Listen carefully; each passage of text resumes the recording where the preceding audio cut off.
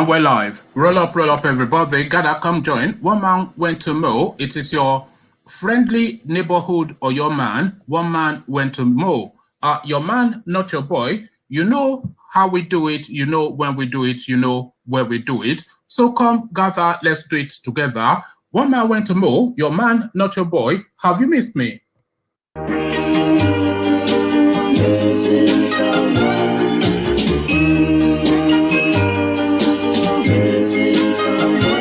Missing someone with all your heart. Missing someone with heart. How much you miss it, and you deserve.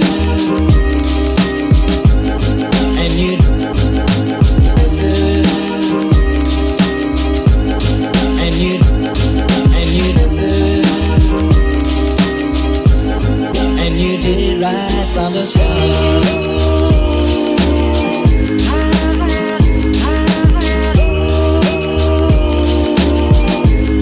and you did right from the start.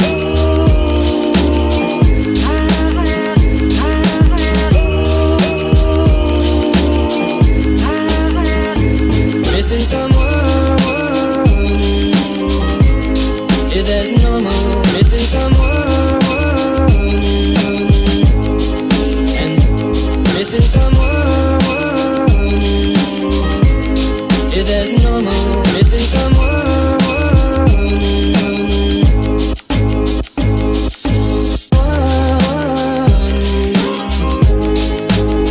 with all your heart. Missing someone with heart.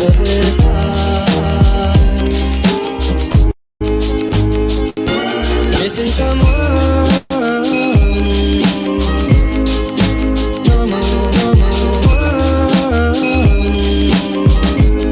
I am sad and so low.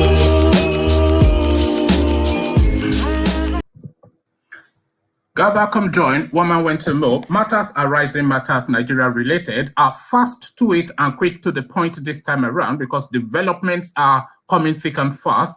Everything is just changing across the landscape. So many things to discuss since the flyer for this session was put out. The events have evolved at a very fast pace within the Nigerian space. We are speculating on who is going to be the next Nigerian president, but that speculation might no longer include the word or the name, rather, Bola Tinubu. So we'll go into that. Of course, all the stories that were already advertised, the Nigerian army now on their knees begging Boko Haram to please forgive. Of course, we go into that. Umahi telling the Igbos that they should forget essentially about the noise making.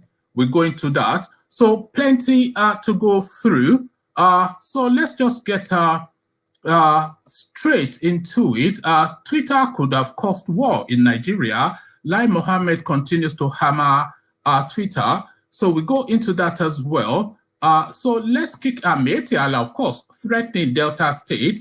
So we go into that as well. So as I said, plenty to discuss. So straight into it we go, and to the eastern quarters we go. Governor Umahi speaking, it is misinformation that Igbos are marginalized. So that is the one central point that the Igbos anchor their agitation upon. You know that they are marginalized and excluded from the Nigerian narrative. But now one of their leading voices, Dave Umahi, comes out in the public space to discountenance that positioning and poo-poo it. So he poo-poos it. It's misinformation that Igbos are marginalized, a headline attributed to Governor Umahi. So now let's now see now what this opening salvo is all about. It is misinformation that the Igbos are marginalized, says Governor David Umahi of Ebonyi State. He asserted that the claims of marginalization by the Igbos will be difficult to prove due to misinformation. You see, this word marginalization is so ambiguous. If you ask some regions, they will feel that even other regions are marginalizing them, Mr. Umahi argued. He stated this on Channels Television, arguing that the spread of misinformation contributed to the agitation for secession and unrest in the Southeast.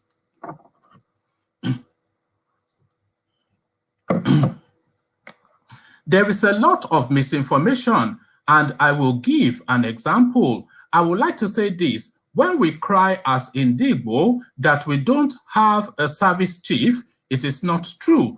Part of the Delta is Igbo. Part of Rivers is Igbo, Mr. Umahi said.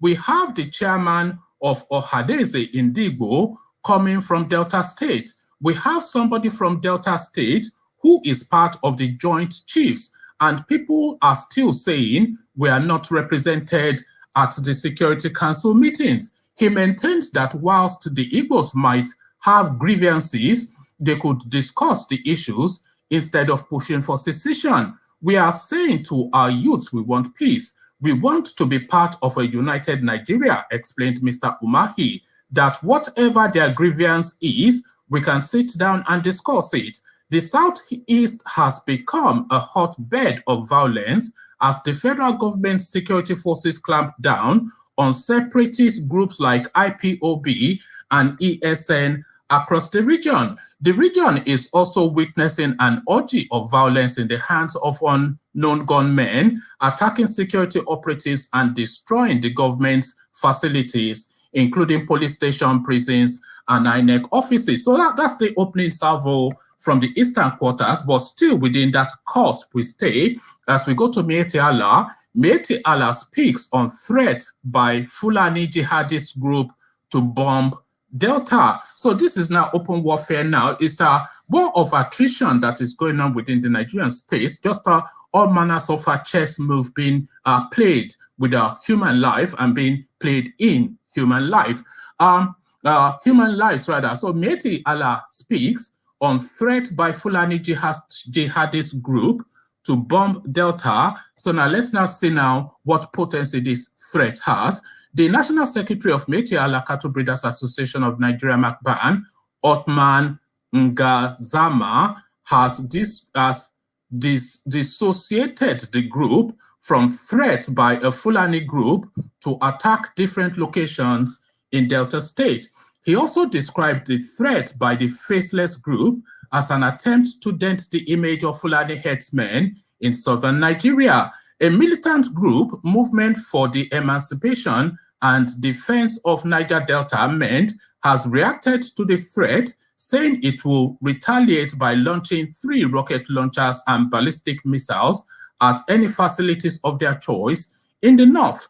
The Fulani group had threatened to invade and bomb the capital city Asaba and Agbo, headquarters of Ika South local government area of the state. It gave Governor Okowa 72 hours to extract his position and support for the ban on open grazing. Governors of states in the southern region of the country had met in Asaba in May 2021 over the growing epidemic of insecurity in the country, where they decided to place a ban on open grazing. But reacting in an interview on Channels Television, Ngazama said the threat made by the group should not be taken seriously and was made by mischief makers.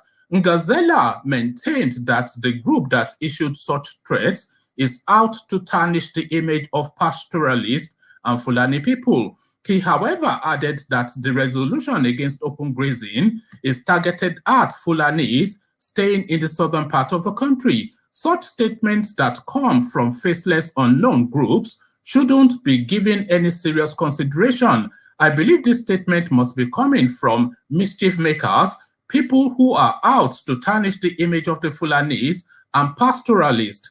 It is because of such negative profiling by the media that makes us believe that the anti-open grazing laws being intended to be promulgated by the southern states are not laws stopping open grazing, but I believe these laws are laws against Fulanis living in the southern part of the country. The northern governors must be up and doing, and they must also begin open discussion with their southern counterparts for them to put their heads together and come up with a solution that can work for both the North and South, he said.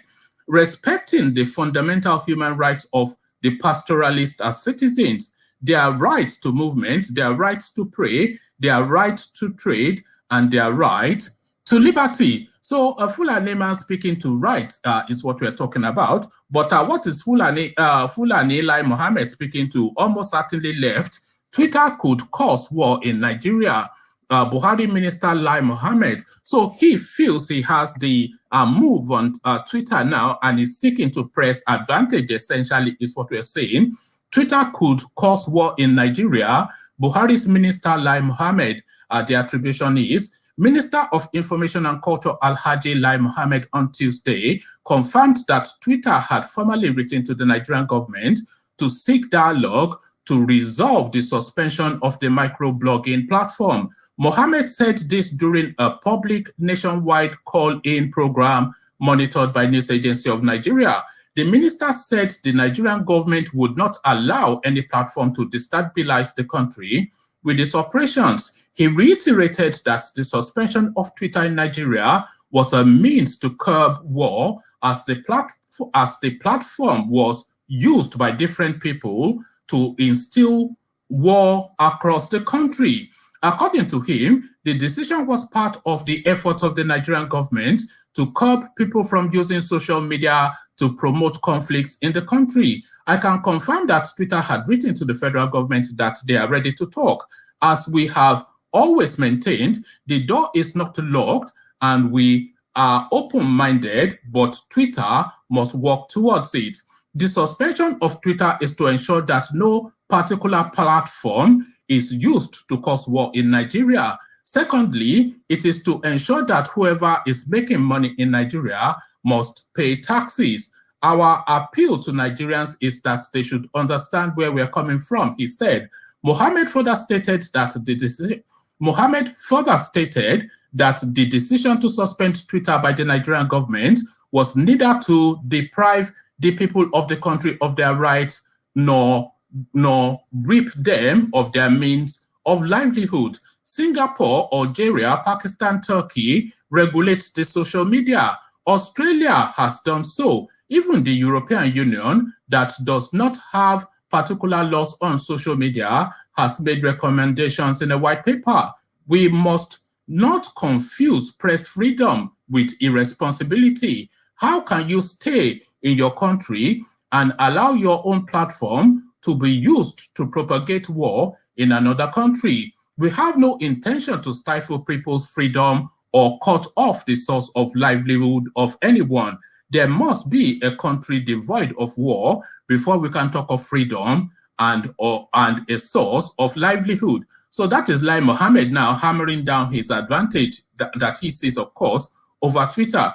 So now, this now is a story that broke since the flyer, as I said, was put out for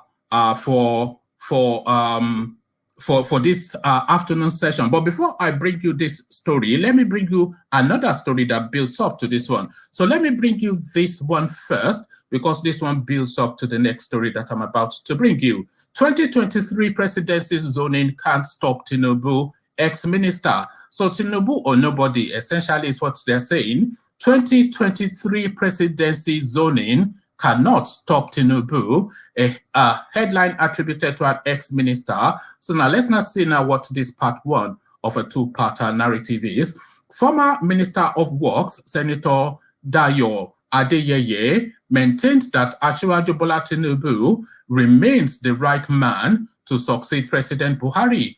Adeyeye, who is the chairman of Southwest Agenda 2023, restated that the fact that because the zone has produced the president in the past won't stop it from clinching the presidential ticket if the All Progressive Congress zones the ticket to the south. Adeyeye opines that the former Lagos State Governor Asiwaju Bola Tinubu remains the best and the right man to succeed President Muhammadu Buhari after bowling out 2023 based on experience and political network. Aide said this whilst speaking in Ado-Ekiti on Tuesday during the official launch of the Southwest Agenda Swagger 2023, a political platform rooting for the presidential aspiration of the former Lagos State Governor. He added that the APC leaders must respect the zoning of the presidency to the South in 2023 as a mark of respect for the silent agreement within the party at inception in 2013. Aide said, and if the ticket comes to the South, the fact that the Southwest had produced the president before won't prevent the Yoruba race from getting the APC ticket. You could all remember that the late President Umahi Musa Yar'Adua was from Katsina State, and when the ticket went back to the North in 2007, they picked President Muhammadu Buhari from Katsina State. They didn't say his state had produced a president before. What we need in Nigeria is somebody like Asiwaju Bola Tinubu, who knows everybody, someone who has planted and nurtured people across all the zones, someone who believes in making stars to unite Nigeria, Aide said. Also, the former senator representing Ekiti South Senatorial District, Senator Tony Adeniyi, alleged that members of Swagger in Ekiti were being harassed and intimidated by APC members loyal to Governor Kayode Fayemi, saying this barrage of embarrassment must stop in the interest of the party. Before Swagger was formed, we had Toka.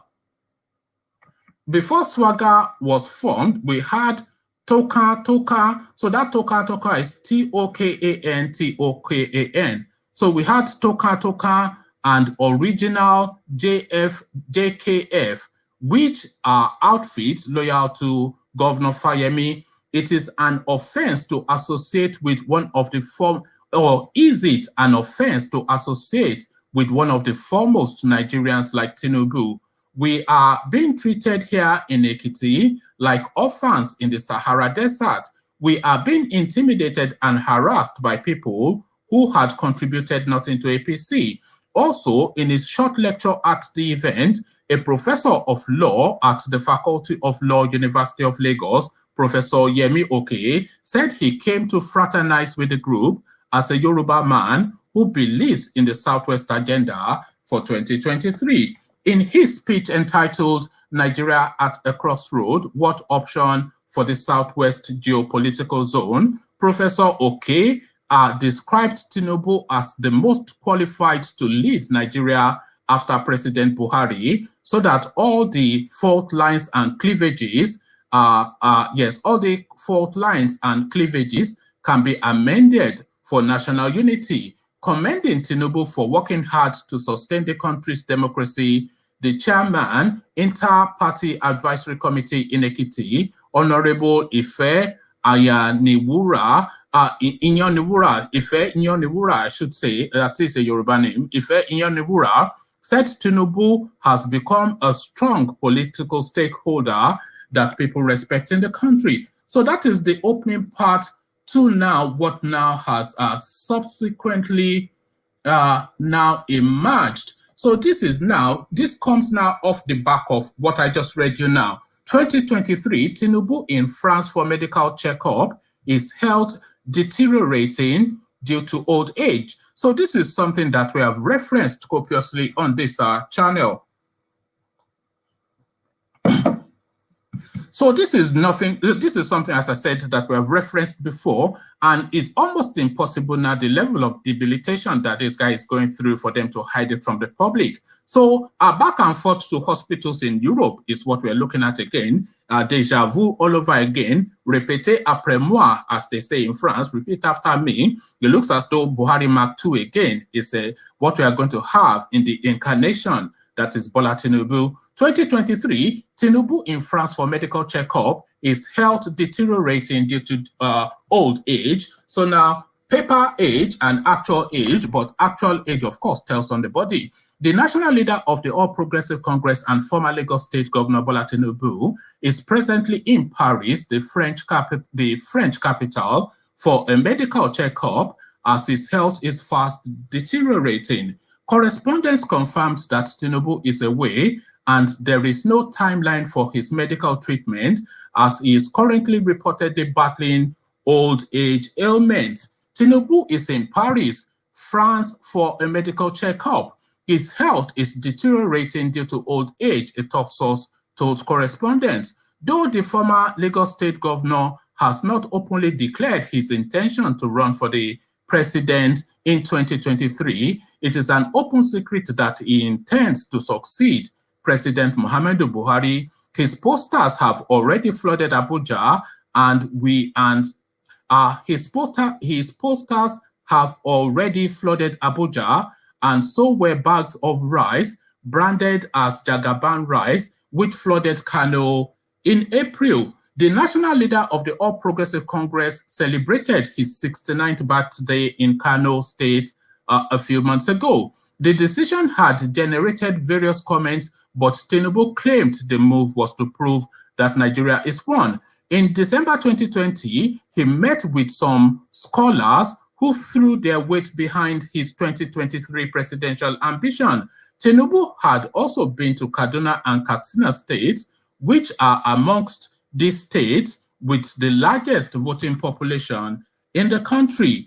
He had also recently donated the sum of 50 million naira to victims of a recent fire outbreak in Katsina Central Market, Katsina State. This was even as a paid courtesy visit to traders and other victims of the fire outbreak in the company of the state governor, Aminu Bello Masari. Nigeria is already suffering for voting Buhari, who had spent a considerable time that should have been used to work for the country, treating himself at the expense of the taxpayers.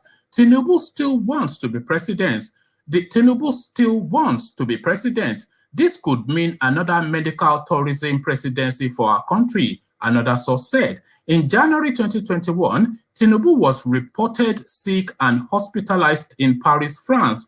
Tinubu had earlier complained of exhaustion, and traveled out to rest before the news of his collapse went viral. He was flown to Paris for medical attention in the first week of January. Correspondents had on Monday reported the conspicuous absence of Tinubu during the one-day working visit of President Muhammadu Buhari to inaugurate the Lagos-Ibadan Railway project in Lagos State. Nigeria's President Buhari has spent over 200 days on medical leave in the United Kingdom since he assumed office in 2015. On Tuesday, April the 30th, Buhari embarked on a medical trip to the United Kingdom in what the presidency called a routine medical leave.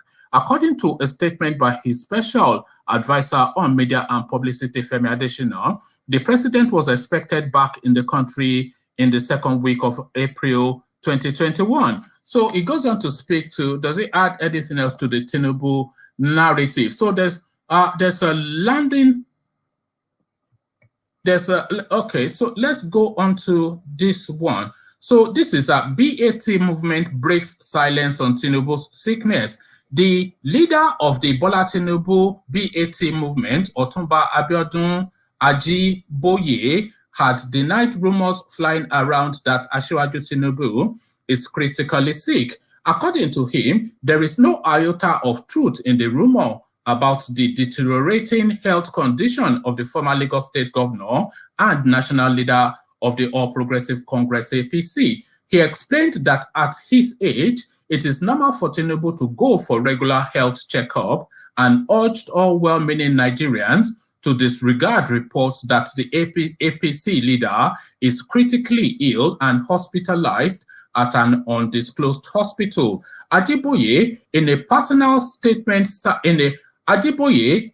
personally signed statement on Tuesday evening, added that the report about Tinubu's health status is totally false and unprofessionally written. He said, look looking through the story, you can see that the story is not professionally written. The story refused to disclose the precise time he was flown out and nature of ailment. The story refused to state the surrounding circumstances, and lately, they do not even know the name of the hospital he has been flown to. All this simply attests to the fact that it is not a credible story, but rumors to fill the media space. He added that for the avoidance of doubt, Asiwaju Tinubu has registered hospitals. For the avoidance of doubt, Asiwaju Tinubu has registered hospitals he attends in London and his regular doctors who have his medical history. So the question of undisclosed location is just to lay further credence to the fact that the report is fake news. By and large, it is not uncommon for Asiwaju at 69 to go for regular medical checkup. I hereby implore all and sundry to disregard the news flying around about his state of health. Now, here is the most famous words you will ever hear. So let me just take this paragraph again, and I want you to luxuriate in the two words now that is going to cap off this particular sentence. By and large, it is not uncommon for Asiwaju at 69 to go for regular medical checkup. I hereby implore all and sundry to disregard the news flying around about his state of health. So here it comes. He is hale and hearty. So hale and hearty, those infamous Lai Mohammed words. So now that tells us then that is anything but. Asiwaju is due back soon. I mean, he's due back very shortly, he confirmed. In a similar development, correspondents report that an aide to Asiwaju Tinubu has confirmed that his principal is hale and hearty and returned to Nigeria Tuesday evening. He added that Tinubu's media team will release an appropriate statement later to address the rumors flying around on the health condition of his principal. So there you have it, ladies and gentlemen, the opening salvo. So James, we see you. Are you falling asleep, sir? Look at that. Look at that. falling asleep in class. Look at that. No. We have caught you red-handed. Falling asleep in class. I wasn't sleeping, no. You were just resting your eyes. You were not sleeping. You were just resting your eyes. Yeah, right. Ovie, we see you or not. Ola, we see you. Engineer, we see you. So to you, engineer, first, the state of health of Tinubu, what says you? What are you reading into that? And Dave Umahi, of course, telling us that the Igbos should forget the idea of being marginalized. Ola?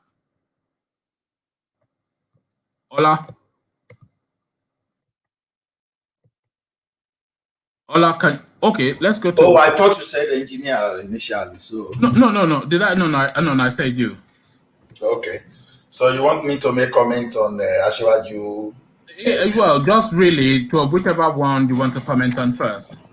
Yeah, there's nothing so special about the Aide. This man is old man, and whatever he's going through in terms of air situation is not what is not unexpected. So I don't see a big issue there. But if we are now linking it with the 2023 presidency, then that's another thing entirely. So we know how our politicians can be. Even if some people, if some of them even have their health record, they are going to die tomorrow, they still want to get it. So they don't. What is it with Nigeria and Sikh presidents? Yar'Adua, he hid his medical records to the point that he passed away in Saudi Arabia. Buhari, he hid his medical record to the point that he has spent half his regime in a London hospital. Now, this one now is falling all over the place and is slurring his words and is in and out of hospitals in London and Paris, and they are telling us those infamous words, hale and hearty. Yeah, it's like I used to say, it is all can be for different reasons. Now, one of the reasons can be just for self-actualization. So just to make sure they achieve their ambition. Then the other reason may just be like, some of these leaders, they have some shady deal that the best way for them to protect themselves is to stay around the corridor of power. So when they are within the caucus, it's impossible for anybody just to try to open their past. So they will always be there. So that's what I can say about that. But it's like I heard you say that they are now thinking of raising another person, or maybe I heard this somewhere else, instead of Tinubu for 2023. Did you say anything like that? No, I didn't say that, but it's almost a certainty that they will raise somebody else. But the only thing is they will almost certainly give him the choice to make that decision. But certainly we can categorically almost now say that the next president is not going to be Tinubu. And if the next president is Tinubu, then the vice president, whoever is vice president, he should be rubbing his hands, because we're about to enter another Goodluck Jonathan Yar'Adua situation. Yeah, what personally, I have my reasons to believe that Tinubu will not be there by 2023, assuming there will be election in 2023. Now, why did I think so? Like, for example, in 2015, Tinubu himself wanted to become the vice president, but it became difficult for him just because of the Muslim ticket. Yeah. Now, look at 2023 now, for example. So if Tinubu becomes the president, I don't see the northern political class. I don't see how they can be comfortable raising a Christian to be the deputy, to be the vice president of Tinubu. So no, we will have a Muslim ticket almost certainly. We will have a Muslim. We had a Muslim ticket before. King Gigbe and Abiola. The heavens did not fall. Nigeria. The only thing is that whoever the vice president to Tinubu is just going to I mean, I wish him long life and good health, but we will enter those Goodluck Jonathan Yar'Adua territories again, really, with this situation. If he, I mean, we see him falling all over. He can't stay on his feet. He can't utter words. His mind doesn't cohere. And you want him to take on the rigor of managing 200 million people, 209 million people now, according to official data. Yeah, you see why we can't compare 1993 and 2023 is that as at 1993, everybody was tired of IBB. Any idiot could have taking the ticket and people will still vote at that time just to get rid of IBB. So Muslim ticket, nobody was even ready to raise anything, so that let this IBB go was everything they focus on. Now, after what Buhari, after what he has done so far, and the escalated implication of Sharia right from 1999, all those things we are seeing now, and all this Boko Haram that will tell you they don't want the Western education, even though their sponsor, or let's say their leaders, it is the same Western education they use to get to the position and siphon the whatever they have in the treasury. So it becomes difficult for someone now to sell, even at the level we have in Nigeria now, to sell Muslim ticket for Nigeria in 2023. Assuming there will be 2023. And you have to also, the North will also make the permutation that if they give it to Tinubu, then there's a good possibility that he might come back to their region within, before his tenure expires. Either he resigns through ill health or something, or he's, but then of course his deputy would be a Northern Christian. So then you have then a Northern Christian as the president. So how would that sit with them? But just living... Yeah, go on. That would be a gamble for them, because let's look at this thing. The questioner is, with all the atrocity that Buhari and his Fulani kingsmen have committed, do you really think, I don't know if there are Christians among the Fulani they can trust. Do you really think they will just allow a Christian just because he's from the north, to be the vice president. Babachir Lawal is a Christian. Babachir Lawal is a Christian.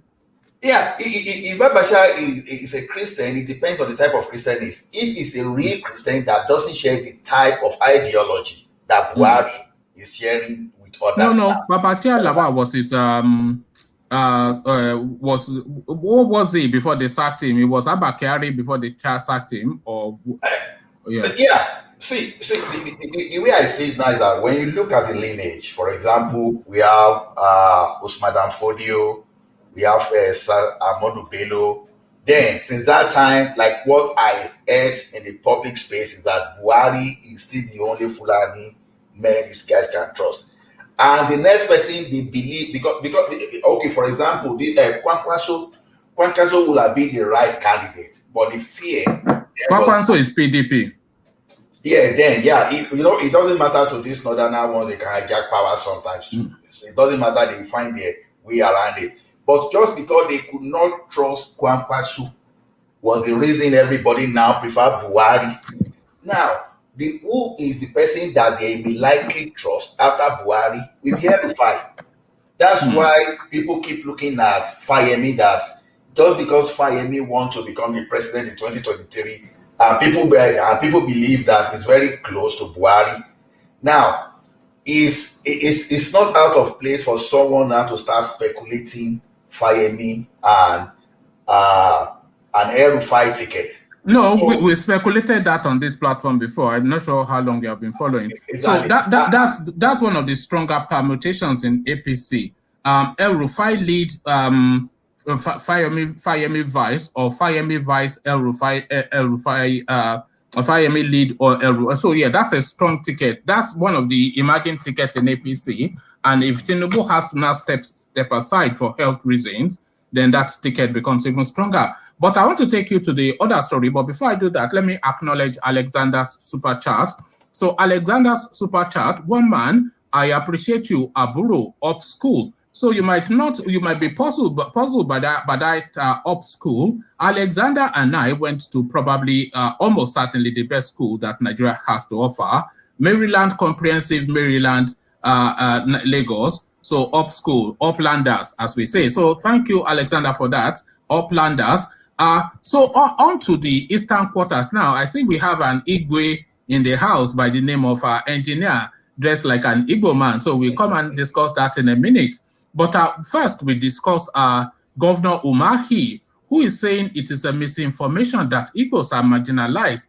And we tackled this yesterday as well with people who were with us all the way through. We tackled this, that just how marginalized are the Igbos, with them being the Secretary of State of the country, etc., etc. So here is now Governor Umahi now saying, even this army thing that you're saying, that there's an Easterner as part of the security structure. One of the security chiefs is an Easterner. The Secretary of State to the government is an Easterner. The Minister of Health is an Easterner. Easterner. The spokesperson for Buhari is an Easterner. The person that Buhari is promoting to INEC to go and be his Aide is an Igbo lady. And yet the biggest project, one of the seminal projects that this regime will build, the Niger Delta, the second Niger bridge, is in the east, and still you carry on marginalization. So to that space, is this just a belly aching and playing victim by the Easterners? Ola? It depends on who is shouting marginalization. For example, if you pick someone for the ministerial position from my state, how does that solve the problem of my brothers and sisters that can't even have enough fund to even finance their education in Ekiti or in the Southwest? So all these are points. So it depends on their own perception. To me, everybody in Nigeria, as long as you are not in the political class, is marginalized. So when the person that was raising the issue on the marginalization of Igbo, actually, if he's talking from the general social welfare to the masses, could be right. But now someone that is now raising something about the Secretary General, the Secretary to the State of the Federation, to me, those are political class things, and it doesn't make sense to me. So the way I see marginalization is, anything that affect the public. Is the federal government doing anything that affect the public in the southeast region? No. So, based on that, from my own perspective, the Igbo people are marginalized. What do you mean? And How do you mean? now, see, now, if I pick a minister from Oyo State, What do you from mean Oyo they are State, not doing anything? Did you not just hear what I said about the second Niger bridge? What bigger project do the East want than that? Because that just opens up the entirety of their region. That doubles that bridge alone, it doubles the economy of the East, just in terms of ease of travel and trade. I think that second Niger bridge probably started something around early 70s, if I'm not making mistake. Oh, right, early And as we 70s. speak today now, it's not even up to the best of my knowledge, it's not even up to 50% completion rate. So, Are you sure about that? I played the to video the best here. of my I know. knowledge. Well, the best of your knowledge is probably That- dated because I So, played a video of it that came out just last month, and they've put in all of the pillars, which was never the case before. It needs to prove for a period, and the only thing that remains for that bridge to complete is for them to put the slates on top. So it's a fast-moving project, you know. Yeah. From Lagos to Badagry, all those overhead rail they were constructing now. Since how many years have they put the pillar there now? For example, Well, there you are. Look. So- The one thing that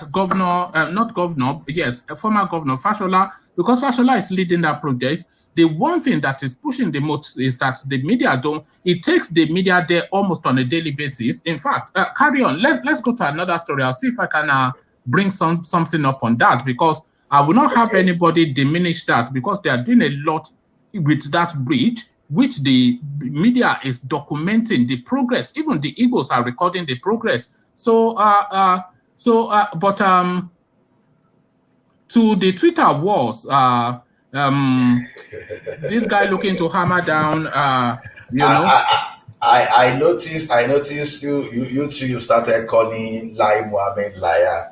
Liar well, Mohammed. it's just a bit of a comical thing, but because it's all that it's essentially a spin doctor, isn't he? And a spin doctor is there to embellish the truth, so that is just his job. But then, of course, everybody. You see these people called elite. Like I see them as most of them like the lowest of us in power. Sometimes they miscalculate.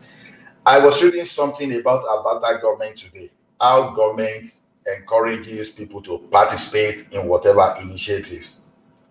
Now, what was this government doing? Like Nigeria will tell you, for example, if you don't have your BVN or national identity, this thing, we are going to close your account. Now, in Abata, the government is saying for those people that have taken vaccine, you are going to enter into a pool and you have the chance of winning $1 million if you get that. That's how to encourage. Now, you see the government that try to encourage its citizens to embrace some kind of initiative. And you see our own that we just come from somewhere from old Stone Age and start pushing different narratives. Now, at its own convenience, you see Lai Mohammed telling us about those people that have controlled the media, social media space, somewhere in Europe, somewhere in Europe or somewhere in America, wherever he's quoting. Now, while they are doing this, one important thing they are missing in their own narratives or analogy is that they are not even thinking of Nigerians, how their actions will be affecting Nigerians. Now, look, for example, if you give Lai Mohammed the opportunity, for example, now, you want to close down, you want to regulate this particular YouTube we are using now to do this thing because it's affecting them negatively. But they will forget about those people that are doing digital marketing and they are monetizing all those things they are doing there. And you are not providing for this for people, but you are finding all those archaic ideology or flimsy excuses to lock me down. But what about the narrative that what about the narrative that that these people need to be paying taxes in Nigeria? Do you not buy into that? Well, it depends. It depends on the business model, right? If the business model, you can have global business model, And you can now say, okay, if you want to process a pay transaction from my country, then you are going to pay tax. You talk to those people that are your payment processors, not Twitter. You may not necessarily need to talk to Twitter directly. So whatever excuse that they're giving, they are just looking for a way to bring them under CAC so that they can apply whatever logic to key them. It's not because of those taxes. Taxes is what they use to whip up settlement. When they mention taxes, oh, you and I say, okay, they are right. But their ulterior motive, they mean something entirely. They want to bring them under the rules. Now, these guys that are wasting their energy to ban Twitter to unban, you don't need to ban Twitter. If you think Twitter has done something wrong, this is a global company. You can actually go outside Nigeria and sue them wherever they are. So now, if you and I that don't have power to ban, for example, now, if Twitter goes wrong against us and we need to seek legal help, we can always go to where they operate and find all the international laws that we can use to fight and bring some suit against them to win it. So federal government is not even exploit everything. All they want to do is they want to gag everybody. They don't want anyone to talk. All right, thank you, Ola. Let's go to the Igwe of Plateau State, the Mazi of Jos, Kedu to you, we say. So Kedu to the Mazi of Jos, but to the space now. Tinubu falling ill before our very own eyes. But are they still going to package him into that seat? And MIYETTI are trying to tone down the threat to bomb Delta State, which they are now claiming that is a satellite unknown group, and that Lai Mohammed is trying to hammer down what he sees or perceives as his advantage over Twitter. So to that space. Okay, good evening, everyone, and hope we are all doing well. When you come to about Tinubu is an old man, and we all respect him. We give him that honor. But when it comes to his health condition, I believe it's an eye-opening for everybody to see who he is now, because Tinubu is not a kid; he's an old man. So I think he deserves to be at home and stay at the garden and have some rest. I think he achieved whatever he wants to achieve. So I don't see anything that that will still control the man to go for presidency or to go for any higher position in the country. As long as he grabbed the Lagos economy and he's having much control in Lagos, I think that's a bit enough for him. So when it comes to things like this, people are dying for position at that age, then there's a problem somewhere, and it's very sad, and I wish him well recovery. But one thing he needs to understand is today when we're talking about presidency, at least it's high time these people should give the young generation opportunity for them to come on that seat, because doing all these things is not going to help Nigerians. It's not going to give the country a good name. So they said good name is better than riches. So I believe it's an eye-opening to every Nigerians now. We need to really learn from that. Because well, the Jubril at Sudani merchants, they have already started. Look at this, what this chap is saying. Can you see that? Ben Adams. Oh, you guys never heard that Tinubu died in Dubai. So this is it now. Jubril at Sudani, they've started. So Ben, away with your Jubril at Sudani. But his people are coming out to say this is essentially fake news. That is a 69-year-old man. And he essentially, as with that age, you would need medical input every so often to keep yourself taken over. And in fact, his doctors are in London, not in Paris, and his doctors are known, so they just tried to play it down. In fact, there's a further story of him arriving back in the country. But yeah, go on. So that means his doctor with Buhari doctor, they're the same then. If well, there you go. You know what I think they have realized, all these people, is that to get the best medical treatment, they have to go to a place like London, because that is where the best, almost in the world, medical treatment is. And they learned that off the back of what happened to Yar'Adua when they wanted to go and hide him in some Arab country where it's as far away from public eye as possible. But then, of course, Saudi Arabia does not have the medical facility that a place like London has. So they've identified from that learning that just go to London and fix yourself and Yeah, but why is it come that and it's only argue later. London?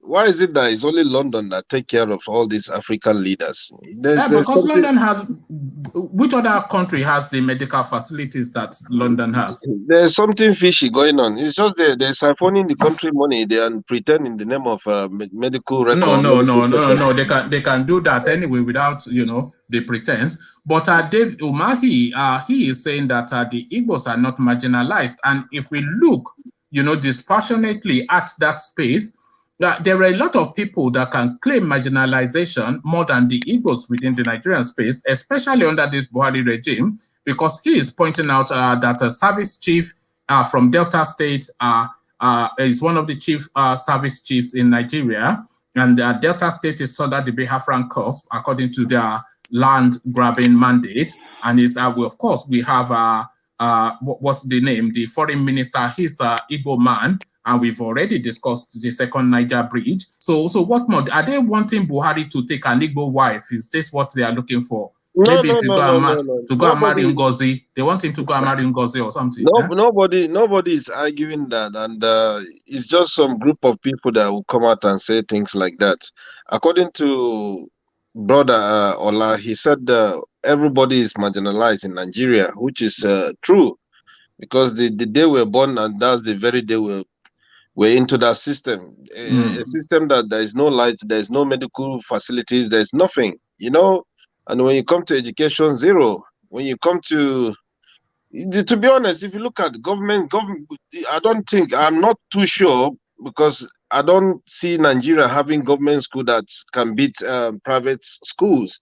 It's very sad. And also, if you look at it, the country is completely into a mess.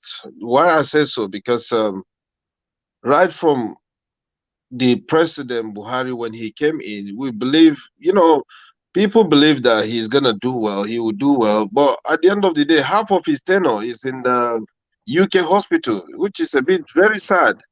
It's completely sad. And when you come to think about all these leaders, I keep saying it, if there's any way people can do for these people to start stepping down. If Tinubu doesn't run, then my candidate is Kingsley Moghalu, but then of course we all know that is not realistic. If Tinubu is out of the picture, then my candidate would have to be somebody like Atiku Abubakar, because I don't rate that Fayeme, especially. It just strikes me as a nasty piece of work. But Atiku is somebody that he has done his best, first, second, third time to come into that power, but unfortunately, but he has not had it's the same as Buhari now. It was the Buhari narrative. Yeah, but if you come to think about Atiku, people are very, very, very cautious about that man. He is very, very smart, and also but is that not what we need? Somebody that is very, very smart. Yeah, but his own smartness is he can do things that will shock everybody in Nigeria. That's the truth. Because people Koniman. Yeah, because people have seen the other angle of his lifestyle. If they can award him a contract to be supplying generator in Nigeria, he got that contract. So why are we struggling of electricity today? That's his fault, if you look at it properly. So why is all this thing happening? Because Nigeria, like I said, the leaders, they just put us like in the washing machine. They keep just washing us, brainwash everybody. That's it. If we're dirty, they put us back in the washing machine. That's just the truth. And MIYETTI are coming out to say that the threat to bomb Asaba, that we should disregard it, but the governor should also reverse the policy to ban open grazing. So MIYETTI giving with one hand and taking back with the other, as usual. Okay, I can't wait to hear what Asari Dokubo said regarding this information. You know what I mean? Because he is attacking IPOB leader, right? Fair enough, attack him. But now that there's a full info and you know what is coming after you guys, so what are you going to do? That's another question mark for him to answer. Because if you look at it, I believe if somebody is coming to strike you, they're not going to give you that information. That's number one. They will just come and strike and go. But that kind of rumors that, oh, they're coming. Because I've watched one of the news that the Fulanis in Niger Delta, they went to the governor and they're seeking for help, and they're seeking for people to understand that they've been there for that long and they don't want issue to come across them, things like that to happen. Everyone is a bit You panicking. see, engineer or Igwe, I will call you Igwe for the rest of. Are you wearing the bead? Is that a bead? Oh yeah. Everything is There complete. you go. So, Yeah. so Igwe for today. So Igwe, the difficulty people are having with this Fulani narrative is, I think most rational people do not believe that all the Fulanis are bad, or even most of them are bad. But what people believe is that the bad elements are known to the Fulani communities in the southern region, but they are shielding these people either out of fear or loyalty, and they are not showing the commitment. They say that, the Fulanis, they've lived in XYZ part for 100 years, blah, blah, blah. So if you have lived there for 100 years, you are no longer really a Fulani, you are an indigene of that space, and that is your community. So what loyalty then do you have to these people, or what fear do you have of them that you are shielding them? Because these people that are doing this thing, they are not ghosts, they are people. So they must be known to the local Fulani community in whichever community. So even if they don't agree, they are not coming out to say, these are the errant ones, and these are the ones that you need to deal with. So that is the difficulty right there. Yeah, but with the situation of Nigeria now, if you look at it, the few Fulanis in Delta State, that's why they came out to complain and to say, we are here for you guys and we are being loyal. We've been here for that long. But when it comes to this, the whole country security aspect, everybody is scared now. It's do or die affair. If Zamfara Emir will come out and said everybody should protect themselves, so at least it's a sound warning, and this is what I expect every Nigerian governors to say the same thing that Zamfara Sultan is saying to his own people: get ready, protect yourself. And everybody is now saying that, every person now, because it's pretty clear now that the government cannot protect the citizen, because every community leader from Zamfara to Plateau to Ibadan, to everybody is now saying protect yourself, So this is it. What purpose does the government even serve in Nigeria? They cannot protect you. They cannot provide they don't do anything.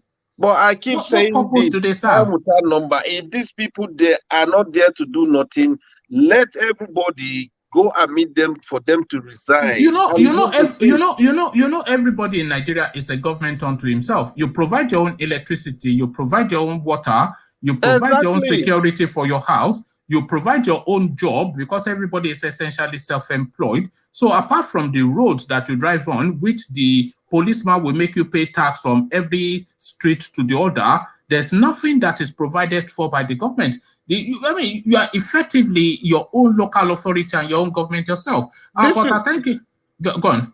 Yeah, this is what I always say, because this Nigerian government, most especially the state government, they are the criminals. I keep saying this. These people are evil. Everyone is pointing finger on Buhari. Forget about that man. We know he's a failure to the country. But how about your state governor? What is he doing? What benefit has he put into that state, that nobody's coming to attack you guys? No road. What have he ever for once think of giving you guys electricity or water or the road? Those are the questions that people need to be asking them, because they were being elected as a true leader, but all of them are failure. They are a bunch of bohos, and that's it. They need to be flushed out, to be honest. Okay, let's put some of those questions to James. Thank you, Igwe. James, I see you are hiding now because Igwe, our Igwe from Plateau State. As I look at you in shirt and trouser, look at the Igwe proper from Plateau State in full regalia. But James, to that space still, Ebonyi State, and the governor, Dave Umahi, is querying this language of marginalization. And that question is now in play now because, of course, that sense of victimhood that the Igbos always often want to wear like a garb, claiming victim, victim, victim. So if we put that victimhood under the microscope now, and this language of marginalization, does it hold to water, especially off the back of what one of their leading sons, Governor Dave Umahi, is saying? So to that space, James, we've not seen you for a while. James. Good evening, sir. Good evening. Good evening, everybody. I would like to say, like, the word marginalization, when it comes to Nigeria issue, marginalization should be seen as two issues: resources marginalization and political marginalization. If a governor from Eastern region is telling the rest Igbos that, look, stop this foul cry or whatever, to say you are being marginalized, I think for me, their word, or as a politician, doesn't hold anything, because the truth of the matter is very, very simple. I think Allah have answered it. Everyone has felt marginalized in Nigeria. That is just the truth. So it's not one regional or one tribal. It's not an issue that one tribe has been marginalized. But however, if you look at the space of what I call Wazobia arrangement, that recognize the majority in Nigeria, because that is the real problem we're having today. So I can tell you, it's like Igbo is totally out of that Wazobia something politically. So in that aspect, I can say they are being marginalized. But however, they are not the only one. Even the same Fulani that sorry. In what aspect? In what aspect are they being? Sorry. In what aspect are they being marginalized? Yeah, I said, Nigeria issue. If you look at the word Wazobia, there was a reason why that word came out. So it was a kind of a description of a three majority. And in fact, I will say clearly that Wazobia is the real problem we all are facing today. When they continue to address the country with Wazobia, it means the rest minority are the real people that were designed to be marginalized. But if you look at the arrangement of Wazobia, it is also very clear that Igbo has been marginalized seriously. So we cannot deny that fact. No. How have they been marginalized? In what way? Okay. Especially by this Buhari regime. No, not this Buhari. Since the Civil War. When they came out with the arrangement of Wazobia was like, after the Northerners, the Yoruba may come in, after that we'll give to Igbo. I will tell you that is the fact. You understand me?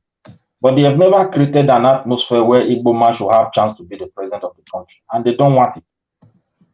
So, for me, I see that in all of the elections that we have had in Nigeria, can you name one prominent Igbo name that has ever tilted towards the presidency? We've seen Obafemi Awolowo battling it out with Shagari and Gowon. We've seen Abiola battling it out with Tofa. We've seen we've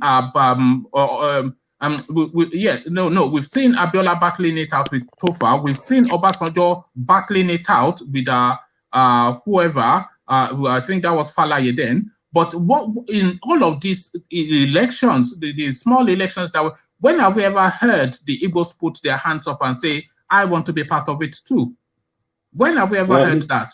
The thing is this: before you start campaigning, you have to go through a process.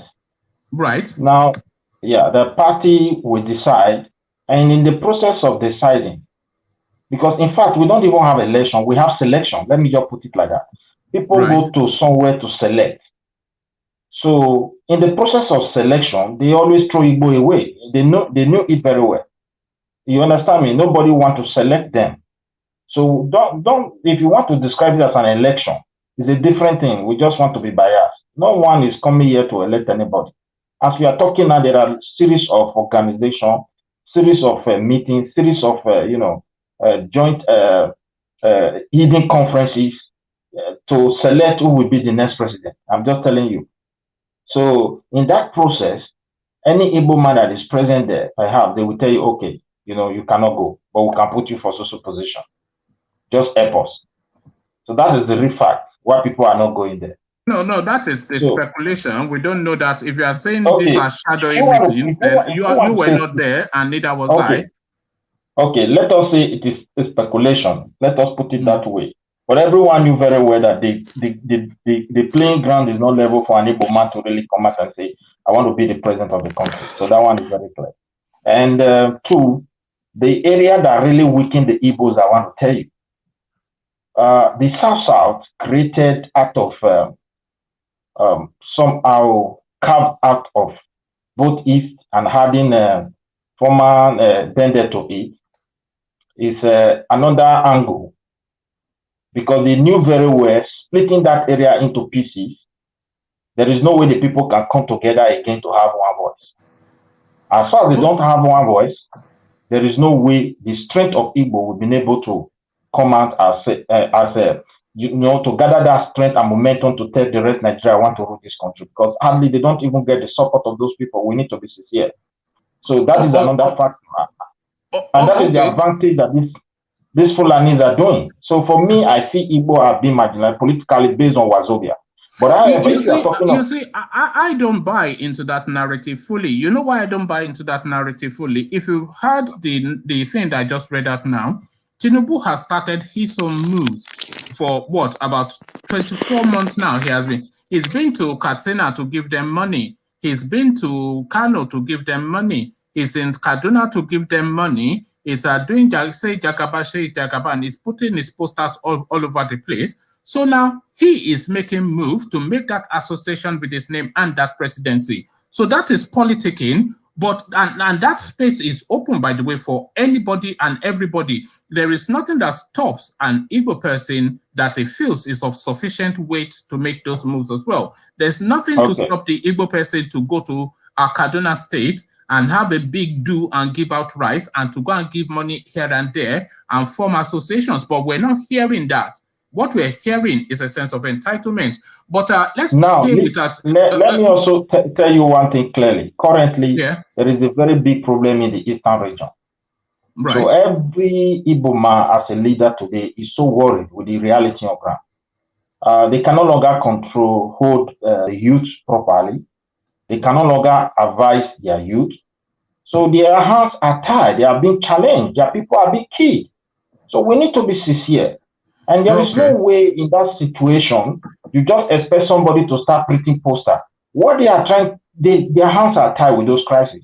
Because if those crises were not to be there, I tell you by now, their posters. But they are killing people. They are killing people in Yoruba land too. Did you not hear what happened in Iganga? Okay, let me tell you the kind of killing I'm trying to talk about. It's a different thing. No, I think I know what you mean. But just to move the conversation on, but staying still within that political space. Tinubu hale and hearty, but then he's in hospital, falling down all over the place. We can't hear his words because they're so slurred, but he continues to tilt towards the 2023 presidency, with his group now saying zoning or no zoning, come hell or high water, Tinubu will be the president. So marry that with marry their ambition with what we're seeing, both in his presentation when he comes out publicly and this news now that we're hearing that he's in hospital, but his team are trying to deny it. Like, before I come to that, I still want to talk about that marginalization. I tell you that marginalization is of two phases. In terms of resources marginalization, then the true people that have been marginalized are the South. Right. So, yeah, they are the real people. So, how are they marginalized? How are they marginalized, the South? Okay, if a region is producing maybe 90% of the resources that is driving the economy of a country, right, and you cannot even have a single meaningful federal government project in that region. So what are you going to say about that? What about the NDDC? What about the NDDC? What about the 13% derivatives that they get on top of their allocation? What about the money that goes into that country? Okay. What are you talking about? When you look at the Opal panel about the NDCs, you will realize that the NDCs is just like a figurehead. Right. Once they want to award contract, they still award contract to the same Senate. Someone was trying to who sits on top of? Is it not Akpabio that sits on top? Is it not from there? If he's letting them pull his nose, then that's up to him. If he's letting them pull his nose, then that is up to him. Is it not Akpabio? Is it not strong enough? Okay, let me come this way. You know, Nigeria is a society where nothing. What about the 13%? No. What about the 13% derivatives? Who gets that? Does that not go to the state governors? Listen, what are they doing I want to tell you something. I did not mention state project. I mentioned federal project. If you go to the northern part of Nigeria, you're going to have a lot of northern projects. And in the south side, you have nothing. So what do you mean? When were you last? When were you last in Benin or Road? Do you not see what is going on there? What is going on in Benin or Road? Construction? Well, they are completely rebuilding that whole road. I drove through it myself barely 2 years ago. Let me put something before you. You said Benin or Yes. You want to mention Benin or let me point to a different thing entirely. If you go to Bayelsa State today, right, these people don't have drinking water. Please let me just point to you here. No. But why don't they have drinking water? 13% there is it not an oil producing state? Do you know how much money they get? Listen, do you know how much money they get? Listen, the 13% derivation. Yes. The cleanup effort of the pollution was not included. So there is a purpose why they send that money there. Right. And those who polluted that region completely, who have killed the region, because are they not international company? Can you not take them to the Hague? Okay, the question my man, that you know, we have to knock that off the head. You have to come, one man, give me some time to quickly put something here. Oh, okay. When you mention international company, who authorized them? It is the same northerners, as I'm telling you. The indigenous people don't even know when they signed the contract. They don't understand the terms. They don't know anything about their land. The indigenous people don't. You know how? No. Is that how they award contracts? No, you cannot say that the indigenous. There is no oil deal that goes down that does not have the inclusion of the paramount person, ruler of whatever region that thing is going down in. If it was corrupted, then it was corrupted. But certainly, there's no oil deal that goes down in that space that does not have the inclusion of a paramount chief. Yeah, one man, look at it from this angle again. Now, a company will come from, for example, United Kingdom, straight to Abuja, tell them what they want to do. They finalize the deal. They agree. They are the one to authorize them. Now, you are just coming to meet the paramount ruler to use them as a spearhead, figurehead, give them little thing, and these people will come to their land. Well, there you are. You know that if the people of the Niger Delta say no, there will be no oil exploration that will take place in that space. Not even the American army can enforce it, never mind the Nigerian one. So there's nothing that is happening there without. Let me leave that because that space is like we want to put it on argument level. If you are saying no, there are several cases where the Niger Delta people have said no, and they are the key. So you cannot deny those. They were bought though. They were bought though because when you had the Niger Delta Defense, whatever, Asari Dokuba and his boys, they bought them eventually because they know the creeks more than anybody else. Let us talk about Sarowiwa here. Yes, we know about Sarowiwa. Yes, that is an unfortunate case. And in a situation whereby you stand for truth and you see your fellow men dying and there is nothing you can do, what will you do? You compromise. So to save more life. So let's forget about that aspect. The other aspect I want to talk about, like the threat that is before Delta State, I may suggest maybe it's not direct from Fulani. It may be from them also, because I strongly believe with the reality on ground in Nigeria, many people will decide to play to take a different initiative to protect their people. They may use propaganda or they may use other means. Frankly speaking, those guys that wrote, to my own opinion, I believe those letters may not be direct from these Fulani herdsmen. Because they knew very well they start attacking cities, towns, and villages in that region, like what is happening in Zamfara, because the rate of back attack that is going on there, then this is going to collapse 2023. And that 2023 is what they are strategizing towards now. That is why, if you see Tinubu putting up his flag, there is already underground arrangement. So it's not just because they want to place their people behind him. They knew very well this man is very old, he's sick. Maybe perhaps before 8 years he will die and they will take the power in. And this is what I believe. So Niger Delta State as a threat against Delta State is a threat against the whole southern part of Nigeria. And I don't think they will carry out that kind of attack against a direct community, wipe out community, kill 40 or 50 people at the same time and burn houses and everything. Because everything will slip out of hand. People are hungry. It doesn't mean those who are not fighting today in the south, they are weak. It's just because the political leaders or heavyweight within these tribes are not willing to say, okay, it is time to confront these people. That is just the fact. All right. Thank you, James. Let me shuffle Ola to bring in Diokpa as I go to Ovie. But before I go to Ovie, let me acknowledge Plenty Water's super chat. So super chat from Plenty Water. Marginalization is the current politics. Tech generation will rise to remind you that there is difference between Lord Mayor of London and Mayor of London. So coded words, you have to decode that. Anybody that understands the sense of that can explain Can it I to me. ask you a question, one man? Go on. It's just a simple question. Do you believe an Igbo man will become a president in Nigeria? No, it will never. It will never happen. Never. So now you see why they use that word marginalization. No, it will never happen for several reasons. Because they don't play politics, and well, essentially because they don't play politics, and it gets me mad that they don't play politics, but then they want to.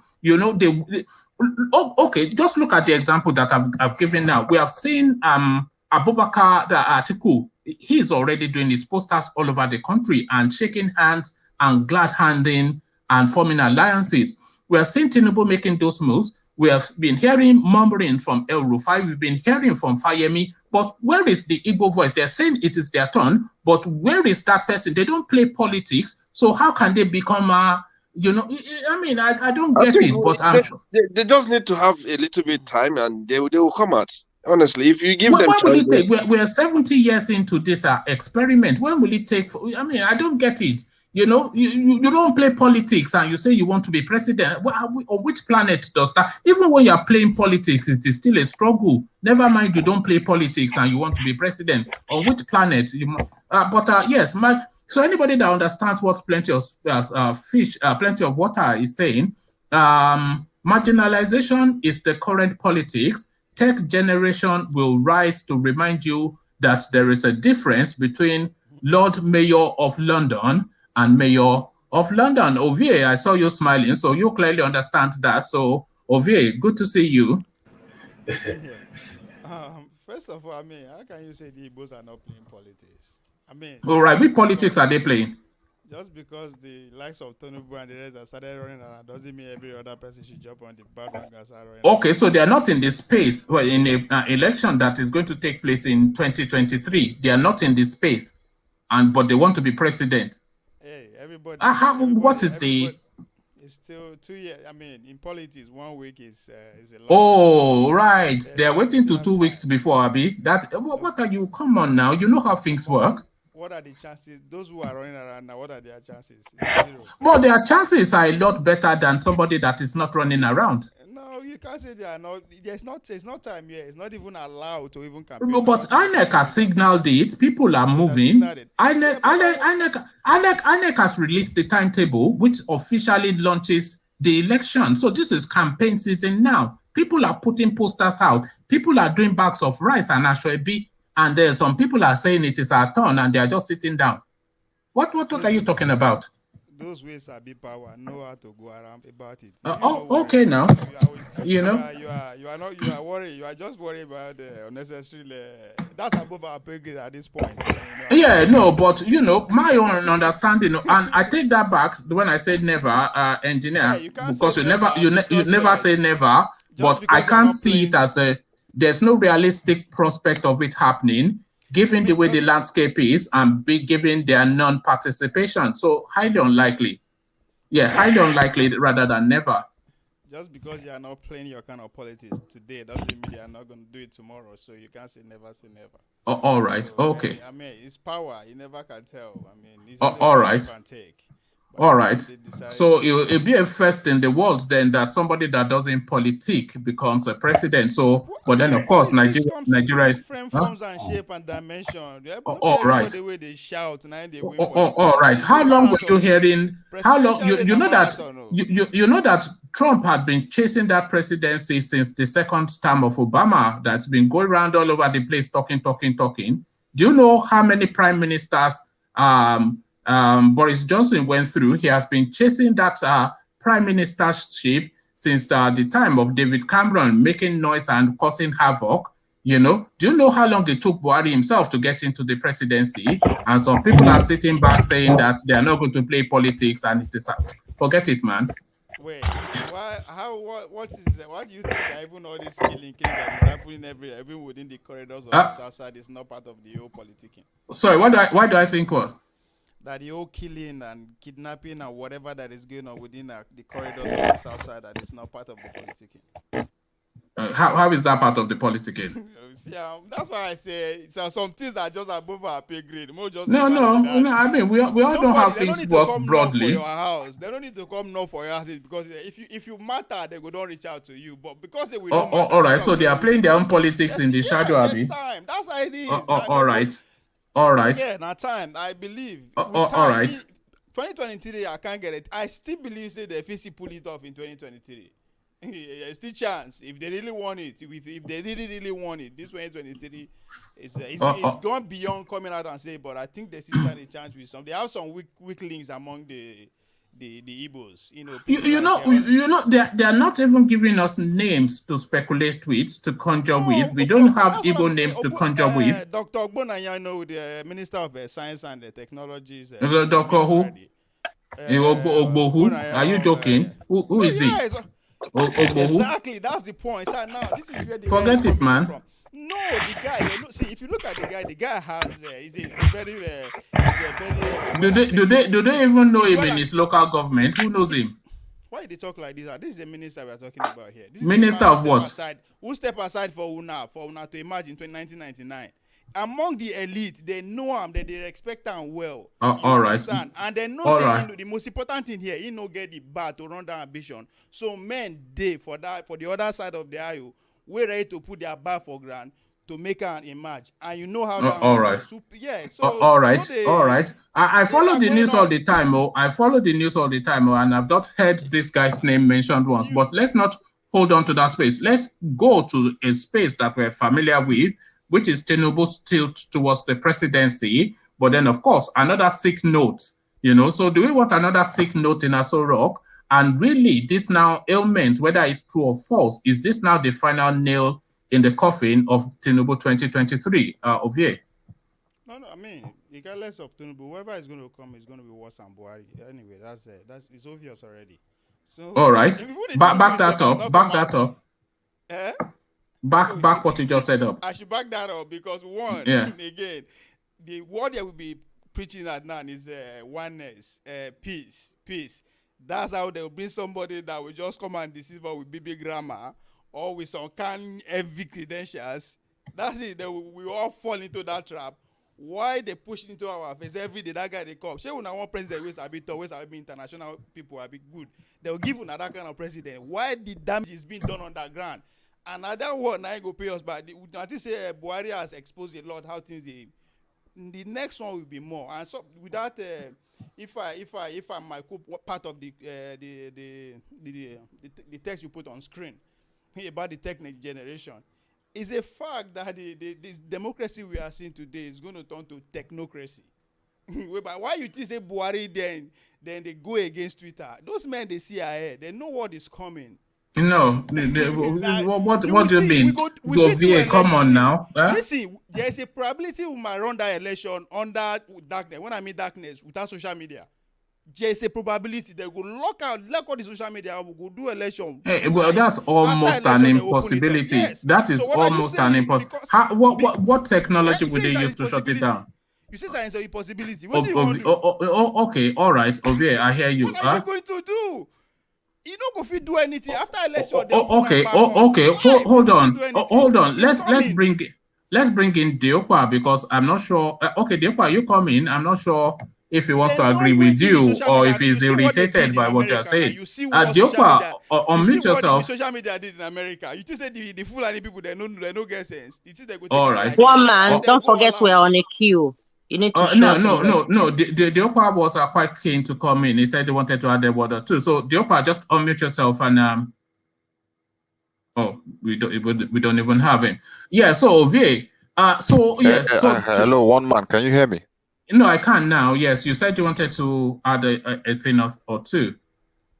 Yes, so no, I am actually contrary to what you were thinking. It wasn't actually related to what Ovie was saying. I was just saying that perhaps when Ovie is done, I would like to speak yes, like Bia said, we're just trying to, but then Ovie will tie us in knots with these psychedelic conspiracy theories and far out there, science fiction stuff. I don't believe they are conspiracy theories. Neither do I believe they are coincidences. Those all right. I don't believe they happen. Anything okay. Now we want to make it happen. But there's a lot of Alice in Wonderland to a lot of the things you say. It's just Alice. I'm speaking to the future. This is it, Professor Ovie. Well, I won't say that yet, but let's see how there you go. But really, still to that space of marginalization that Dave Umahi is now saying, shut up about that language now. It is getting tedious because it doesn't really speak to fact and truth. So that sense of marginalization, victimhood, that card. Sitting here, and you are still saying here that they are not playing politics. That's a man who is at his fix on national assignment, and you are saying they are not playing politics. No, yes, they're in this space, but they are not. Look, you know exactly what I mean. They don't. There's no. Anyway, just say because I want to rattle through people. So yeah. They play politics, man. It's not all right. By postal. It's not by postal or by screaming around. That is a man who amongst everything that is going on in his house, he say, man, no qualms. They are cool. That's a man who wants an assignment at the national level come 2023. Of course now. But that is his own personal politics. Exactly. They are selling their people as usual. That's the best way they know how to play the politics. The Fulani bring the politics to us, then we'll begin to struggle, give up our friends, our brothers, our community, everything. Just for them to just say, make them tag along. That's what we are doing, just so we tag along. And that's exactly what is happening. And to Lai Mohammed putting his jack boots on the neck of Jack Dorsey, the Twitter chairperson. He's saying they are on their knees, but he's going to savage them nevertheless. So I agree, actually, that those people should be paying taxes in Nigeria, because if they're generating that much wealth within the Nigerian space, then they should, be paying taxes in Nigeria. And he's saying that right across the social media space. But of course, that is not the real reason, because he's claiming now that because he said that they should also take some responsibility for NSAS, because during NSAS, Jack Dorsey, he created an emoji especially for that NSAS. He retweeted a lot of the NSAS narrative on his own personal Twitter, and the bulk, a good 80% of what propelled that NSAS was Twitter. So he is now saying accountability in terms of social media platforms' responsibilities to sovereign states. mean, what are you expecting me to support the foreign entity against my own nation? No, I'm asking your opinion. So I'm 100% behind them, whatever they do. But as I said, these people they see whatever they do, look at that. Look at that. That you see. So he slipped out now. That was a Freudian slip, wasn't it? Listen, so that was you see. Aha. No. So now we know. Whatever they do against the international entity, yes, I'm against. Why are you talk like this? I will call you when they support one small company where they dictate for my country. For what? No, I won't support that. I won't support that now. Okay, what about big company where they support your people? How? I don't get it. Come again. Well, you are always a proponent of NSAS here, and they propelled it. Without Twitter, there will be no NSAS. You know that. I think I've said it here before. The change that we are clamoring for, the change that is coming, we should be very, very careful who is going to bankroll this change. Because if we allow this foreign entity bankroll the change, guess what? We are back to square one. What do you mean bankroll it? What do you mean bankroll it? It's a social media platform. Yeah, what do you mean bankroll it? They help in raising money. Why are you talking about? Why? Are you just trying to put words in my mouth, or you want me to just be put? They've been raising money. Are you talking about the 500 Bitcoin? 500 Bitcoin. At this point, I think we are educated enough. We are exposed enough. We know our problem. We know where it's coming from. I think we have the finance to do everything by ourselves without even looking outside the shores of that country. Oh, right. Yes. Right. Build a brick wall, Abby. So back to the Cold War. To be some. What are you talking about? To sit outside the rest of the world. For Nigeria to sit outside. No, other countries they do it before. Today, Facebook no fear. Which country is sitting outside? Huh? Listen, today with the praise China, they are on the speed to overtake the greatest nation. Right. Are you trying to say they are not connected? Everybody has Facebook in China. What are you talking about? They use via VPN, including the government officials, and they look the other way. Listen, see. Slavery. If I can bring you 10 Chinese YouTube channels now that have over 10 million subscribers, YouTube is banned in China. What are you talking about? Allow me to make my point now. If there's anything slavery deny us, now that ability of ownership, for us to own something will be our own, we the fear and say no, it's beyond us. Instead, we look up to God. What point are you making? Every day we clarify say our youth are dominant in every sector of the economy in the world. What point are you making? What is wrong if we lock the whole world out for a period of 10 years and generate our own before we open and up? What is wrong with that? Right. Which country has ever done that? Which country has not tapped into what is available internationally? There's always a first time in everything, there's always a first time in everything. And that first time will be in Nigeria. What follow? You know? Okay, all right. I'm not going to support any freaking international entity. I think you are leading us. You are leading us up a garden path.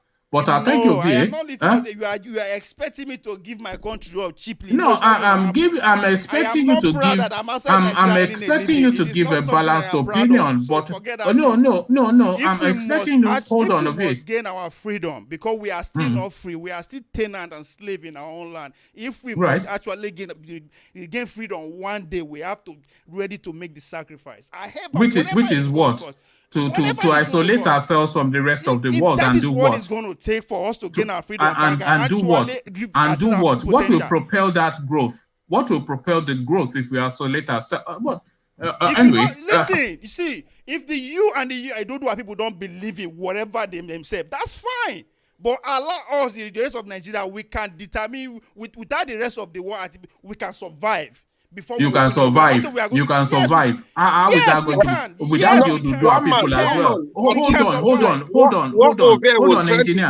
Without the Oduduwa people, Nigeria can survive. Without the are you joking? Without the Oduduwa people, Nigeria can survive. Who is Nigeria other than the Oduduwa people? Wait. All right. Okay. Guys, I'm coming. Can I chip in? All right. We are not going to go back. Okay. Chip in, and then I'll move on to, because Ovie just wants to tie me up in knots. I know your game. Yeah. I understand what he's saying. You understand? Because if you come to see Ethiopia, they do things by themselves. Yeah, I know they have their own calendar. Is that what they're saying? They have their own. Somebody's actually mixing my word. I said that I accused Showore of that the Nigerian politician gave Showore $10 million. I don't talk about I beg. That's not what I said. No. Sahara Reporters worth $10 million. It's out there online. No. I think the point you are making is Ethiopia have their own calendar, because I think it's actually 2013 now in Ethiopia. Yeah, so if they can do things their own, why can't we do things our own too? Apart from being tribalism. If you go to Ethiopia today, you'll be and you step on the street, you'll be confused if you are in Ethiopia or Italy, completely Italian, that country. So I'm not quite sure what that is. But let me acknowledge Plenty Waters super chat and then go on to Deopa, or rather to Bia. So this is Plenty Waters super chat. The current Nigerian environment allows marginalization politics to triumph for now. Tech generation will rise like the history of City of London. So he goes on to expand on that point that he was previously making. But I'm too dumb to understand it, so it's just the thing. But to Bia, good to see you. You abandoned us for a few days, so you're starting to ration yourself now. Bia. Yes, one man, I was just being a bit skeptical on how you talk about the Igbos. So the more you talk about the Igbos, the more I make myself scarce, If you want us to be one Nigeria, you need to show a bit of, I want us to be whatever we are. No, one man. Anyways, aside. Hold on, Bia. Let me shuffle engineer or Igwe now to bring him back, but I'll bring you back. So carry on, Bia. Yes. So to the space, Umahi is saying that there is no such thing as marginalization, and you should just stop belly aching and join in.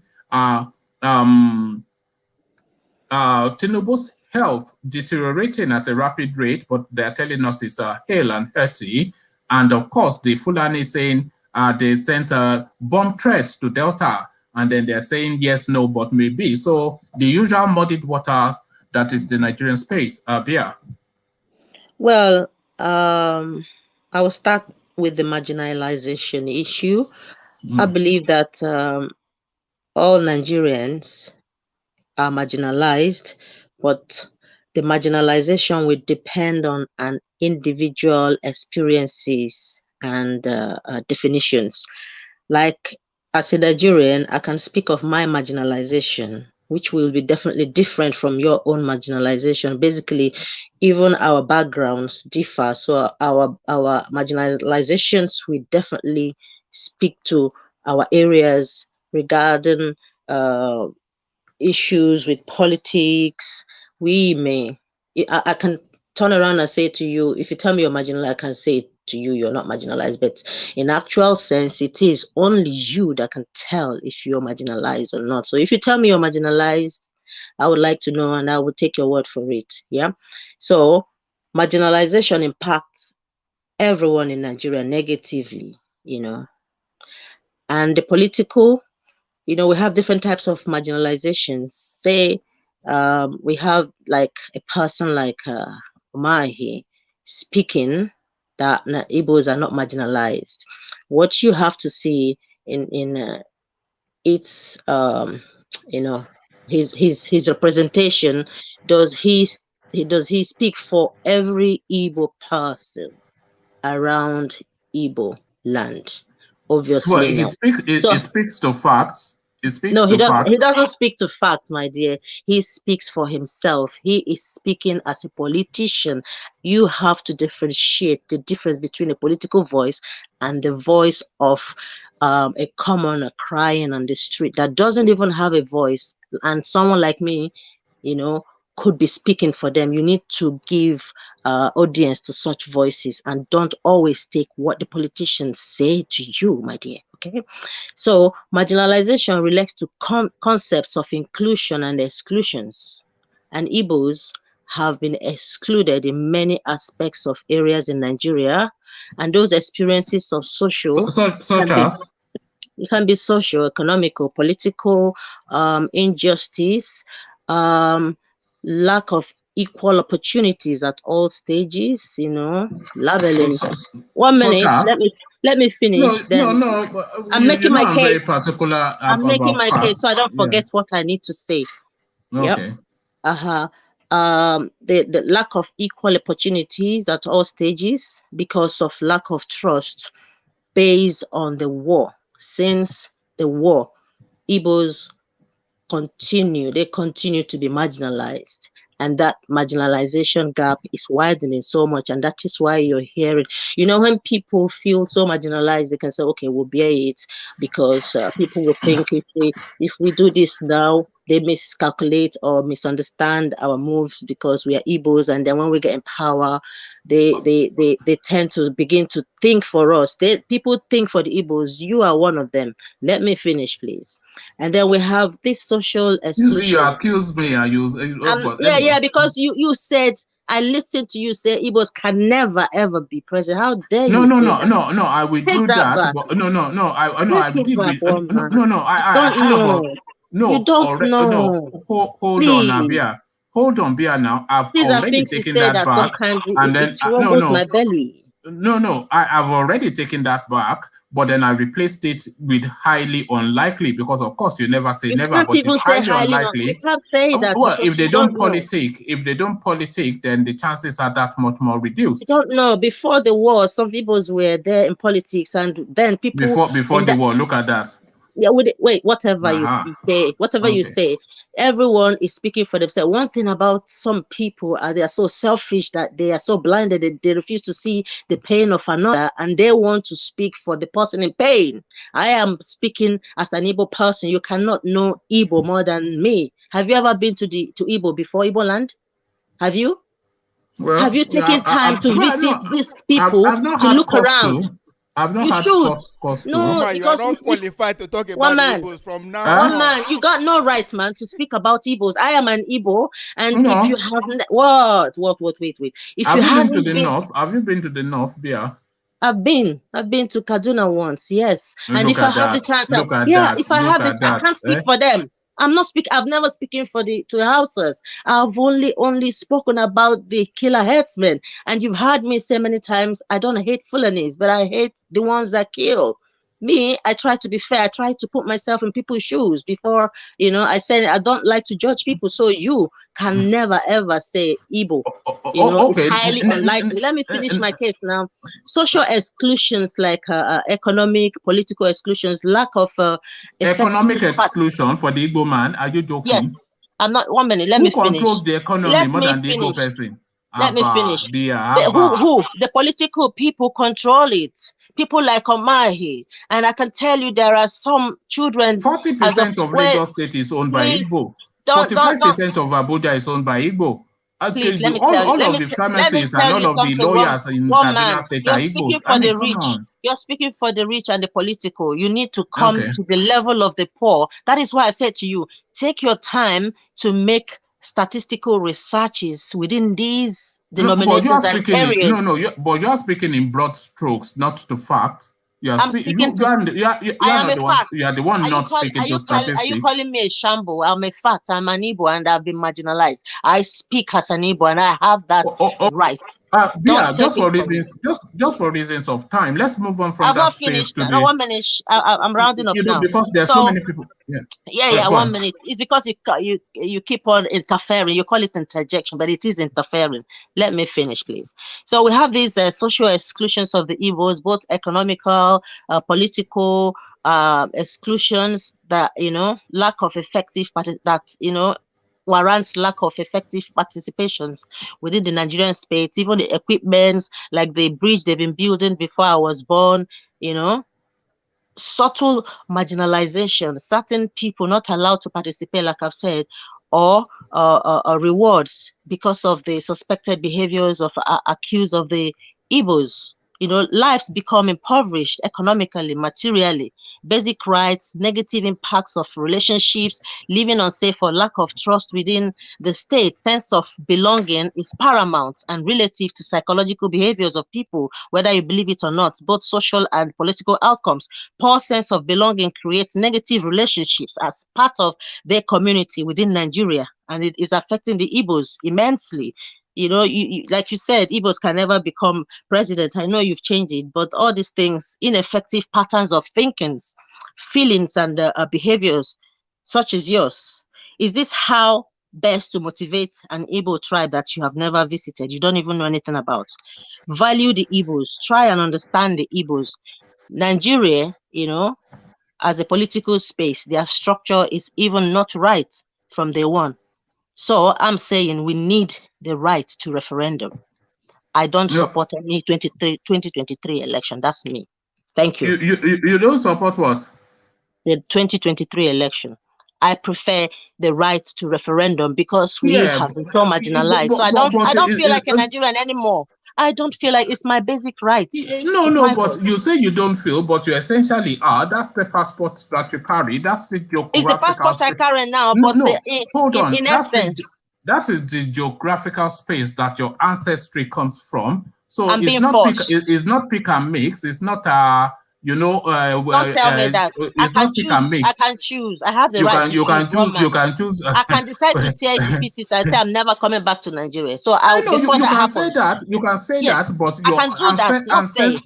ancestrally, you're still Nigerian. So that I can deny it. I can deny it because of the shame. How can you deny it when? Yeah, because Nigeria has disowned me by marginalizing me and calling me, saying I'm acting victim. Imagine. The first important thing is that people should apologize for the genocide that happened in Igbo land. Perhaps we go to the drawing board and then begin to put values on each other and respect each other. What about the genocide that Ojukwu carried out against other peoples? What happened before that? What caused it? What happened? What happened? Especially in the former Bendel state, etc. One man, you know everything. What happened? Please don't speak for Biafrans. Don't speak for Biafrans. You've already said Biafra doesn't exist. You don't even know about Igbo. You've never been there. You don't know anything, and you don't even want to learn. I am an Igbo trying to tell you how I feel, and you're telling me you know me better. Okay, you're an Igbo, but you're not the only Igbo. So let me read this comment. I have Igbo families, and I'm speaking on their behalf. That's the way they feel. Hold on, Bia. Let me read this super chat from Plenty Water, and then I'm going to play you a clip now from an Igbo person also, but has a different narrative from yours. So that's what I'm saying to you. That's marginalization is individualistic. Okay. And more people are marginalized. So let's hear this. Okay. So from Plenty Water, it says, before presidential election, has any Igbo man played to win a primary politics, at least to become presidential flag bearer of one of the two major parties? So this is essentially what I'm saying as well, Plenty Water. So you can read it. Before presidential election, as any Igbo man played to win a primary politics, at least to become presidential flag bearer of one of the two major parties. So this is what I'm saying, that we're seeing any perspective that supports your words, you make it. No, but is that not exactly what I was saying? That we don't see them in this space. But don't listen to me. Listen to this guy Bia, listen to this guy. For this country to one man. It is corruption that is killing us in this country. Until the day we say no to corruption, and we stop giving them shiftancy title, and we stop calling them names and hailing them, they are the ones destroying us without showing us what they do for us. Until that day come, this is when the country start developing. Look at how things are working. See, this is the bridge. Very soon I'll have another alternative from the first Niger bridge. This is first Niger bridge. This is second Niger bridge. I'm actually seeing it from my house if I'm in my house. So if you are doubting it, stop doubting. It's not far from you. Anywhere you are in the east, it's not far from you. Get to first Niger bridge. Even from the first Niger bridge, you will see the second Niger bridge. This is it. It is standing now. Stop doubting. Thank you, Muhammad Buhari. God bless you. Live long, sir. You will live long. You will live long. Instead of you to die, they will die. Has now passed administration, second Niger bridge. They thought we are full. I used to come here. Past administration, Loriana signboard. I started seeing it physical when Buhari entered. That's when I started to believe in Buhari. The first election of Buhari, I didn't vote for him, my dear, but when I see the truth, I start following the man. This is it. Thank you, Muhammad Buhari. Thank you. Yeah, Thank thank for this you. wonderful Well, very work. soon now they will give you Work many is more steady bags of rice. The workers are Excuse me, going. They please. see them. They are living for work. Come on. We are And more also than this thank you, shit, man. What are you talking Abacha, about? This for the bridge. money they return now. I believe that Don't let me it laugh. will Go make to this. Lagos. Come on, this thing, I beg. One man. One man, Who one man dey? I'm ashamed. I'm One man. ashamed. So Wait, that You've who just is saying insulted that? me, man. Now Huh? look at Who that is saying shit. that nobody has been a flag bearer from Igbo side before? Who's saying that? The person is wrong. The same Dr. Ogbonaya we are Look talking at that about. bridge. forget 19 Ogbonaya Onu. Listen Who is now. Ogbonaya Onu? You're calling that Let's bridge we are a bridge are that will learning fall here. Let's within 2 educate years or ourselves. 5 We are years. learning. Look at that thing they call bridge. Go to We Lagos all need right. and see fine bridge. All right. Look at the German railway station they technology. just built German in Bia, Lagos. technology. Bia, Please sorry. don't German do this, one man. technology. Please be All fair. right. Bia. Okay. Sorry, let Be me shut these fair. people up. Let me you shut these see, Don't be people up. partial no, there. Me, I'm not afraid to hold speak. Please, one man. hold on, Ovie. So that is it. An on-the-spot report from a man that is saying he's seen that construction right from his bedroom, just at a rapid pace. He's saying he never I voted want to for say Buhari in something the to first you. instance, One man, please. but you will disagree, of course. I want to say something to you, yeah. Right. When someone hasn't seen electricity before, or maybe have seen wires, that there is going to be electricity, maybe within their homes in a year, and they didn't see it, or 5-10 years, and then the wires had been there, but maybe he didn't even know who led the wires, and all of a Forget all sudden, that. Forget all that. the light comes. What You would see he that say? bridge? Of That is course. going to be one of the Are signature you projects telling me of the that Buhari administration, that and it bridge is is in the Igbo worth of land. the Igbos? Are you telling me that shit bridge is the worth of Igbos in the Oh, Nigerian state? there you go. We are So now you everywhere are not saying contributing, even in the Yoruba it's not land, doing and you're not anything. ashamed to say that to an Igbo. Hold on. Please. You are not saying it's not doing anything anymore. You are not saying it is shit. So this is the thing. Now It the is a narrative rubbish has bridge. changed. We are worth more than Okay. that. We are worth more than that. Okay. That is But nothing that, compared to what we contribute to Nigeria. Hold on, Bia. That bridge is going to be one of the signature projects of Buhari's administration. So It's that will not be going to be. It's his it will be. failure. Not if he It will finishes, be. because I believe it's It's not going to rubbish. finish it. All We right. are more than Okay. that. What But about the okay. train? listen, How many resources has he given to its built in Yoruba land? What are you talking okay. about? So we Okay. should get Let me fuck this shuffle bridge, over and here then and you bring get what? in Ajanle Koko. Please be fair. That's one thing I'm talking about. What do you mean be fair? You be One fair. man, you've never been to Igbo land. You've never been to Igbo land. You don't but know what about about the the Igbos. Igbo man that lives in Igbo land? What about the Igbo man that lives in Igbo So land? I never lived. Where did I? Do you know me? You don't know me. No, I have people in Igbo land. I have families in Igbo land. I am an Igbo. I'm not a Yoruba. I'm an Igbo. All right. Bia, have you just come for a quarrel? Is this it? I didn't come for quarrel, but the way you're talking, sometimes you need to listen to advices. People have been advising you about sometimes the way you modulate about the Igbos. Try and put yourself in their shoes a bit. So let's Don't be move away from insensitive. okay. Let's move away from the Igbos. Have I ever been like this before? Igbo, Bia, let's move away from the Igbos and move to the presidential election and the candidature of Tinubu. So we are hearing now that his health is debilitating at a rapid rate, and we've also seen him losing physicality and being incoherent in his speech pattern. But then, of course, his campaign team are telling us that he's hale and hearty. Hale and hearty, a language that we heard from Lai Mohammed in 2016. So deja vu is the sense that Nigerians are feeling. So to that space, Bia. Well, I cannot determine position of Tinubu because I don't know him. That's me. I don't like to judge people, but I believe politicians owe the masses a whole lot. If they want to put Tinubu in position, who am I to say no? He's a human being, and if he's not feeling well, I cannot I can't say because some people don't like him. Then I'm rejoicing that he's not feeling well. I wish him, speedy recovery. I don't wish him bad, but let there be fairness everywhere. That is my own fairness. That's what I stand for. I can die for the truth. I fight for the oppressed. That's me. Whether if Yoruba is oppressed, I'll fight. If Igbo is oppressed, I'll fight. Even Fulani, I'll fight for. But I don't like the killer headsmen. That is my stand. Okay, and now we want to go. We don't want Nigeria anymore. That's my own stand. I want to surrender. No, yes. So we take that as a given, but you can still have opinions on other matters as well, because you are asking us not to go to heavily into the Igbo space. So we're trying to move the conversation on from there. But we're moving it to Delta State. A bomb threat has been made in that direction from supposedly a Fulani terror group, but MIYETTI is now holding a press conference to distance themselves from it. But then they're putting conditionalities also as part of that conference in the direction of that anti-open grazing position that the southern governors have taken. So what is your take on that? Are they playing three-dimensional chess, or what exactly? Because of course the group will be known to MIYETTI is my position, but then of course, what are your thoughts, Bia? MIYETTI threatening or not Delta State with a bombing? I think a threat is a threat and should be taken seriously, whether it's going to happen or not. If the Niger Delta society say it's not going to happen, what if it happens?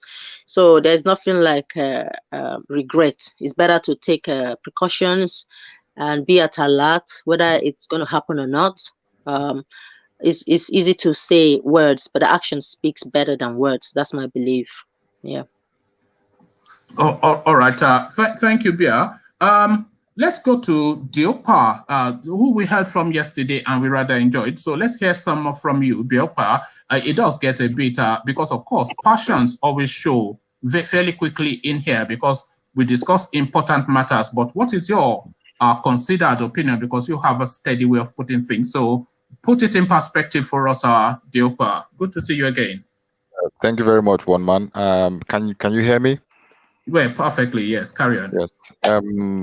So I have keenly followed the conversation from the last speaker, Bia. That name actually sounds Brazilian. Bia, are you in Brazil?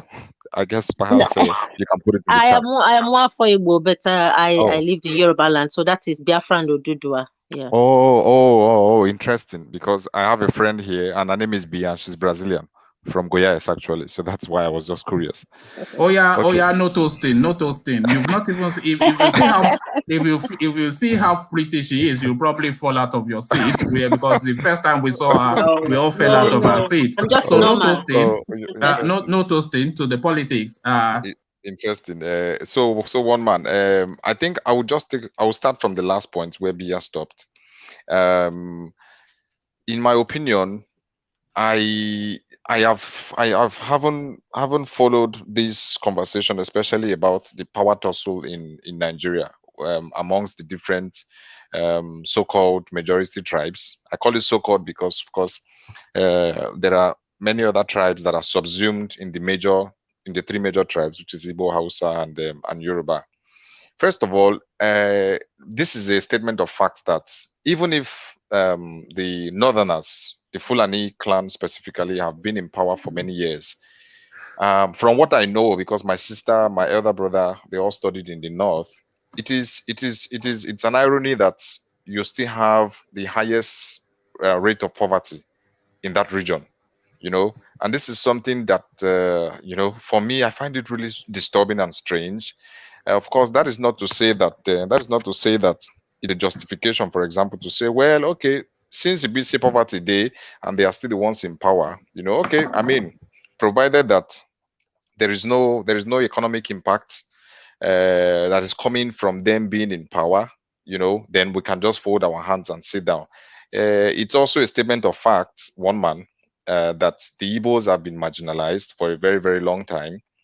And about the issue of this Biafran war, I think it's important to actually check the facts as to the circumstances that led to Ojukwu even declaring a Biafran republic. Well, of course, I was taught while I was in secondary school that, he did it out of pride. He was just due to ego. He wanted to secede. But I haven't gotten up to the level that I am today, and haven't done my research, read books, watched interviews. I have come to the deduction that was not what really happened. And what happened was that it was the people who told him, if we continue to stay as one, we suffer the possibility of being massacred. So this was more or less having two options. Diopa, you said that you've researched this. who drew the first blood in the Nigerian narrative? Who drew the first blood? Yes, one man. Like I said, it's important that we look at the build-up. First of all, they went to Ghana, and then there was an Aburi Accord. No. I'm going the first blood within the Nigerian. Who introduced the violence into the Nigerian political space? Who drew first blood in Nigeria? Well, one man. It's for me. I don't think there is any historical documents that can tell you for a fact who drew first blood. But what I know was that what about that Kaduna Oziogu or something? Okay, fantastic. Now that you have contextualized, let's now take it from that point. Yes, take it from that point. Okay. Yeah. So now this is really interesting because one man, if you check, would you concede though that was first blood? Well, I mean, because there was no blood before that. No. Then yes. Yeah. Well, one man, I will agree without conceding. Okay. I will agree without conceding. You know, okay. Tentatively. Why? I will agree without conceding. This is because one narrative that has been transferred over the years, generation to generation, is that the first military coup was an Igbo coup. You know, and that was, and I also grew up hearing that narrative. But now I can say to a very large extent that it was not an Igbo coup. Why? Because if you have read the book by one of the coup executioners, which was I think I can't remember his I know his name, but I cannot remember his rank. But I think it's Ademo Yoga, something like that, if I'm not mistaken. Which was the title of the book was Why We Struck. Now, if you check closely, you would see that the number of Yoruba officers actually was higher than the number of Igbo officers. Yeah, but who led it? Yes, fantastic. So you see, who led now, it? yes. So now, unfortunately, shall I tell you, Chukwuma Kaduna Nziogu and Emmanuel Ifejuna. Of course. Yeah. Yes, of course. I agree totally. Those are not Yoruba names. No, of course they are not. Those are not Hausa Fulani names. No, of course they are not Hausa Fulani names. One man. However, those are Igbo names. Yes, but you will agree with me. Who drew first blood? If you are looking at it from that context, it means that you are not looking at it in its totality. So it's not So it's not going to be right. Of course, when you look at the frontmen, Kaduna Zogu, you are absolutely right from that perspective. But now, does it mean that you are going to relegate the other facts? And now this was a Yoruba man who felt the necessity to document that people need to know so that people can have a better picture in its totality. Okay, so if you take it from that perspective, we can say that was not totally an Igbo coup. That it was not totally an Igbo coup because we had a mix of officers, and don't forget this was something that was happening simultaneously. You know, it was happening in the north, and then they had some other people in Lagos. Okay, let me just give you this paragraph just to add to your narrative. The 1966 Nigerian coup d'etat began on the 15th of January 1966 when mutinous Nigerian soldiers led by Chukwuma Kaduna Nziogu and Emmanuel Ifejuna killed 22 people, including the Prime Minister of Nigeria, many senior politicians, many senior army officers, including their wives. So add that to the mix, because of course you are saying some Yoruba man wrote some biography where he spoke about his participation as a serving officer under the leadership of that. Because you have to remember then that the Igbos were some of the most educated people in that space then. They went to Sandhurst, to Oxford, etc., and they had command in a lot of the Nigerian forces then. So they were the officers. Most of the lead officers were Igbo officers in that time. So the lead of that coup would have been, because it doesn't really matter what the foot soldiers do, they follow what the direction is, and the direction was led by Kaduna Nziogu and the other fella. So I'm not quite sure, you know, why you are trying to obfuscate. No, well, one man from the comments here, I think I will have to go with what the engineer is suggesting, that perhaps Yes, no, engineer is suggesting that we move forward and look at issues relating to No, okay, yeah, no, yeah, okay, yeah, let's carry on. Yeah, but we move before we forward carry on, on issues relating to solutions. okay, so before we move to the Because I'm sure solutions, we'll let go me, back and forth a lot. yeah, but because I want to nail that idea of marginalization and victimhood on the head once and for all, because it is my view that the abstinence from participation, the aloofness that the Easterners have from the Nigerian state is what is essentially shooting one's self in the foot, because of course you stand aloof and you refuse to participate, and then you're with the same breath saying you're not part of it. So you can't be yin and yang. Yeah, I am one man. I mean, if you look at it from that perspective, what I think happened was, of course, under the supervision of late Obafemi Awolowo as the Minister of Finance, in as much as Yakubu Gowon meant well, and they said that whatever the Igbos had in their currency, in the Biafran currency, that they should be given the equivalent. But unfortunately, I don't know what motivations Obafemi Awolowo had.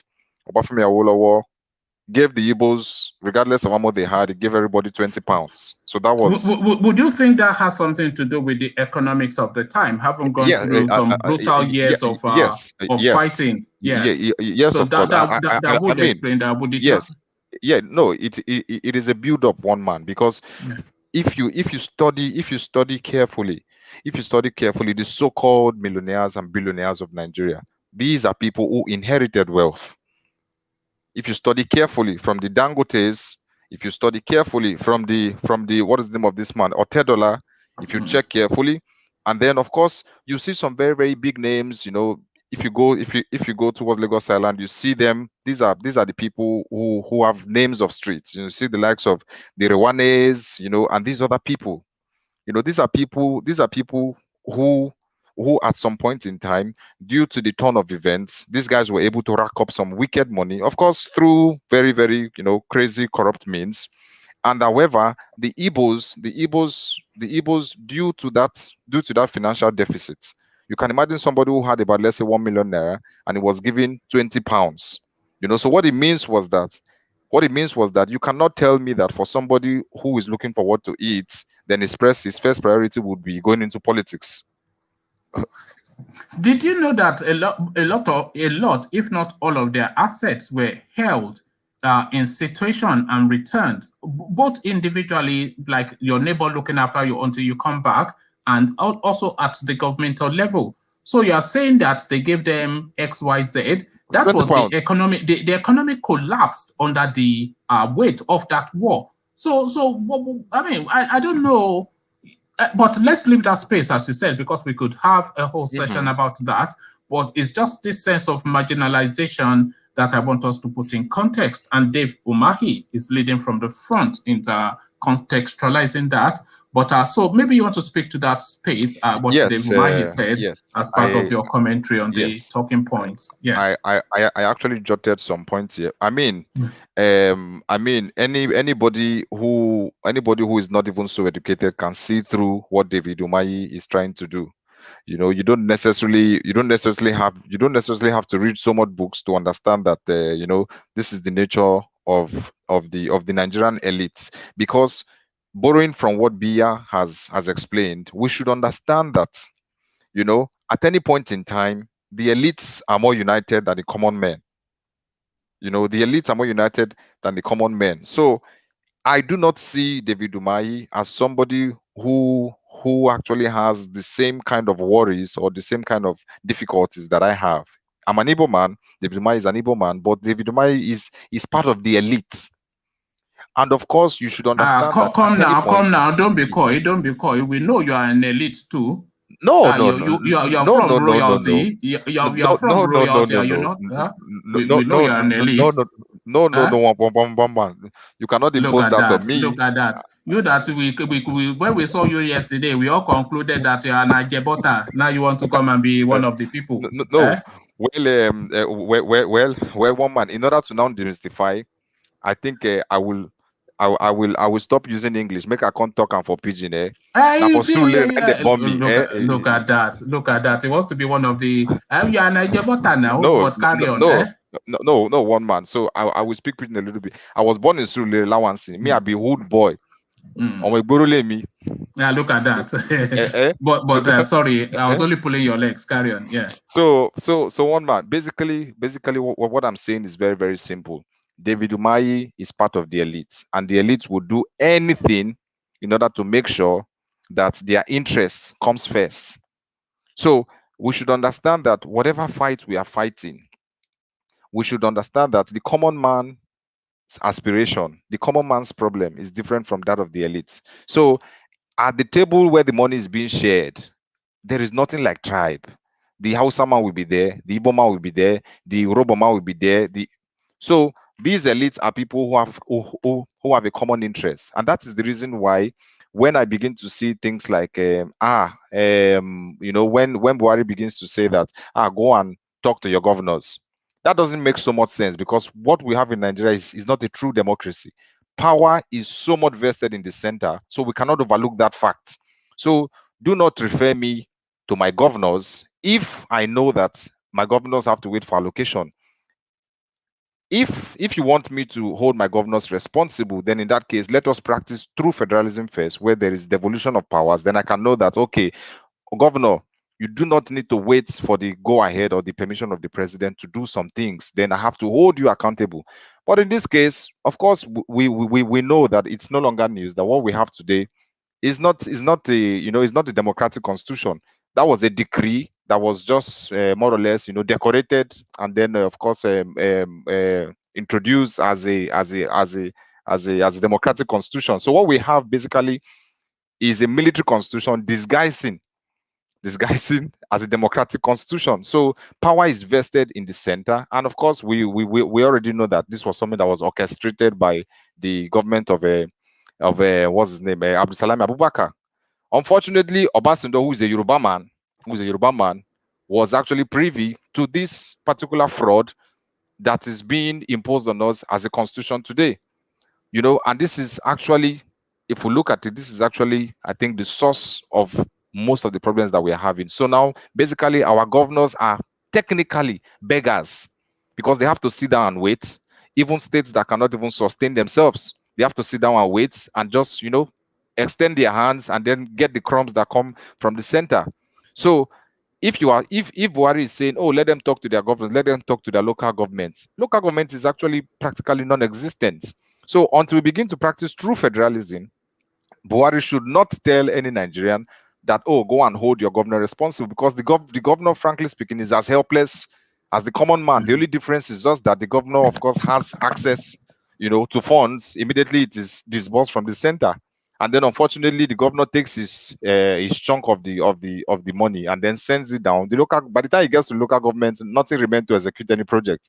So I think we should stop deceiving ourselves to begin to think that, that there is some magic happening. Oh, your governors are not doing well and they're not doing that, because what we have is not necessarily, a true federalism. So my point on David Umahi is that David Umahi is part of the elite. As Bia said, David Umahi does not represent the frustrations of the common man. David Umahi, will go buy pure water, 350 naira. He won't do that. So David Umahi is not going to use the hospital that the common man is going to use. David Umahi will never be in the queue. David Umahi is not going to fly Air Peace. So what are we talking about? But just setting all that aside, but before we go there, actually, let me acknowledge Plenty Water's super chat, which is directed at Bia. It says, Bia Odua, are you familiar with Honorable Jude Emeka Idimogu, constituency Oshodi Isolo 2nd in Lagos State? That is politics. Ovie, one of the two major parties. So I'm not quite sure what that is referencing to VA, but what he's saying essentially to Bia is that, look, you have to participate in politics, which is the point that I was hammering to. And just before I go on to the next topic, just in your view, do you would you concede that the Igbos don't fully participate in national politics to the strength that they should? Do you think they stand aloof from politics? One man, I actually jotted a point here while I was listening to that particular question. Now, the thing is this: if you check historically, if you check the Igbos from the inception, you know, have always been a very democratic kind of people. That is why you would see today, for anybody who is a student of history would know that Igbos don't really have that utmost reverence for kings, because the kingship thing in Igbo land was a colonial introduction. So by virtue of history, Igbos have always had a decentralized system where the oldest man becomes the head of the Umunna. So now when there are issues, we don't take it to the kings, because kings never existed in Igbo land. But because the colonial invaders needed a centralized system whereby one person can actually account for the day-to-day runnings of the specific space. Now they have to impose warrant chiefs and then impose kings on us. And as a matter of fact, this was part of what led to the Aba Women's Riot of 1929, because when the Aba Women's when the women suspected that it appears that these warrant chiefs and the kings appointed are now gradually becoming tools in the hands of the colonialists to now enforce people to begin to pay tax. These were strange phenomena to the Igbo people. So Igbo people never had kings. Igbo people never had any kind of monarch. Igbo people were highly democratic and decentralized. So basically, now connecting it to the question you asked me, the point is this: if you look at the north, they've always had kings. If you look at the west, the Yorubas, they have always had kings. Okay, and then based on the fraud perpetrated by the British, automatically the way that Nigeria was caught up, it gives more space to the north in terms of how do you call it, geographical space. It gives more to the north, and then the east and the west have to struggle, with the rest of the space. So what that means is that, looking at it critically, I would not say that Igbos have not been participating, but let's not forget that there was a setback, of course, after the 1966 incident, and after the Biafran War. Now, the most important point that I have to mention here is that the Igbos have been participating. However, one is that we do not have that population for us to You upturn. are the largest ethnic group in Nigeria. The largest in terms of what? Are you talking? In terms of mass? Well, in terms of an homogeneous mass of people, you are the largest ethnic group in. I beg to disagree with you. If you tell me in terms of demographics, you find an Igbo man everywhere in Nigeria, I will agree. But if you tell me that we are the largest ethnic group in terms of population, I beg to disagree. I sincerely beg to disagree. If you force me to agree to that, what it would mean is that you are telling me indirectly that all the elections that have been held in Nigeria are a fraud, because naturally it should come to the east. So are you going to concede to that? No. I had the breakdown some time ago. Let me see if I can find it again. But I'm pretty certain that in terms of ethnicity, the Igbos have the largest mass of just one homogeneous group. I do not really think so, sincerely, because if you look at the north, of course, don't forget, like I told you, this was a design by the British. They wanted to make sure that power remains in the north, so they designed it intelligently. Yes. Oh, okay. Quickly rattle through Tinubu and the MIYETTI, so I can go on to Baba Kure, who is almost certainly ready for his bed. Just quickly rattle through Tinubu. Yeah, well, on Tinubu's issue, I spoke about it yesterday. I said if Tinubu has any decency in him, he should be somewhere in an open field playing with his grandchildren, perhaps throwing balls, and then if now grand picking son or granddaughter catch the ball, throw back, give Baba, and then Baba just the cruise, making driver the car and go away, won't go, because but unfortunately, because of his greed, And I don't know, because of that kind of entitlement to think that, he has to sit at that particular seat. He has to get the highest office in Nigeria. Of course, he would not concede. I'm very, very sure he would be stubborn to go there. And since we do not have the resources in order to, of course, make sure that Tinubu does not participate in the next election. So all we can do is to leave him to the highest authority, which in my religion I call that Olisa, and then in Yoruba I will call that, we just hand him over to the hands of the terrestrial powers to deal with There you him. go. Yes. Thank you. Hang around. Let's go quickly to the Baba Korea. He has done this Odoro thing again.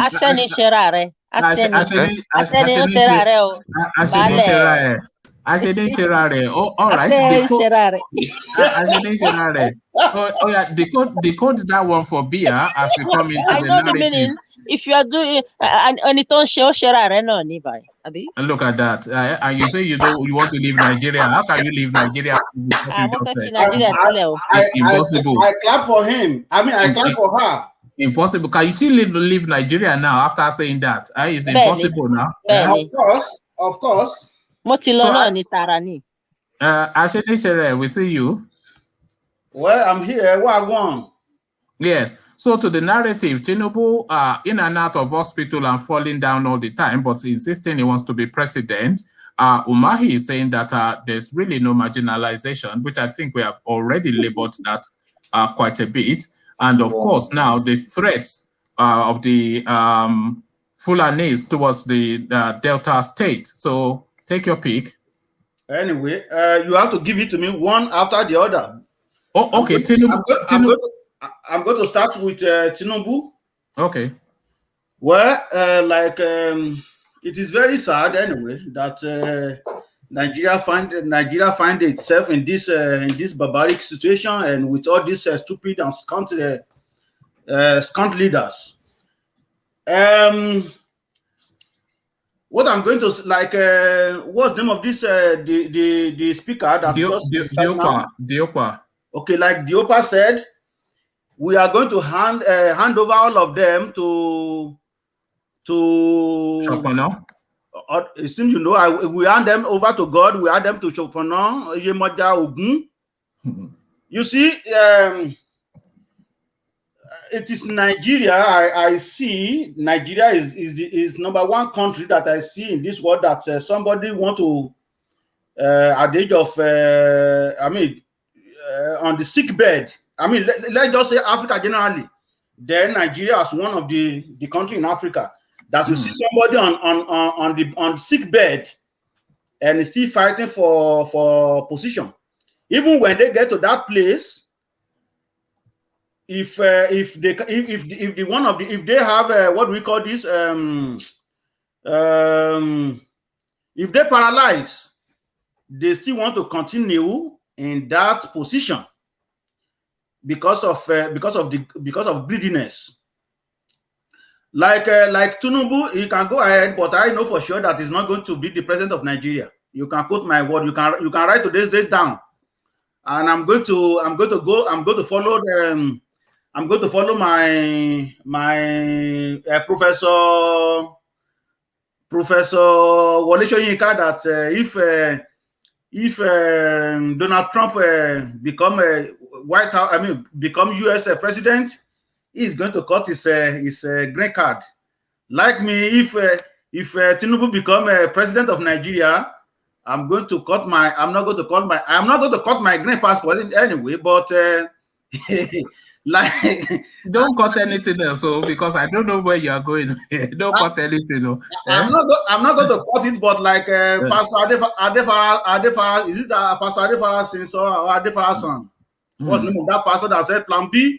Plan B. I have more than Plan B, C, D, E, F. So the problem I'm having, I just put people in my own position because I think I'm a man anyway. Sometimes I'm very weak when I see the level of poverty and the level of things that people are going through. Like you cannot feed yourself. There is no future. You cannot plan for. You cannot plan. Okay, this is what I'm going to do in the next 3 months or 6 months. So now we have some people in Nigeria, because I always go back to that again. 25 years old now. There is no life for them at all in Nigeria. I'm very sorry to say it. Even if we have a Yoruba nation today and we have Biafra nation today, 25 years of age, it's not today that we get that country that everything is going to get better. Look at the number of those that do not have job. And somebody at age of 69 or 70 years or whatever his age is still going back there to go and spoil it more and more. Like Ovie said today, right? Nobody is going to that place and go to do anything better than Buhari. It's not cause, because the country is spoiled already and mashed up completely. Even the so-called Mogalu, your partner, right? Right? Yes, my candidate, yes. Yes, I'm not going to deny him. If he gets there today, he is going to perform woefully, more than Buhari. I'm very sorry to say this. Nigeria cannot work with this thing that we are, with this present system that we are having. Nigeria can work if we all come together. We break down everything completely. We want to rebuild this country. It could work. You cannot live in a country where we have law, where the law is not even functioning, where the institution is very weak, that nobody is even obeying it. Is that what we are going to build new Nigeria on? If people who really clamor for new Nigeria want new Nigeria, we have to change all the narrative. We have to change the whole constitution. We sit down. This is what we want in our society. Almost all of us living abroad. We see what is going on, how people live. It is consensus. This is what we want in our society that is acceptable to the world view, not what is going on in Nigeria right now. As we are talking right now, for God forbid, people are being killed right now as we are talking right now. Many people are being slaughtered as we are talking right now. Well, as they are in America and all over the world, it's not peculiar. You see, this is what I don't want to hear. You're talking about America, right? But they still checkmate them. They bring people to justice. This America, we are, because of they always compare America. There's 5,000 people shot dead in the next 24 hours and that kind of thing. But yet people they still bring people to justice. Not when some people are just believe that they are on top of the world, they are above the law. The same America is talking about. If you have your paperwork, if you have your paperwork very well, you can plan for, okay, well, I'm plan to do this in the next 6 months. Okay, I have budget. I want to do this in the next 6 years. That plan is here. You can plan, but even people who are working right now that they so-called have the job in their hand in Nigeria, can they plan for next month? They cannot. Why they paying some people 10% of their total salary? That is not even enough to cook pot of soup for one day. That is what government pay them. Are those people going to plan for next week? So when we're talking about the issue of America, you cannot mix the issue of America with Nigeria. Ashenishere, just where you are, just reflect for a moment. The minimum wage in Nigeria is 30,000 naira per month. Mm-hmm. So imagine how that plays out in a place like Lagos, and you're asking that civil servant to be honest and upright. So out of that 30,000 naira a month, he has to pay his rent, buy food, pay for the upkeep of his children, medical bills, traveling, etc. 30,000 naira to live in Lagos for a month. That is not money. Can you even live for 30,000 naira for 2 days? That is for your transportation for maybe like 2 weeks. The same money that you're talking about, that's just for your transportation. But they are asking that person not to take bribe, not to cheat, etc. What you know? It's just a craziness. That is true. Some people, okay, now you see our senator now, they are making 30 million naira every month. Okay, now why somebody who's making 30,000 per year cannot even if that person is born today and start receiving that 30,000 naira every month, he cannot even make that 30 million until when he die. When somebody will make in the 1 month. This is one of those things that is killing the economy. But do they want to change it? Do they want to change the narrative? No. Do you know how hard they fought even to get it to 30,000 naira? That they were saying that 30,000 naira is not up to their newspaper allowance alone for a month. I think their newspaper allowance is about 100 and something thousand. Do they even pay that 30,000 naira? How many? The question you have to ask is that how many companies are paying that 30,000 naira? Well, they are demonstrating in Zamfara now because they are not paying it. They just demonstrate they just demonstrate. It's just mere demonstration. I made a statement before. When there is no accountability, when you do not hold people responsible, when everybody is behaving anyhow they want, when the what do we call this? When we have a weak institution, everybody just behave anyhow, and that is what we call mob rule. I can tell you, you see the same 30,000, even when they were paying 18,000. I know people who are receiving 7,000 naira per month, and they will still prioritizing them for that 7,000, which is not. I was talking to the other to one of the teachers the other day, one of my cousins. I said, "How much do you get per month?" He said, "Now they pay them 10% of their salary." I said, "That is just no." He said he make 1,600 naira per day. Then I said that is just 15 seconds 15 seconds wages here. So if somebody is making 1,600 naira per day, and your transportation money is 2,000 naira, like you said, that person will steal. If you get what I'm saying, that person will steal. He will find any means. So the issue of Tinubu, I will go back to Tinubu now. I live in for God Almighty. They be killing everywhere now. In Shagamu the other day they kill people there. Though they tell me that they do. I saw a video on YouTube today. It happens. They're killing people everywhere. Did you say anything? How many of these politicians even came out? How many of them even came out to condemn it? Because they are fighting for what they want to gain. We live in for God. I'm going to remind you. And what's the name of this chief of staff for Muhammad Buhari? Which one? Yahaya or the previous one? No, Abba Kyari. Exactly.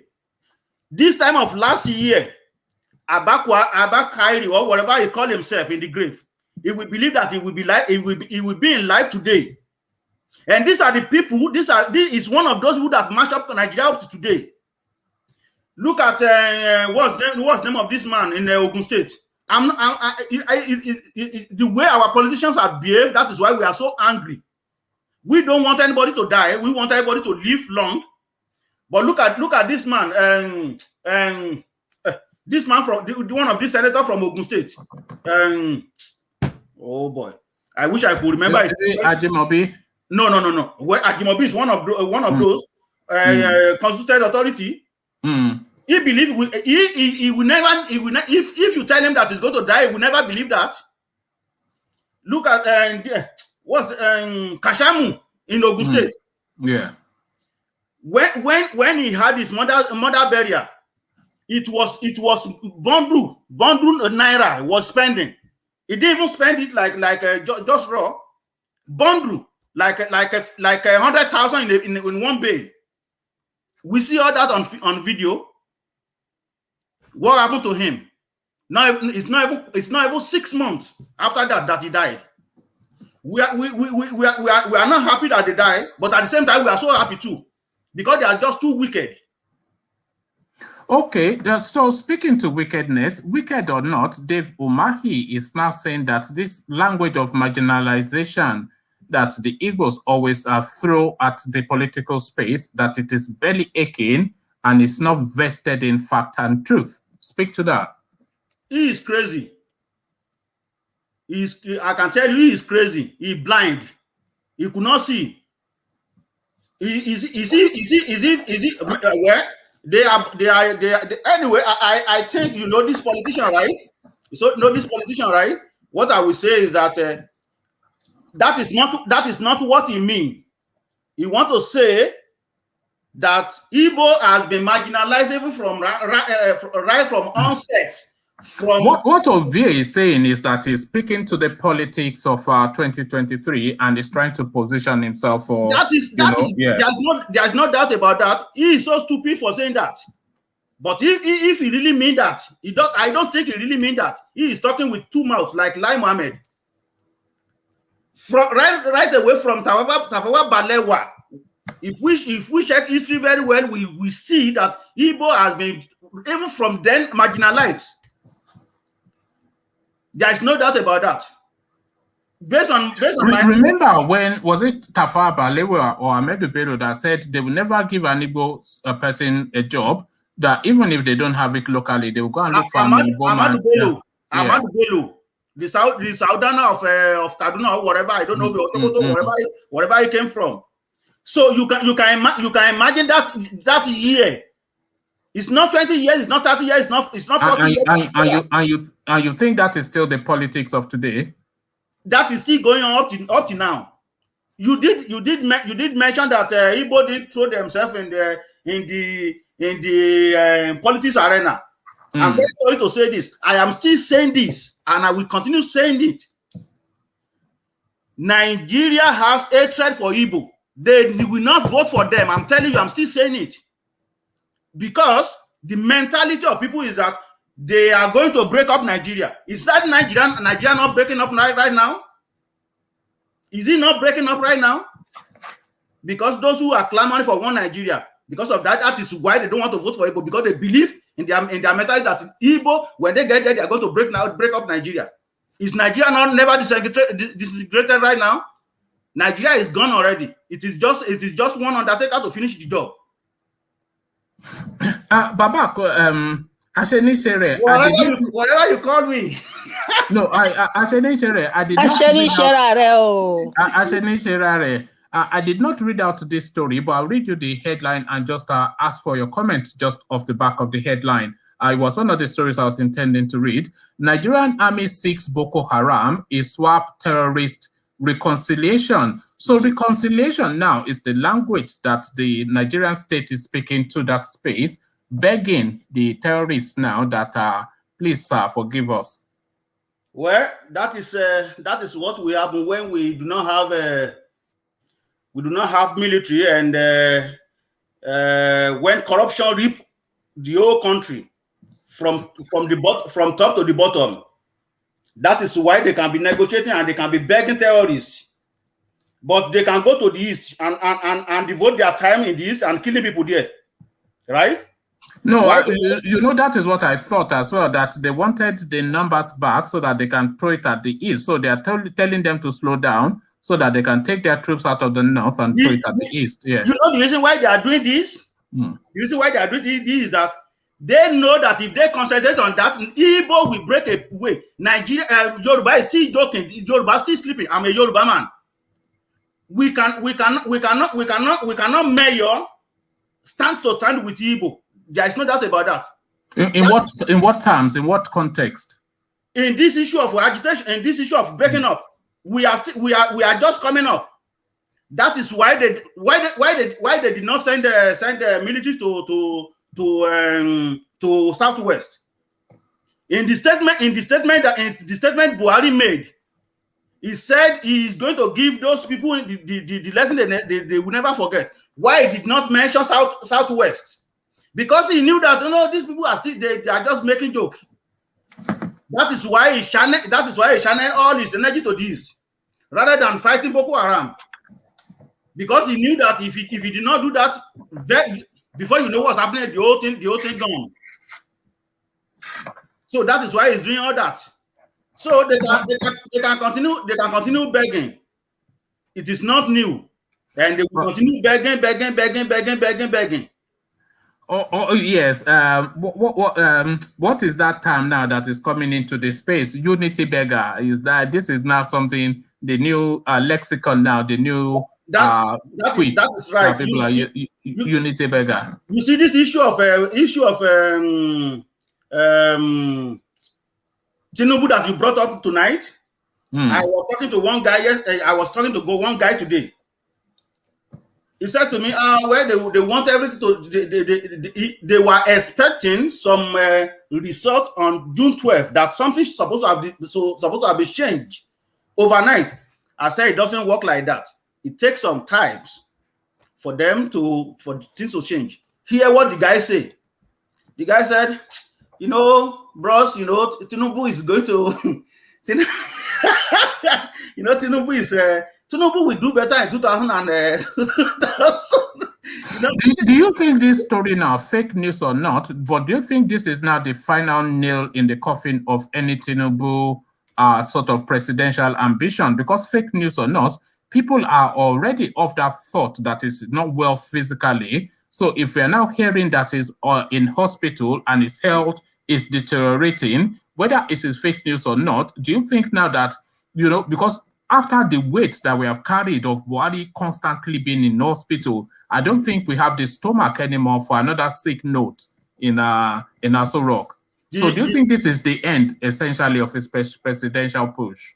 I don't think so. Remember, like Ovie always said, we have I'm not going to call them elite, though they are elite, thief elite that always thief our money and oppress us. So you see the issue of Tinubu, like somebody said here, we are only practicing picking up candidates in Nigeria. We are not really voting for people. They just put them in the power.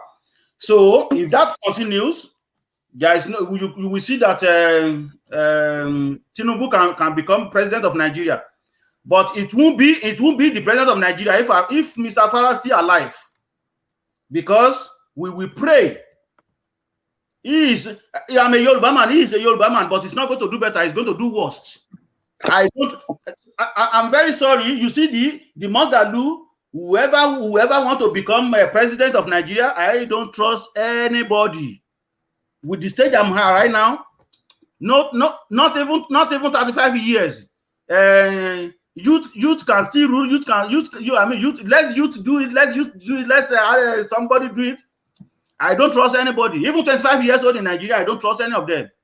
We need to get these things straight first before we can be trusting ourselves. There is no wrong if majority go for Nigeria.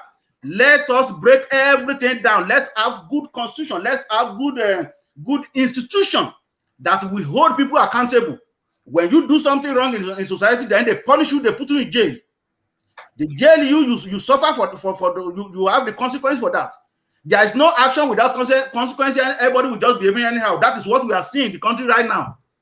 That you born in the country, you are even afraid of going back there.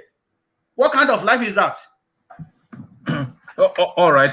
Thank you, Baba Akore. The passion, as ever, he just gets you angry, doesn't it? Just the sheer crassness that is the Nigerian state. Because you cannot see what is going on in Western world. We want our own country to be like that. Even if it is not up to that, we at least we are expecting at least 50%. Even the barest minimum. Even we don't even have the barest. People can afford. They can. You see, if you have food on your table, you see all these people that are committing crime, Food is number one. When you have food on your table, that your problem is solved. You say, just to that example that abroad, this is the thing that people notice. When they come abroad, they suddenly find that they only go to church for like a couple of hours on a Sunday, just out of that habit of always going to church. But then, of course, in Nigeria, on their way back from church, or from work, they are in church. On their way to church, on their way to work, they're in church, because the society and the country is so debased that they are hoping against hope for divine intervention. You know, so you are sick, you go to church. You know, you don't have a job, you go to church. You are in everything, you go to church, because there is no facilitation for anything that is civilized, or anything that even purports or portends or tilts towards a civilized society has. No medical facility, no social structures, nothing whatsoever. Religion is one of our problems. Is one of the biggest problem we are having. I think I mentioned in this show the other time. 2 persons, I gave them job. Go and do this job for me. To me, because I feel pain. People are going through back home. Even in most cases, I pay their money up front. Because in fact, when I see what people going through, I don't want to owe you money. If I don't have money, I'm going to go to send you to go and do my job for me. I pay them up front. How much is your money? So amount of money. Okay, I transfer it to you. Do you know that they will leave the job and will go to Orioke and go and pray? Then when I call now, how far about the place? Oh, I was on the mountain yesterday praying. I said, look at you. I said, I don't have that time here. When I go to church, if my pastor didn't finish on time, you see me walk out. If I want to go to job, go to work, I just walk out of this, walk out of the church and go on my business. So that is one of those things that this so-called elite used to brainwash us. How many times do you see Tinubu go to mosque? That is the question. How many times do you see what's the name of this man? Dangote. Yeah. How many times do you see him go to mosque? How many times do you see Otedela go to church? So the religion is meant for poor people, like Karl Marx said. He said religion is meant for poor people. So yes, it's the opium. The opium of, so they use that to suppress us, so that we won't feel we forget about the real cause of our problem, which is at this end like a so-called elite thief. All right, Baba, correct. Thank you very much. The passion is always there. That this is the one thing that people know you for. You know, you cut through all the nonsense and you go straight to the point. Baba, correct. Thank you. Let me shuffle you for Ajanle Koko. But before I bring Ajanle Koko in, let me as I'm bringing Ajanle Koko in, and I'll go to in CBD next. But before that, let me acknowledge Alexander's super chat. So all these super chats always come in whenever Bia is around, because Bia, of course, he has our own fan club in this space. So Alexander to Bia, by way of super chat, Bia speaks Yoruba with an Ibadan accent. Goodness gracious me, laugh out loud. So I think Bia spent some of her formative years in Ibadan, if I recall rightly. So that would account for that. So Alexander noticing your Yoruba, even you understand the Ijinle, the heavy weight of Baba Akore's name, you could understand that. So in CBD, sorry to have kept you waiting. So you've been hearing the discussion. So to the narrative, take it from whichever point tickles your fancy in CBD. Yeah, one man, thank you so much for the opportunity. Greetings to everyone. Now, I think from everything I've been hearing, let me just talk about. Let me start from this issue of Umahi, Dave Umahi. Yeah, I think like what people have been saying. This man is a politician. The man is eyeing 2023. If not, definitely is not going to be a president. Probably wants but setting aside, taking that to one side, but to the facts of what he's saying, Are you of the thought that there's an element of victimhood in the Igbo narrative that is rather, in poor taste?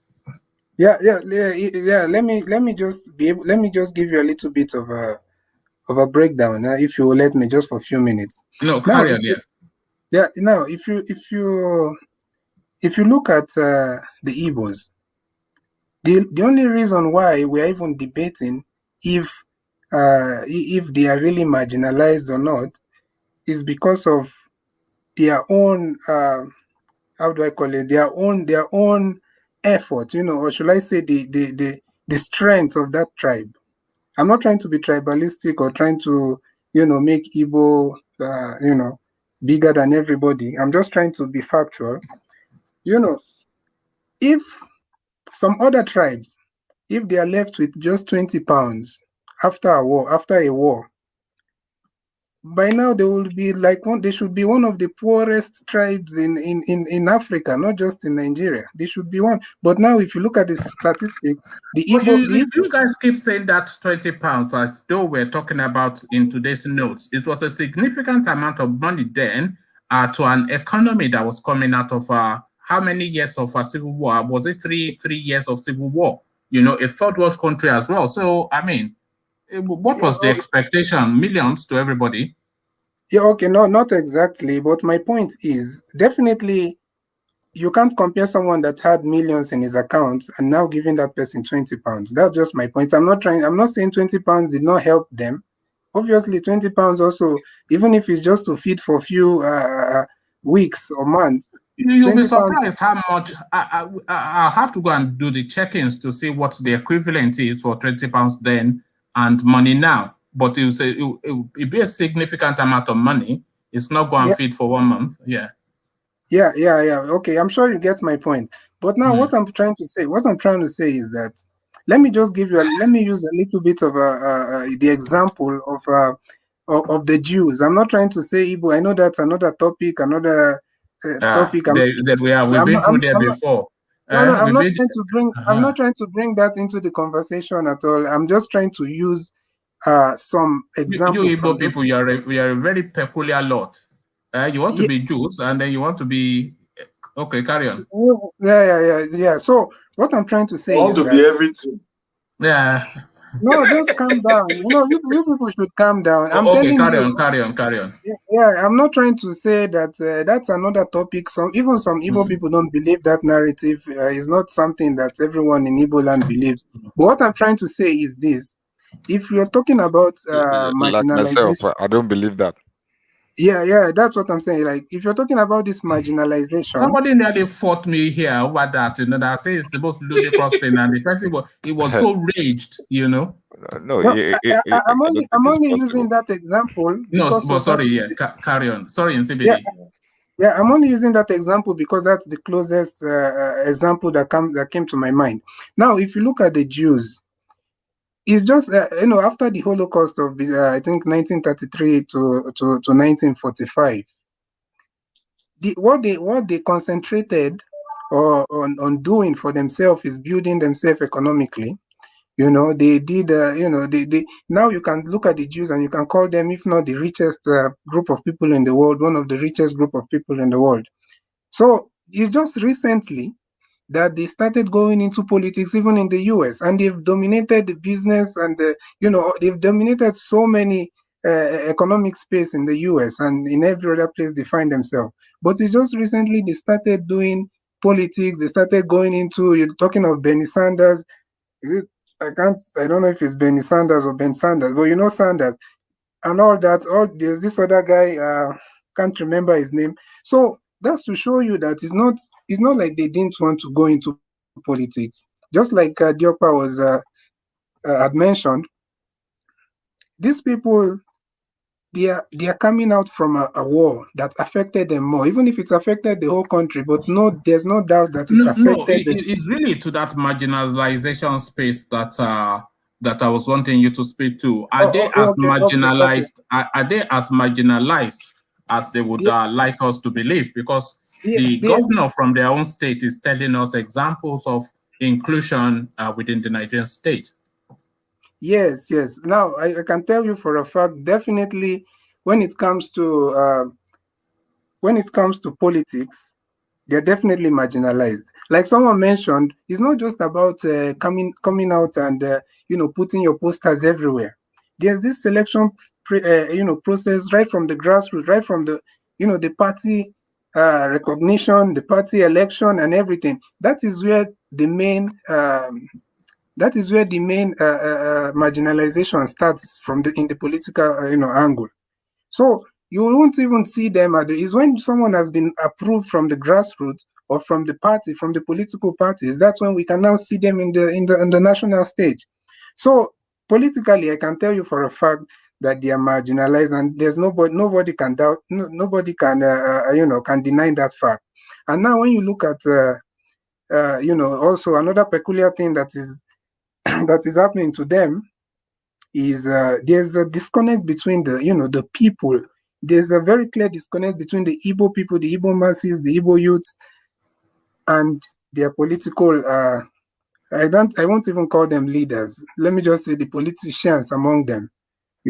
So those people, someone like Umahi is a clear politician. Everybody knows. In fact, I feel like after he's made that statement, he will just go home and start laughing by the corner or something, because he knows that that is just like the Igbos have been marginalized. There's no doubt about that when it comes to politics. And I'm telling you that the only reason why people are saying are they really marginalized, they have the economy, they are doing businesses, they are one of the richest. Because even if you Google, you find the Igbo one of the richest tribes in Africa, probably I think top 3 or something.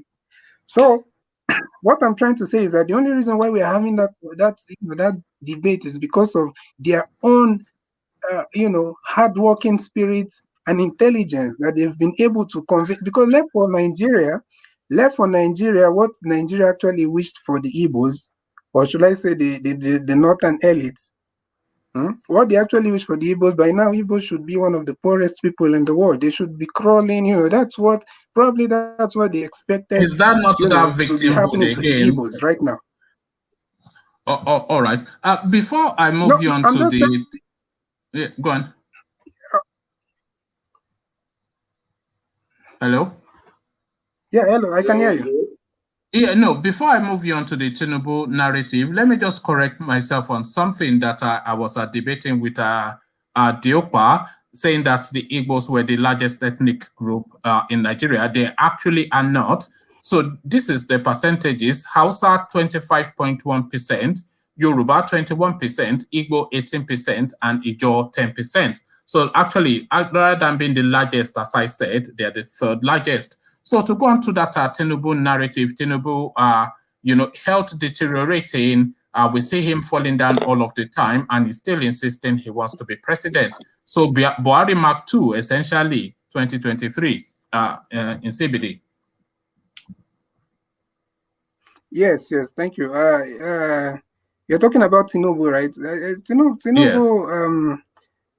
Just like what someone said, if Nigeria continues the way it is, if it goes according to the plans and the preparation of this, our current group of political class, Tinubu will become the president. If he's healthy enough to get to that. We are not wishing anybody death, but I really hope that he will be alive to see the mistakes he has made.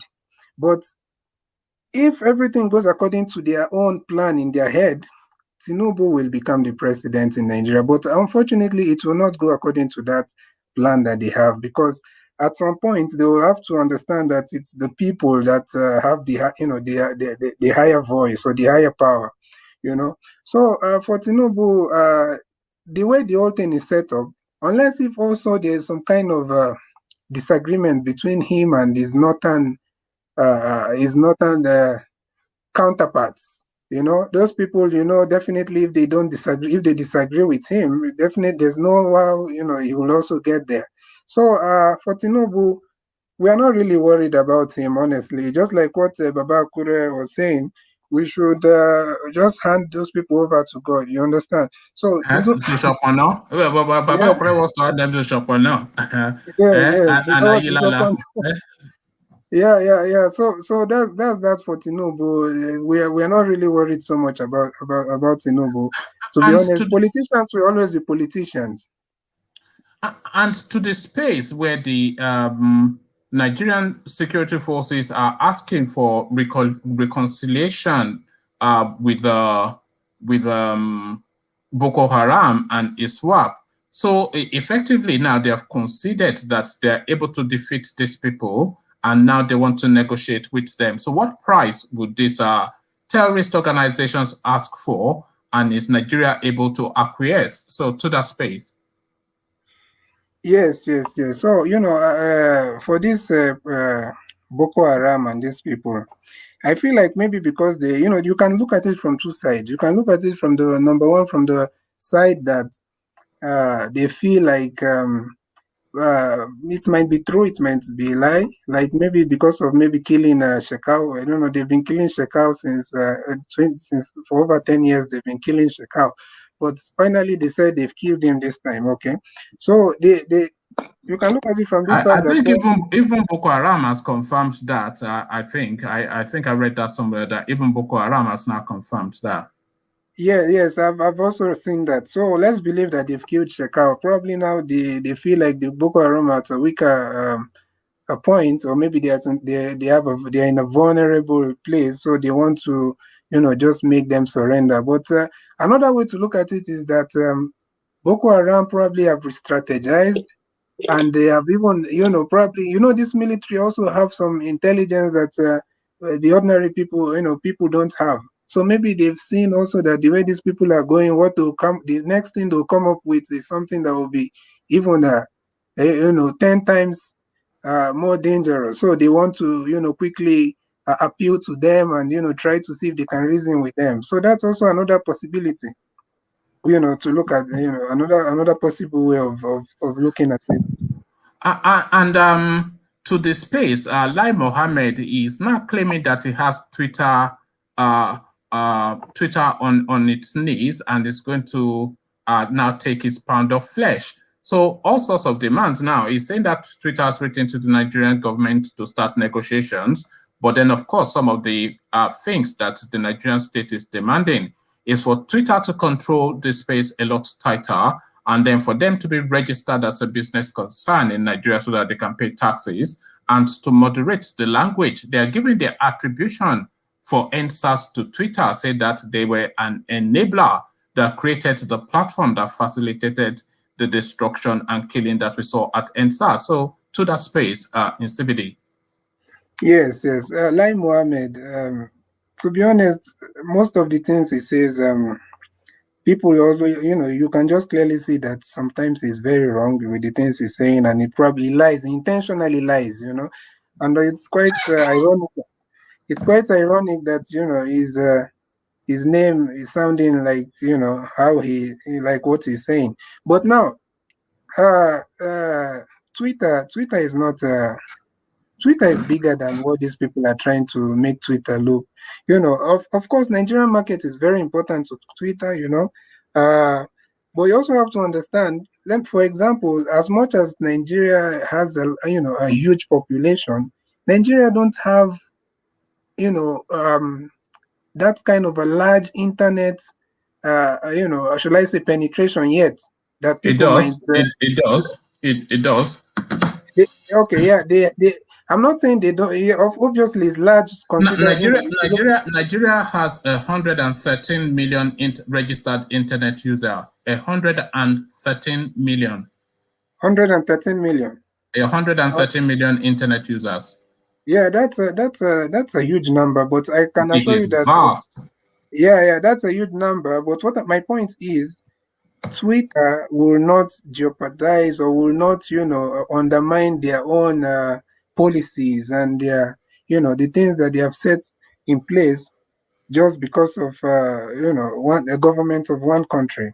You understand? So that's my point. Because at the end of the day, people, those people will have to look at their own policies, because they know that the world is no longer those days where people do backyard deals.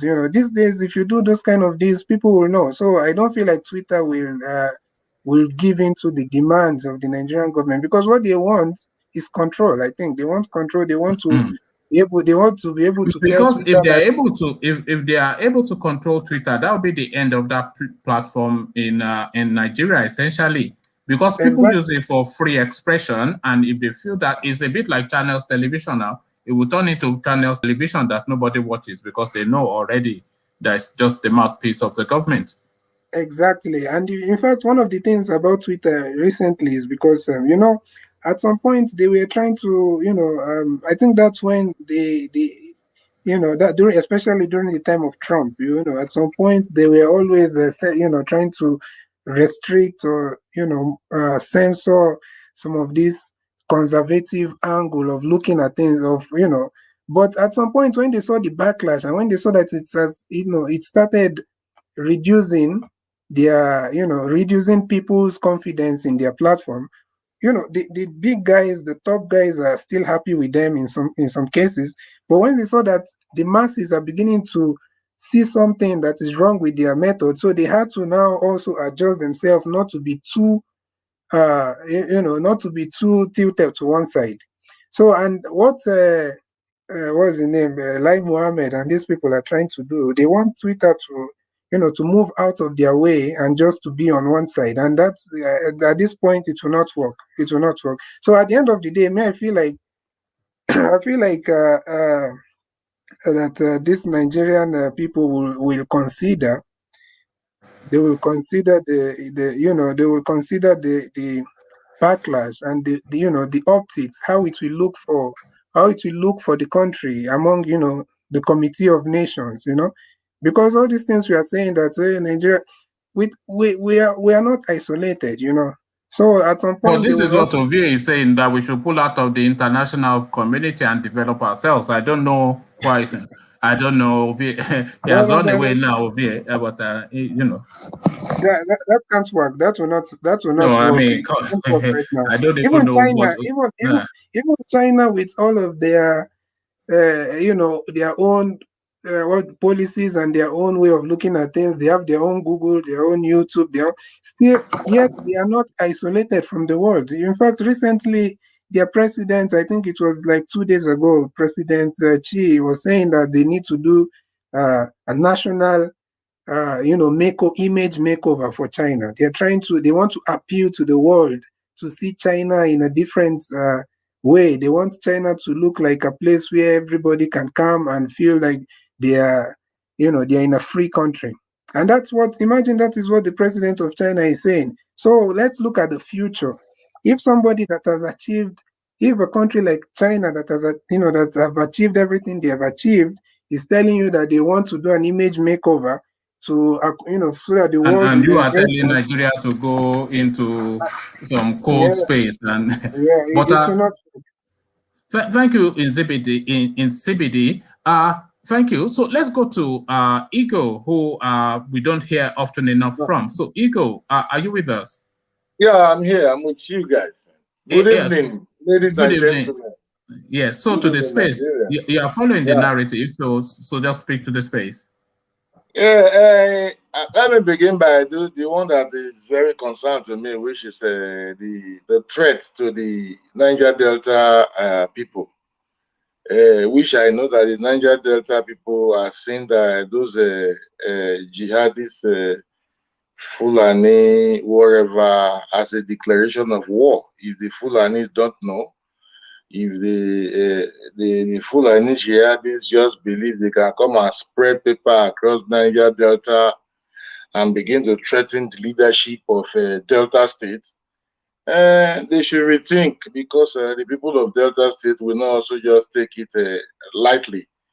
And I believe that maybe they understand that very well, with the things that the people of that region have been suffering for the past 60 years, even their land being destroyed and every other thing. Then you want to not descend and begin to kill them. I think those people should rethink that kind of threat, because it will be a regrettable one and a big mistake on their own part too, because they should not just think that it is just as easy as they post it. Though the normal authority and the normal people that normally, you know, take position of those they are threats, has already come out to rebuke such threats and distance their own position from them. We agree with them, but we are still watching, and we are watching carefully. And to the space with what do you call the man, Tinubu, that is falling up and down and getting up. For me, I don't really think that Tinubu will be president of this country. I don't know how people are seeing him, but to me, sometimes I begin to ask myself, where do we Nigerians really want this our change and this our problem to end from? How can at this time, this point in time, Nigerians will be believing that Tinubu have anything to do for them as a president of this country? I don't know why Nigerians will have that kind of belief at all. But that being said, let's see. Well, I know that God will keep him. He's a strong man, but I don't believe he can be. People are making their choice. I also want to believe in that particular Osibaju than any other person from that quarters at all. If not what about Osibaju, what about Fayemi and Fashola? I don't have that's Osibaju. There is a kind of eyes I use in looking that man. See, that man might appear very quiet, due to who he is. Believe me, that man, Osibaju, if he is sworn into office, he will uphold that constitution, and he will be a fearless man. That man you are saying. Don't just look at him like I believe in that man than any other person. Then because these other people you are talking, all these people, their hands are filled up. That is why Ovie said nobody is going to come and do better than Buhari. These are corrupt politicians. If we need anybody from this circle to come and redirect or rule or govern this country, and we expect something to come out, my brother, well, I don't know. We are still watching.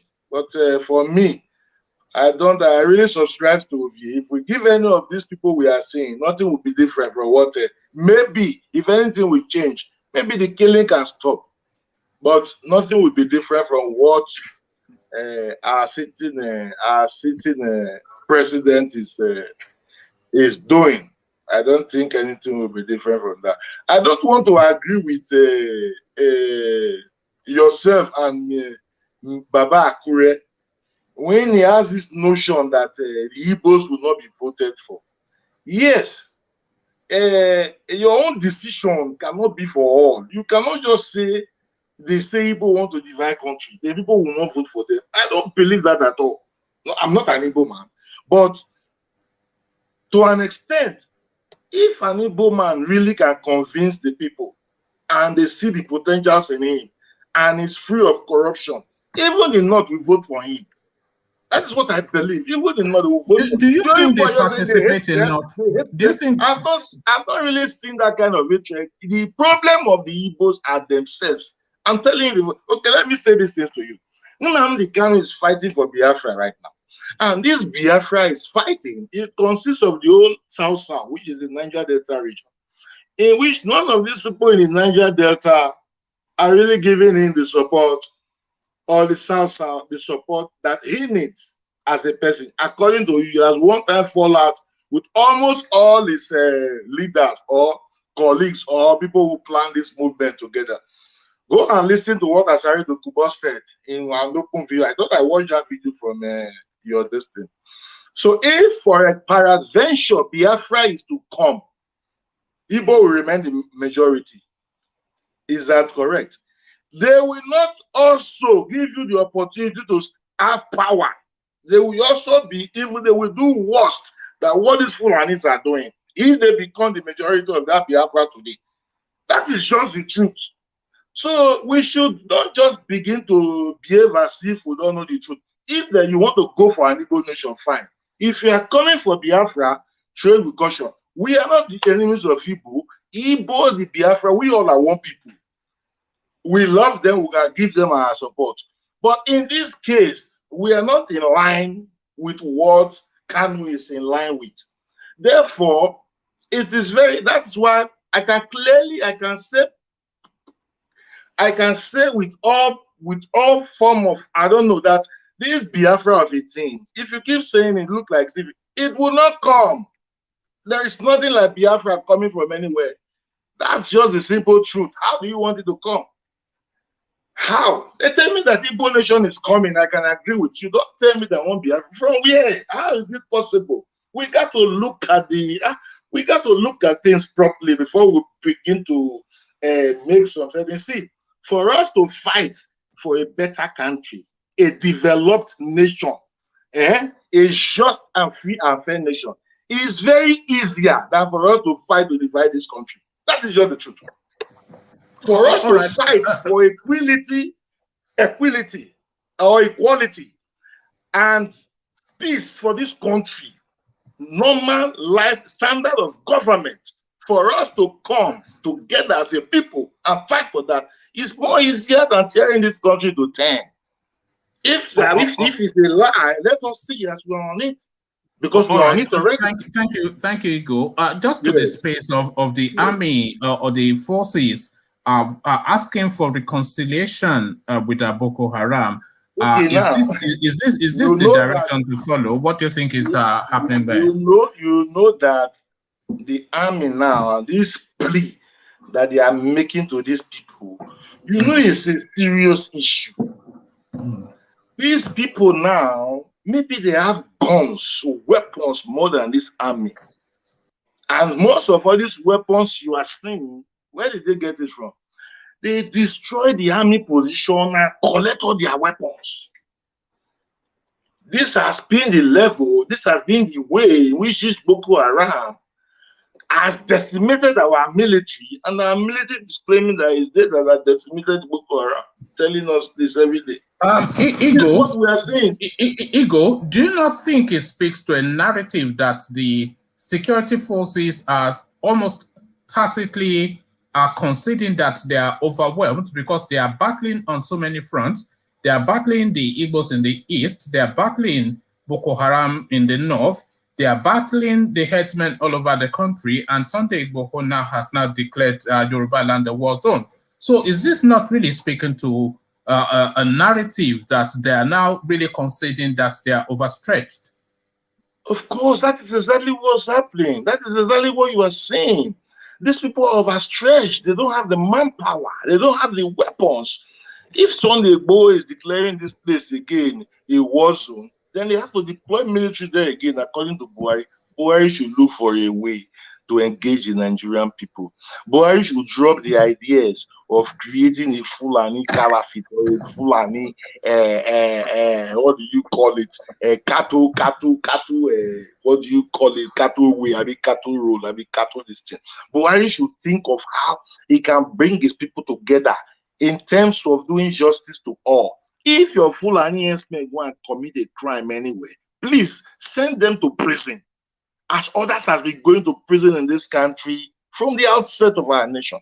So if Buhari begin to think that a way of dividing the military to the east to kill innocent people or to wherever, instead of concentrating on how we can reduce the power of this Boko Haram and others, it will help. It cannot. He should talk to his people. Buhari should talk, because the military, I can categorically tell you clearly that the military has no manpower. They cannot face the Boko Haram or the ISWAP. They can't, and that's why you see them begging. They are begging now. It's not indirect now. It's a direct begging. We all saw it now.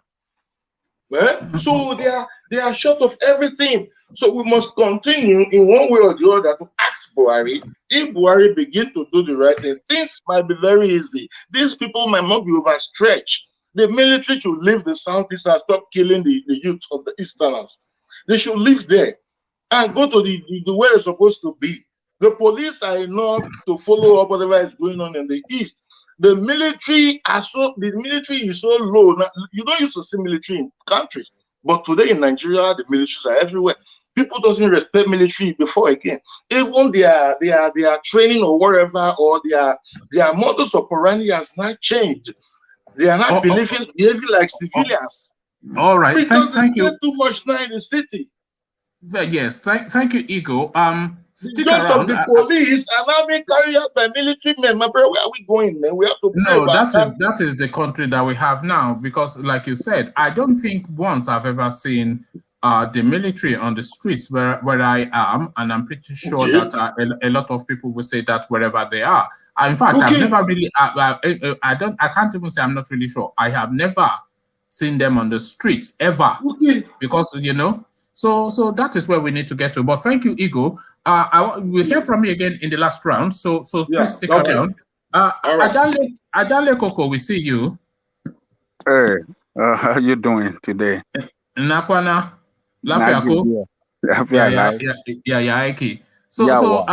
you've been following the narrative. Tinubu debilitating health, but nevertheless tilting towards Aso Rocks or Buhari Mark II. Dave Umahi telling the Igbos to shut up about marginalization and stop playing victim, and the army and the forces begging Boko Haram to come and talk, etc., etc. So to the space. Well, on the Tinubu medical trip to France,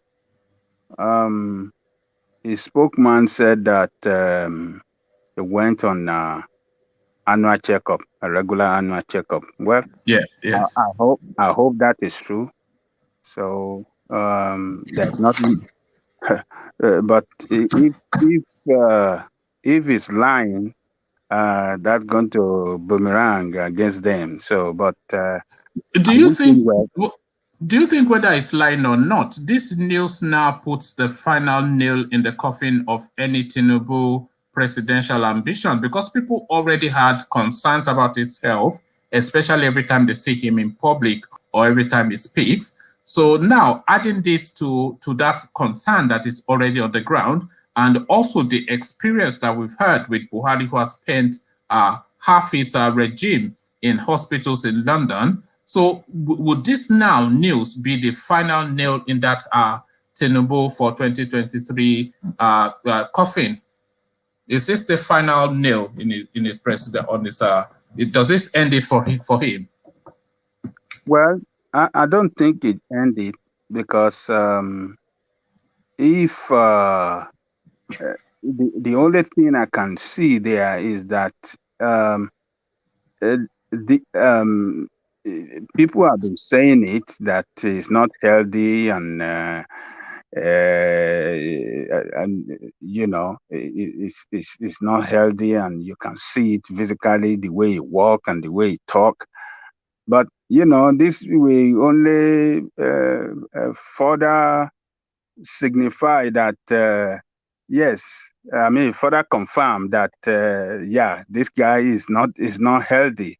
But if he come back and nothing happened to him, that won't stop him from pursuing his presidential ambition, because politicians, being what they are, they don't really care about the goodness of that country or the goodness of the people of the country. All they care for is their ambition and what they are going to get. So it's just, this is a guy that has been in control of Lagos since 1999. And he doesn't have an hospital. They don't have, I mean, it's just a shame that but they do though. There's hospitals all over Lagos, and they continue to build more and more. Lasso Hospital being one of the foremost hospitals in Nigeria, which is of course under the banner of Lagos State. There's plenty of hospitals in Lagos. Why is he not taking treatment there? He won't take treatment. It's a billionaire now. Do you know billionaires that take treatment in Boko hospitals?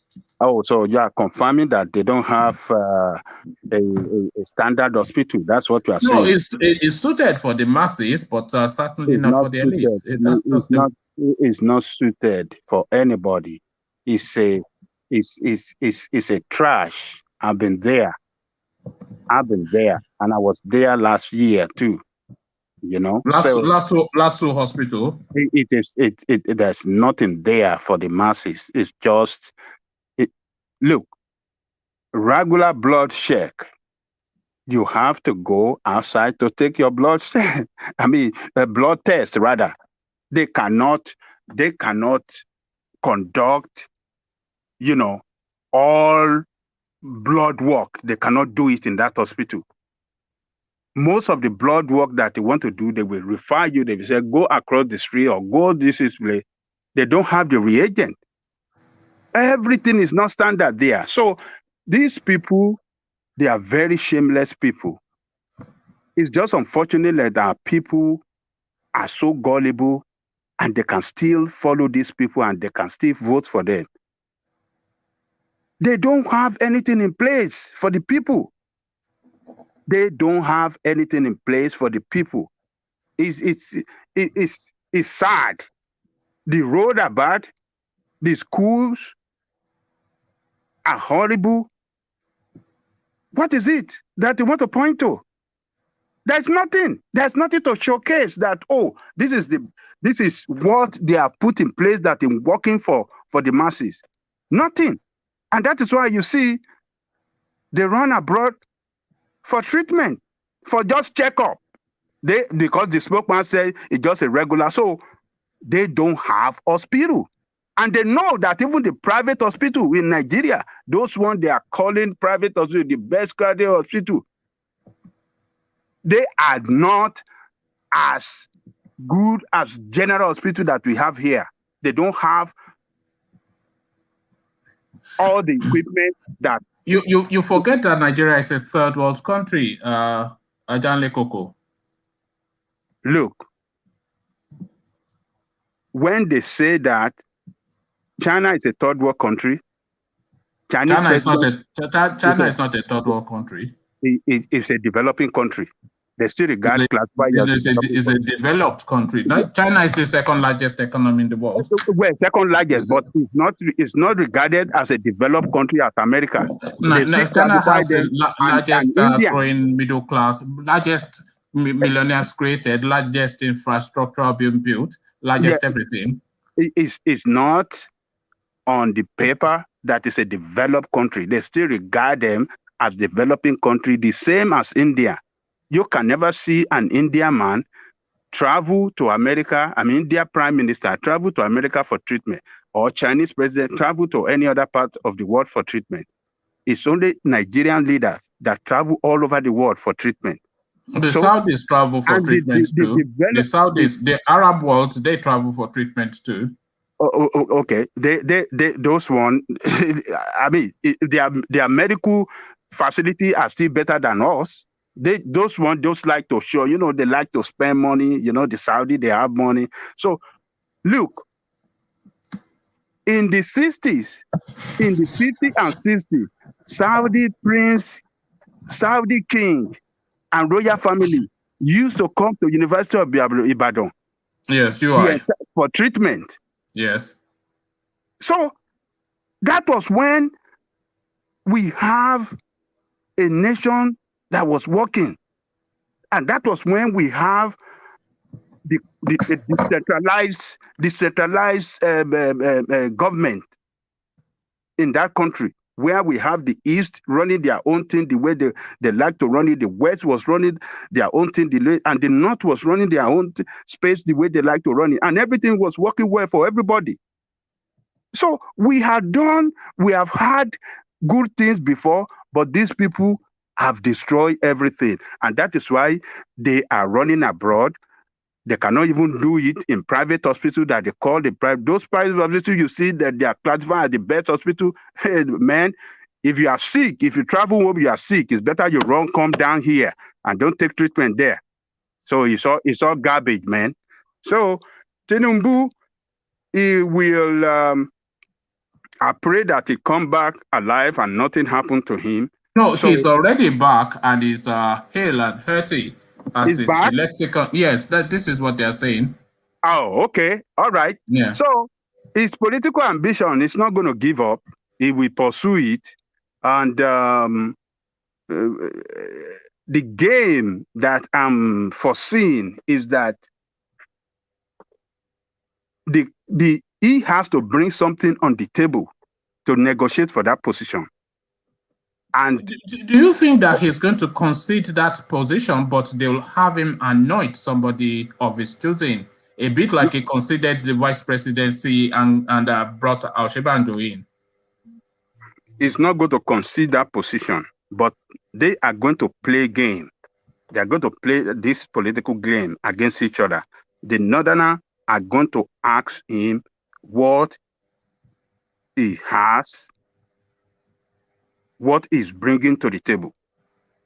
And what he can bring to the table is when he have the firm control of Southwest, not just Lagos State. You understand? And but he's which not he does, apart from Oyo State, yeah. No, hold on. He is not in, he doesn't have the firm control of the Southwest. Forget about, we have APC governor in place. The situation, the political situation that is going on in He the controls Southwest. Lagos, which is the biggest voting bloc. Oyo No, State that's not is true. his own personal cousin, yeah. Look.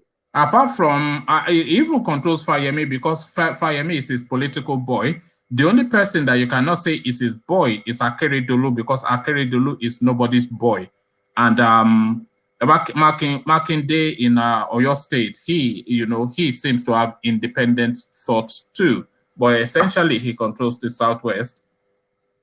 It's going to have some challenges because of the situation we have in the Odua, the Yoruba nation agitation. That is going to give him problem because they're going to sell him. Look, even if we appoint you or we nominate you as a candidate of the party, can you deliver your Southwest now with the problem that is going on in the Southwest? Obviously, no. They won't be able to deliver it. So there's going to be a stiff competition against him from the north, and possibly maybe from the other part of from the south, because the southeast is in turmoil too. So they are going to look at what is your short-term goal and the long-term goal for the party. The long-term goal is to win re-election for APC. And if the situation in the Southwest is showing that, hey, it's not good for them in the Southwest, they won't give it to him. The pendulum will shift. Will shift to somewhere else and not him. So it's going to be a very interesting game, but we have to wait and watch. Yes, hopefully, before the end of this year, we should know the runners and rider. So I want to take you to the army space, but before I go there, I want to acknowledge Plenty Water's super chat. It says Action Congress of Nigeria and Africa Action Congress. Should Nigerians be worried about connections of the founders? So, Plenty Water, you speak in parables often, and a lot of this parable. Did you understand that? What's it talking about? I don't know. It says Action Congress of Nigeria and African Action Congress. Should Nigerians be worried about connections of the founders? So you need to expand on that, Plenty Water, because it's not essentially clear. But to the military space and the security forces asking for reconciliation, I'm not quite sure what they are reconciling, because that I thought was not the language of the space. Or is it negotiation? Or, well, I don't know what's the reconciliation, but essentially they are peace talks with Boko Haram, essentially, and ISWAP is what they're asking for now, having almost now considered that they're not able now to defeat these people militarily and decimate them. So to that space, what do you think is going on there? Nigeria army is on their knee. They are losing the war, and that is why they are begging. This war For how many years have been fighting this war, and they don't have there's no positive result on it. What's the positive result they have achieved? But rather, they're losing personnel every day. They're losing personnel every day. Look, these people are emboldened now. I mean, the Boko Haram, they are emboldened now, and that is why you have seen them attack Nigerian military bases. They have attacked Nigerian military bases several times. Even the camp they But call they do super that. camp. They've been doing that traditionally. That's how they get their weaponry often. Yes, what they call super camp. I never heard of super camp before. It's only in Nigeria. I don't know where they get that terminology. I don't know whether the military in advanced country use super camp, but they call it super camp. These guys attacked them, took their weapon, and kill a lot of them, and burned and raised that camp down. Not twice, not three times. So Nigeria is losing the war. So they are on their knee begging, and that is why you will see me saying on this program several times that this man has destroyed that country. His incompetence has destroyed that country, and we eventually. Don't say that in front of Ovie. You know, Yeah, Ovie, Buhari's first son. Yeah, it's Buhari's baby, so he can continue to support a wrong a man that is killing Nigeria. Ajanle Koko is Dave Umahi, Buhari's son, is the question, because he is now querying that, because the Igbo, of course, they very quickly hinge everything on that marginalization. Marginalization is like a mantra within that space. So he, being one of them, is now going to that mantra to challenge it with facts and figures. So to the idea now that the Igbos are not really marginalized and they should stop bellyaching playing to victimhood. So to that space, Ajanle Koko. If we want to critically analyze this marginalization that Igbos have been saying, I think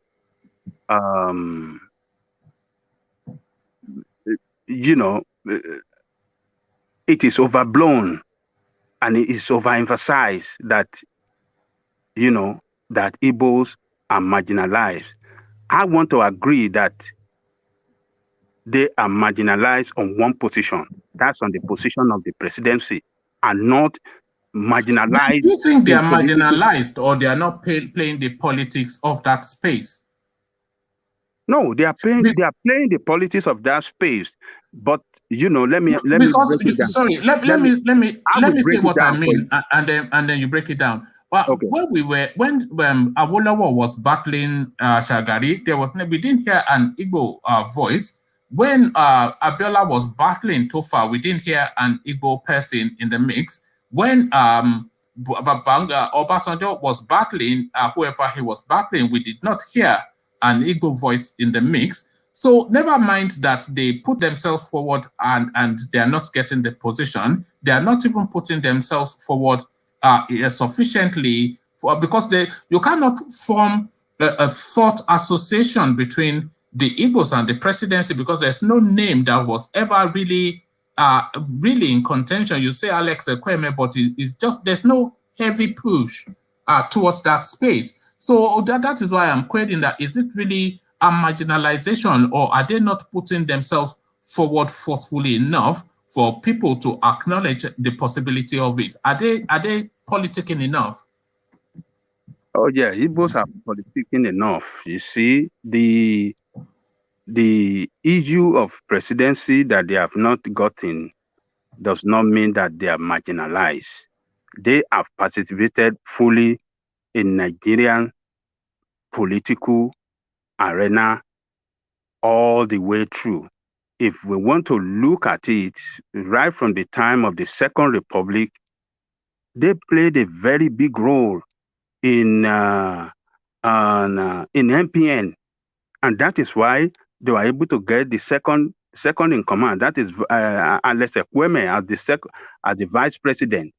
So, and the position of vice president is, I mean, is as good as the position of president. If something happened to the president, we just step into that shoe of the presidency. So that is number one. Then on the issue of Abiola, you know, everybody, including the Igbo, agreed that after Abiola was killed,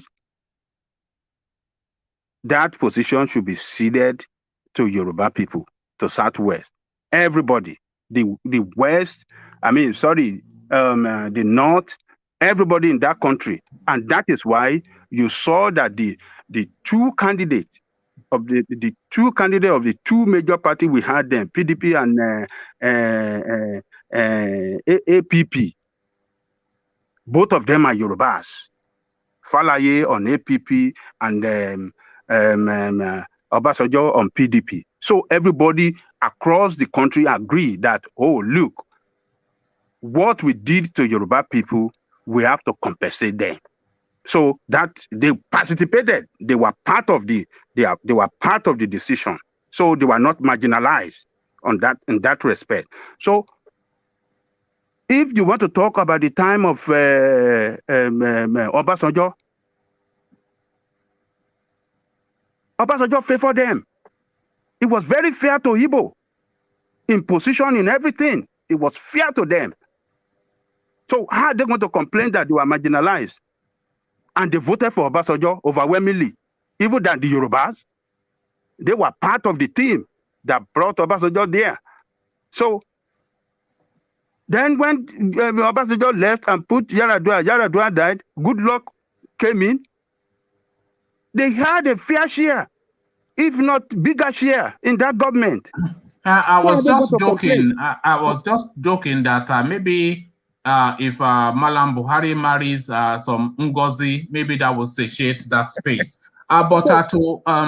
Plenty Water is trying to just expand on what he's saying, just so we have more clarity. So this is the follow-on comment that he's making. AC, ACN, and AAC is Tinubu and Sowore playing Egbe Action Congress, as Sowore is being a distraction for the youth. So he is now taking it to some high-functioning political arena that Sowore is essentially a fifth columnist being used as a tool, really, as a diversion. Remember, of course, you know my thoughts on Sowore because we went into it in detail yesterday. So as I was saying, they were not marginalized. They were part of the game all through to this game. So, but you know, this time around, if we really want to be fair in that country, for the position of presidency, is the time for the Igbo. Turn by turn, Nigeria Limited. Yes, it is a turn. Is the turn for the Igbo. Yeah, it's a turn for the Igbo, and they have capable people. Peter Obi. No, forget Peter Obi, man. No, that is one man. Is a joker. That guy is a joker. No, hold on. That guy, among all politicians in that country, if you go and look at his record, is one governor that came in that killed corruption in his state. He suppressed corruption to the barest minimum in the state, and it left buoyancy. This is the fable, isn't it, that they are telling us about that guy? It's just fable, isn't it? Look, he left that state in a state of buoyancy as at the time he was living. And you see, he is the number one person that I will go for any time, and I will vote for him. But what about his squeaky voice? Do you want a president with a squeaky voice? Oh, forget about the voice. That is his voice. There's nothing you can do about the voice. But the message that is coming out from that voice is what should matter to you, and not the voice. Everybody have different. Some people have baby voice. Ovie has a way that he talks. His Ovie voice, you know. So, you are this Ovie, eh? Yeah. So Igbo should not continue to overblown this marginalization. No, do you think They they are not overplay it they though? are Do you participating think they all through. overplay it? Huh? Do you think they overplay it, that marginalization? Do you Oh think they yes, that's what overplay I'm it? saying. They overplay it. Mm. They are part. They I mean, they are participating in everything. So why? But what? All I just want to say is that this time around is the time for the Igbo and not Yoruba. If we really want to, be fair to ourselves in that country, is the turn for the Igbo. If Nigeria exists, and I don't think that country can exist because um, I mean, the demand that the box up was a stable that's supposed to do the right thing by bringing everybody together is not doing that, but rather is trying to cut it into pieces. So, and you can't stand up and said and take up arms against your people and kill Igbo and Nigerians. You can't kill them. And what is doing to Igbo should sound as um, um, we Yoruba should look at it that it can It's come as to a us warning. too. Yeah. Yes, it's a sign that, okay, this is coming to you, Yoruba people too. So it's going to do it to everybody. So All right. that is why I cry. That is why I say every day we should stand up against this tyrannical man. Unlike Ovie that is supporting him, that will be praising him, that is smart. He's not smart. It's a domestic idiot. No, It's not smart. I think Ovie is just is trolling. Ovie is trolling. I'm pretty certain. But I thank you, Ajanle Koko. Let me sample all the other opinions so that I make sure I've captured everybody before we start to round off. So now to the silky tones of the elegance that is Celibi. Celibi, we see you. Yeah, I'm here. Yeah, so to the space you have been following, Tinubu, they are even speculating now that like is in a shallow grave in Dubai, like Buhari or something. They say. So the Igbos, they've gone wild with that one. But Tinubu now in hospital or not? But this health debilitation that we're hearing. So is that the final nail in his presidential ambition coffin? So that's the question. The Nigerian army virtually begging Boko Haram to come and sit down for peace talks. So is that a direction to follow? Dave Umahi saying that the Igbos they harp on too much about that word marginalization, and he is throwing some statistics and data to that space to counter it. And you said you wanted to address something that Ego said as well. So to all of that, let me shuffle Ajanle Koko to bring Ego back, actually, since you probably want to address a point he made. So Celibi, good to see you. Yeah, thank you. Well, so many things are happening. They just keep going on and on and on. And so one of the reasons I wanted to take Ego on, um, he's got his own conjectures basically about what is going on. You know, a lot of us have been following this whole situation for a very, very long time. It's not today. You might look at us that maybe we live abroad in London or whatever, but we've been following this. And it's not just as easy as you're saying, that for one moment, oh, we can build a Nigeria that will be great and all this kind of thing. Where are you going to start from? I mean, what's going to be the recipe for that? I don't understand. You saying that you want to be, I mean, we can all stay behind. And this is the same Nigeria we've been trying to build a long time ago, even before Obasanjo got the opportunity to come into power. We've been fighting, we've been on the same story from the June 12, 1993 till date. We are still on the same story. And then you keep going back telling us, oh, we can do this, we can do that. And then for me, I just kind of like feel fed up with this whole movement. And if we're not serious to move forward, if the South cannot call its own line and say, listen, we've suffered enough, our people have suffered enough, we've been killed enough. I mean, everybody, I don't care whether Biafra or not Biafra, this is not a Biafra story. just a Biafra story, but this is a story of the South, because we know who the common denominator is.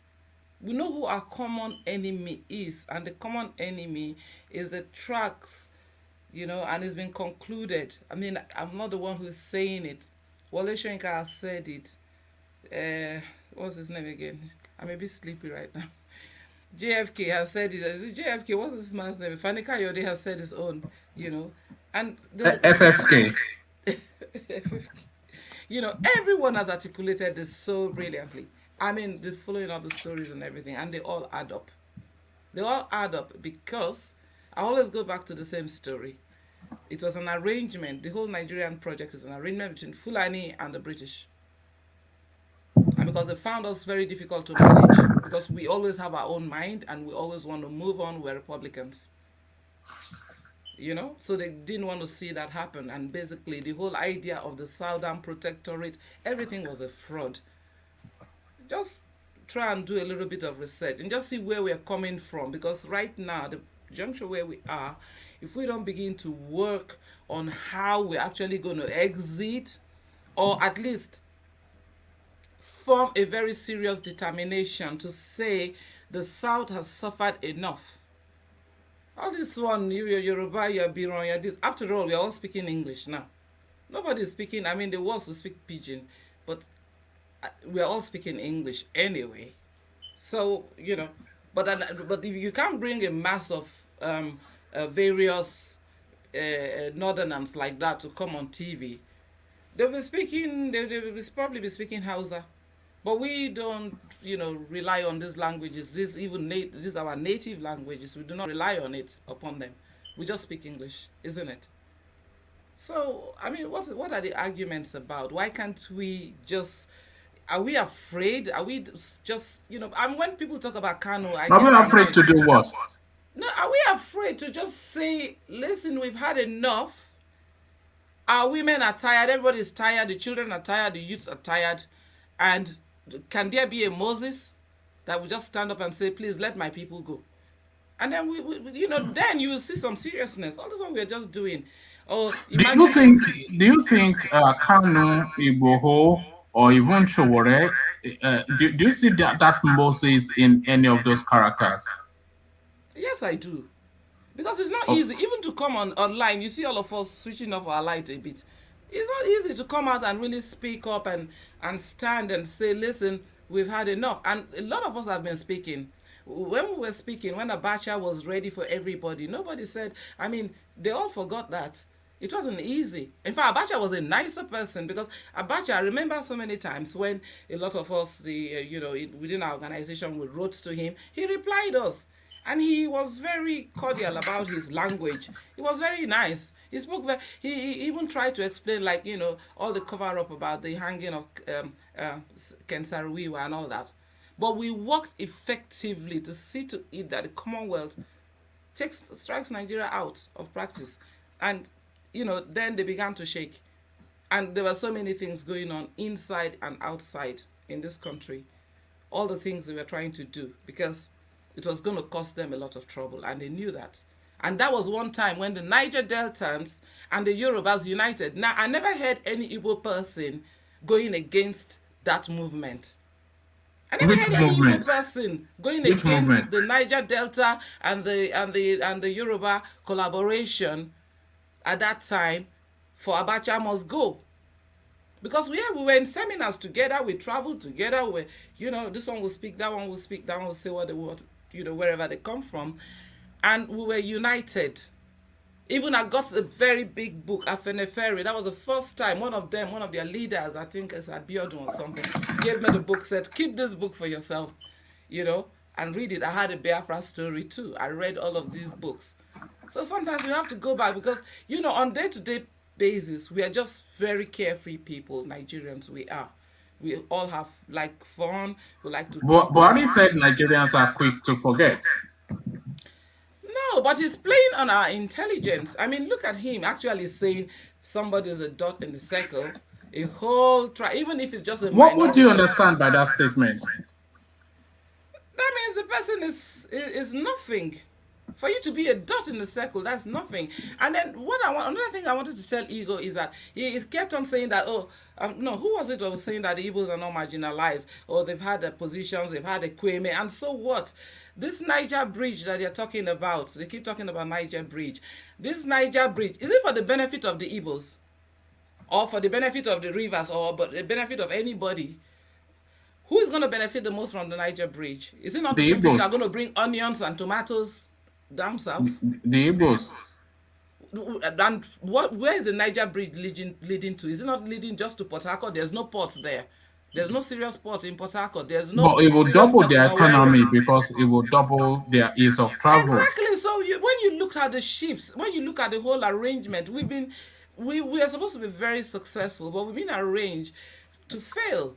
And if we don't begin to see that and see economically we're failing because our ports are not open, and the so-called Niger bridge that did I not build back, how many years will it take you to build one bridge? That's the same Niger bridge I traveled with my father and in our little car to Well, cross but over Buhari is building to it the now, so-called as we saw in that video. Buhari is building it now, as we saw in that video clip that I played. But it's not for the benefit of only the Igbos. It's for the benefit of the North as much as. But it's in Igbo land. Well, if you can build a train line to Maradi in Niger, for crying out loud, how many Nigerians are going to Niger to do what? So we have to look at these things. We have to stop being sensitive. Let's just look at the objectives of the whole struggle. Is it necessary? If it's not necessary, let's quietly sit back. Because all these ones are soldiers are going to kill people everywhere, Port Harcourt, Aba, everywhere, they're killing people. We don't need this.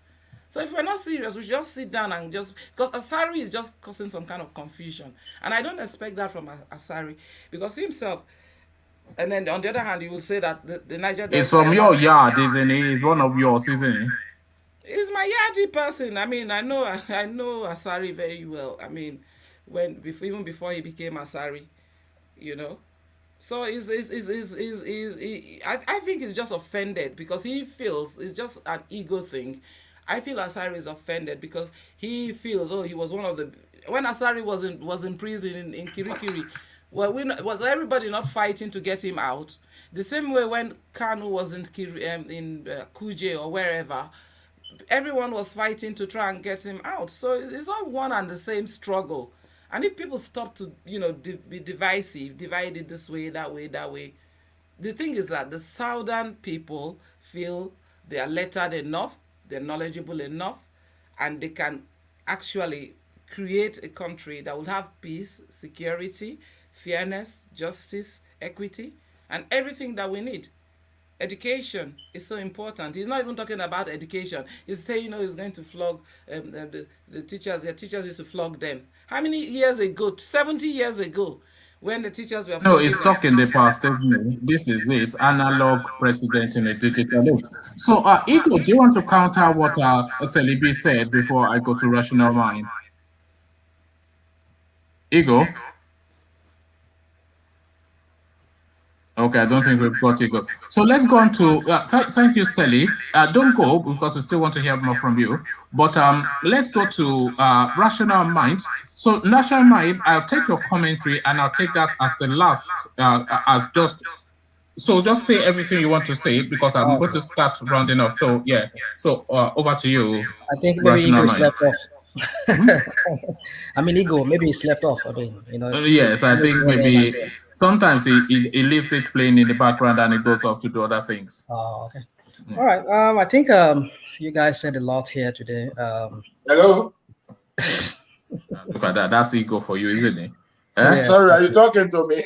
No, it's fine. I wanted you to counter what Selibi said, but I don't think you probably heard most of it. But I heard what she was saying, but I didn't really put much yes there. But I overheard her saying that we fought for Asari and we also fought for Kanu, and that is exactly, and that's truth. These people, as they are fighting like this, whenever they get apprehended, either by any of these, all Nigerians in general come out and say, no, you must release this person because what he's saying is fighting for his rights or whatever. So it's a normal in the country. All right. Thank you for that. Let's go on to Rational Mind. we take his comments. So Rational Mind will take your comments. Yeah. Was it yesterday or when was it that we were talking about Tinubu and all of that? This senile-looking old man. I mean, we see his posters everywhere. I mean, there's been images coming from Nigerian videos that they've seen his posters all across Abuja and all parts of Nigeria. Like, you wonder, what does he have to offer?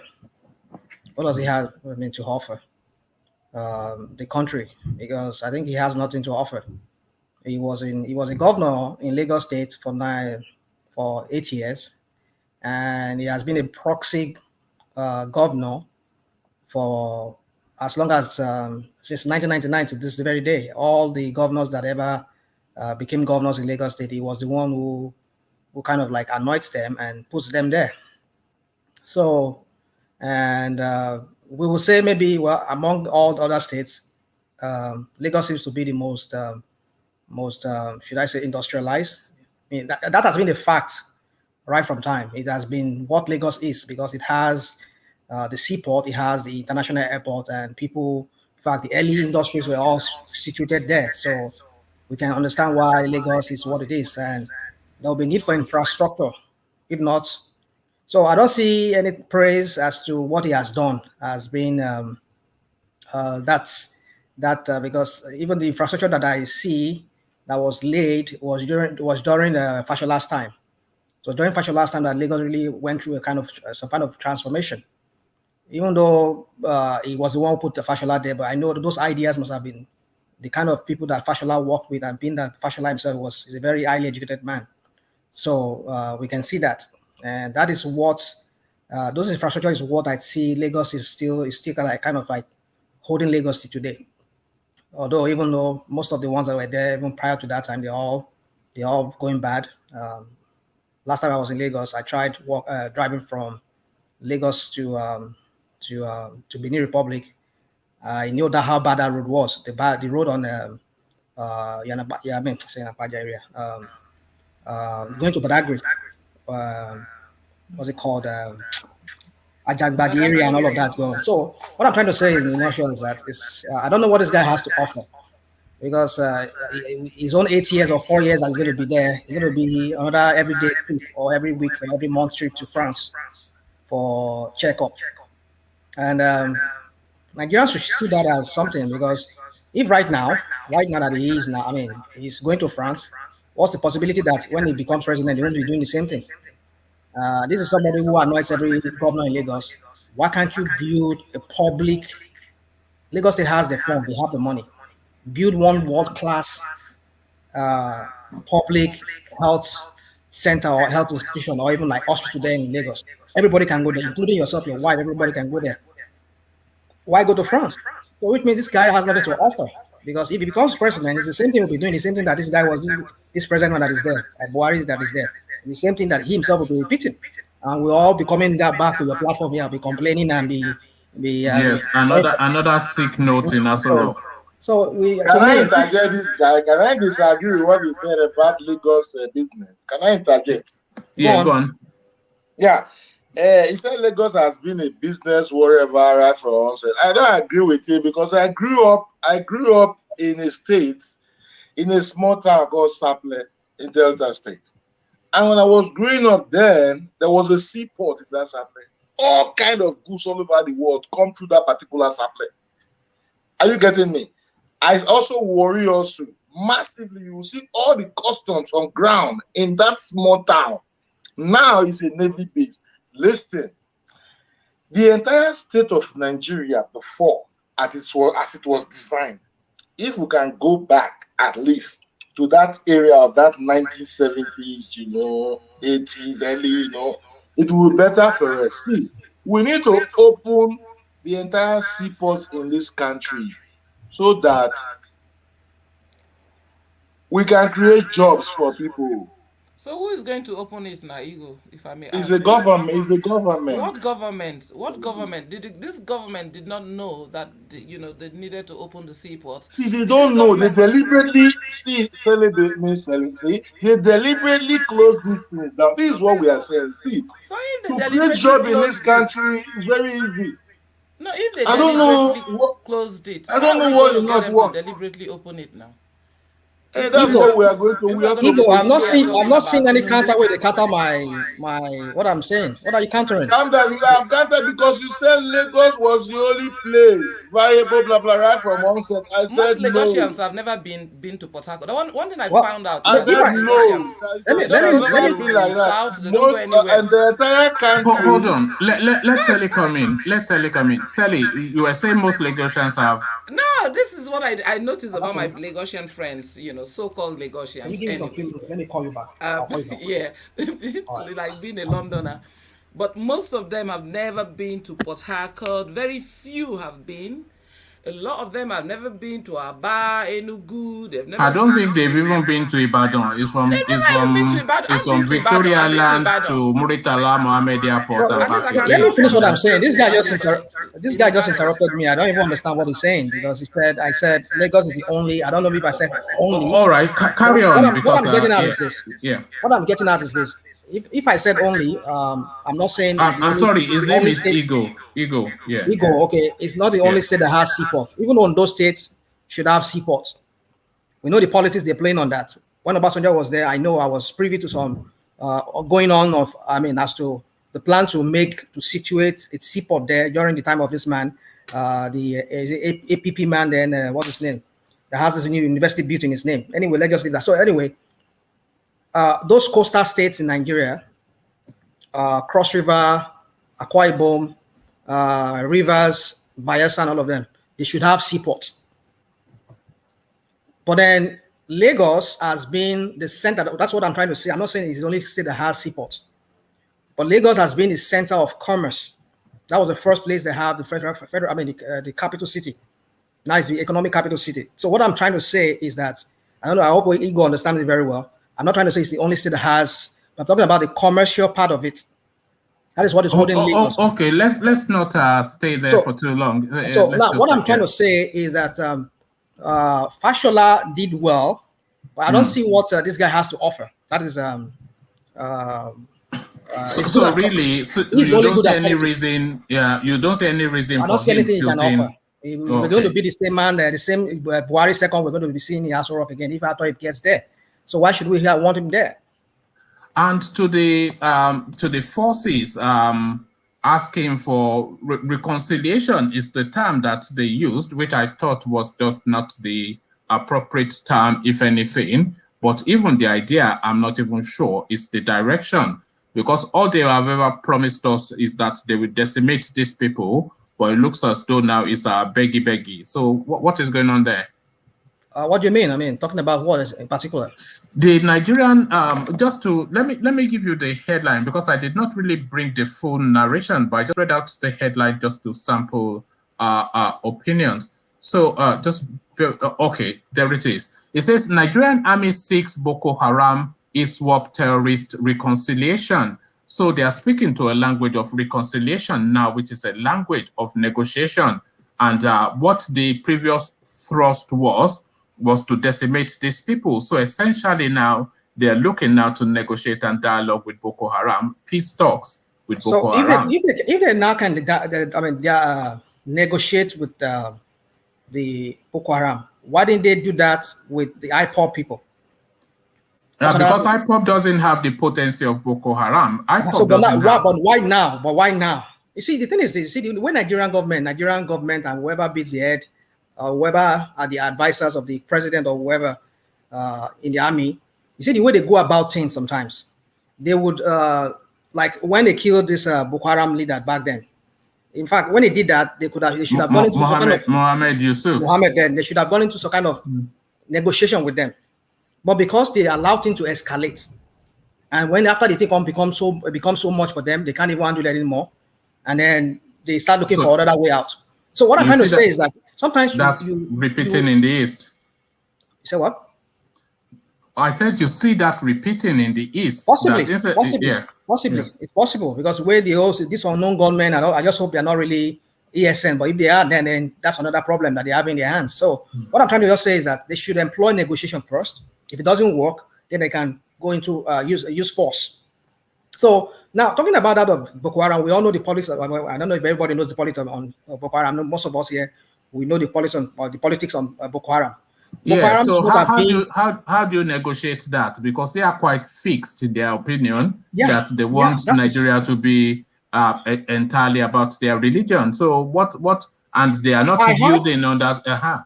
I had a story. I had though this is not a story out there in the public, but I heard from somebody. I won't say it's a reliable source that this late man, that this Atairu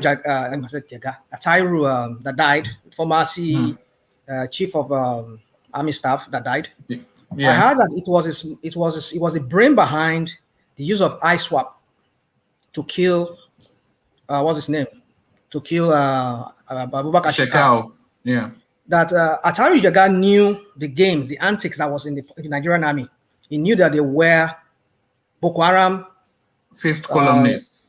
No, not I mean they've implanted some Boko Haram people within, even some of the generals, some of the top generals or top major generals, and I mean top people in the army, even in the intelligence.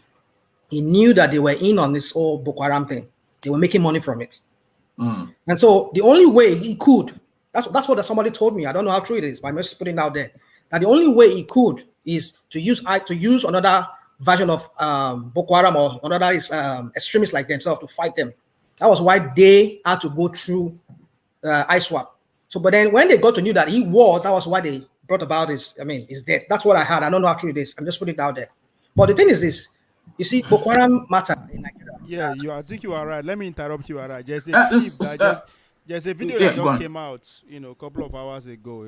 There's a new leader now. Although the communication was in Arab. In the amongst the terrorists. Yeah, they just released their new video. Their usual announcement. Yeah. So I think so the battle carries on. Yeah.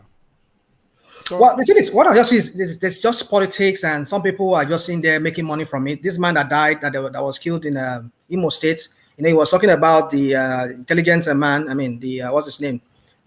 This Bono man, Mogono. Mogono know about the death. Yeah. I mean, he knows about the whole terror. I mean, Boko Haram thing. It's all part of their setup to make money from the Nigerian government. And you see, we all know the politics. That Nigerian army that I know back during the time of Victor Malu, that fought the war in Sierra Leone and in Liberia, I tell you, if it's that same army that we had back then, that is we still have today, I don't see Boko Haram to have done what they have done up to today. They should have at least been able to decimate those people, at least. I mean, just push them to maybe to just a small enclave within that Sambisa forest, or even annihilate them totally. But we know that, with their stories about even informants within the Nigerian army, that even when they were even about, they don't even capture them, finish, they won't just exterminate them. Somebody will just give order from nowhere and say they should come back, and those kind of things. So that's to tell you that it's like Showore said. It's like Showore said. It started as a crisis and it has now morphed into a business. So it started as a crisis. Well, do you know, Ahmad? Look at the billions of dollars is going towards that thing. If it ends, that's the end of that billions of dollars that goes to that sector. Now they want to negotiate with them. So my question is, what is the negotiation that they're negotiating? Are they trying to negotiate that, okay, we're going to see some part of Bono to you people? You people can continue your Islamic extremists. This is the thing. Or are they going to pay them off? And if they dare to pay them off, they will increase it, because those people will just go and buy weapons with it and continue. Thank you, Rational Mind. But to that space, Dave Umahi, speaking to that language of marginalization that we hear from the Eastern quarters almost routinely, in fact, on a daily basis now, and is telling them to shut up, essentially, that it doesn't sit with fact and logic. You mean Umahi is saying to who? Umahi is saying to the Easterners, let me give you the headline. Because I read it out, but I'm just going to give you the headline now. It says, it is misinformation that Igbos are marginalized. Governor Dave Umahi is the one making that headline. And then he went on to cite examples of the Igbos not being marginalized. He spoke to the security services space to say that they said service chiefs, but the service chiefs really, that there are people at least of Biafran extraction amongst the service chiefs, and he spoke to senior positions being held by Igbos in the Buhari administration, and he's saying really essentially that that narrative does not really hold to fact and logic? Well, we know Umahi's politics. If everybody knows him, it's just I know he's up to something, and who knows? Maybe it's just he wants to contest for the presidency, which he has often denied whenever they ask him that question. But I know he's just up to something. Maybe he's just acting in the capacity of the Southeast governors, the head of the Southeast Governors Forum. But then Ovie was suggesting that it's after something juicy in 2023. You know, we can only speculate on these people's mind. I mean, what they're thinking, what their intention is. We can't really say. But I know most of this speculation. Sometimes some of us tend to be right in what we speculate on. It happens just the way we speculated it. It's just all speculation. But I know definitely that they have some personal interest in all of this. So talking about the marginalization, you see that Igbo marginalization, sometimes if you look at it in one way, you look at it like, okay, what is this people talking about when it comes to marginalization? And then on the other hand, you look at it, it's like, well, it's like they have a point. Either it's real or perceived. But then what I'm trying to say is it tantamount to victim playing? That is one area recently I started thinking about it, like, okay, why these people playing this victim card, like, okay, we are marginalized and you people just don't give us. I just like, hey, you people just suck it up, and then hey, just fight for this thing yourself. You know, nobody's going to give it to you. Like somebody said, one of these politicians in Nigeria, nobody will just come and give you anything. You need to fight for it. But then it's Afantua that said that. Well, the marginalization issue, you see, for me, it depends on the angle you're looking at it from. But then, in a way, I think for me, this is how I would put it. The events after 1970, when the war ended, or 1970 when the war ended, the event that followed ever since then, I think that is how we should be saying it. But that's just my own opinion. That the event that followed after 1970, after the war ended, has not been played to the advantage. It's not been the wounds have not been fair. Has not been fair to the Igbos because after 1970, do you think the Nigerian nation owes the Igbo an apology for the war? Yeah, for the war. Definitely, yeah. I believe that. Yeah, I believe they should. I mean, they should make it a national holiday if it's possible. Make it a national holiday. I agree. I agree with that. Yeah. So let me just give you what this is what Dave Umahi is essentially speaking to, because of course, you know, we all gather and say, oh, all of the security something is in the north, all this, that, and the other is in the north. But there's an overrepresentation of northerners in the security structure of Nigeria, but certainly not all of them are from the north. And this is what Umahi is speaking to. He's saying that there's a Biafran in the security structure and in the senior position as well. So these are the key players in the security structure. Let me just give you these names and then you can come in. So the security structures, the Chief of Defense Staff, Major General Lucky Irabo, who is from the the Delta area, which is part of the Greater Biafra space. Atahiru, who of course has passed on now to be replaced by somebody else, but he's from the north. Zubiaru, who is from the north as well. So he is the naval chief, and the Air Force guy is Ishaka Oladayo Amo. So you don't get more Yoruba than that. So roughly an equi-mix, but then of course all the satellite agencies are essentially dominated by the north. So that is where Umahi is speaking to, that all of that language of marginalization, it doesn't in often instances speak to fact and truth. So rational mind. Quickly on that, you see the way Nigerian army is structured. I think let me go back to what Baba Yabo did some time back after he became president, and I think a lot of people were saying back then that, oh, he has really broken the back of the Northerners. In fact, never again will the Northerners ever. I mean, like what they were trying to say back then was that it made it almost impossible for a Nigerian army to stage a coup. There was a way he broke the army back then, that he made it to such whereby everybody seems to have equal representation. He moved most of the armory from Kaduna. He moved it down south, and he shared some back to maybe Enugu, the artillery they have there in Enugu. He kind of like the way he kind of structured the Nigerian army back during his time. he made it to the point whereby no one single ethnicity can dominate the army. But during this man's time, we've seen a lot of reversal on that. He has reversed a lot of things, even in civil service. During Obasanjo's time, he made it whereby, I mean, even though we still know that even back then, the northern people still have more representation in the civil service back then, but he made it to the extent whereby most of the palm sec then, at least we have equal representation from the south. But this man reversed most of the thing back. So what I'm just trying to say is this, that it's still skewed. You look at it, the Nigerian army is still skewed. We have a lot of the top generals. Okay, look at what happened recently now. He retired almost 30 something from the south. More than 37, 30 something from the south who were top generals in the Nigerian army. And then only for him to bring somebody from behind them. So you see, in any way you look at it, there's still an element of this marginalization or this skewedness to the north, or wanting to favor the north when it comes to the military apparatus.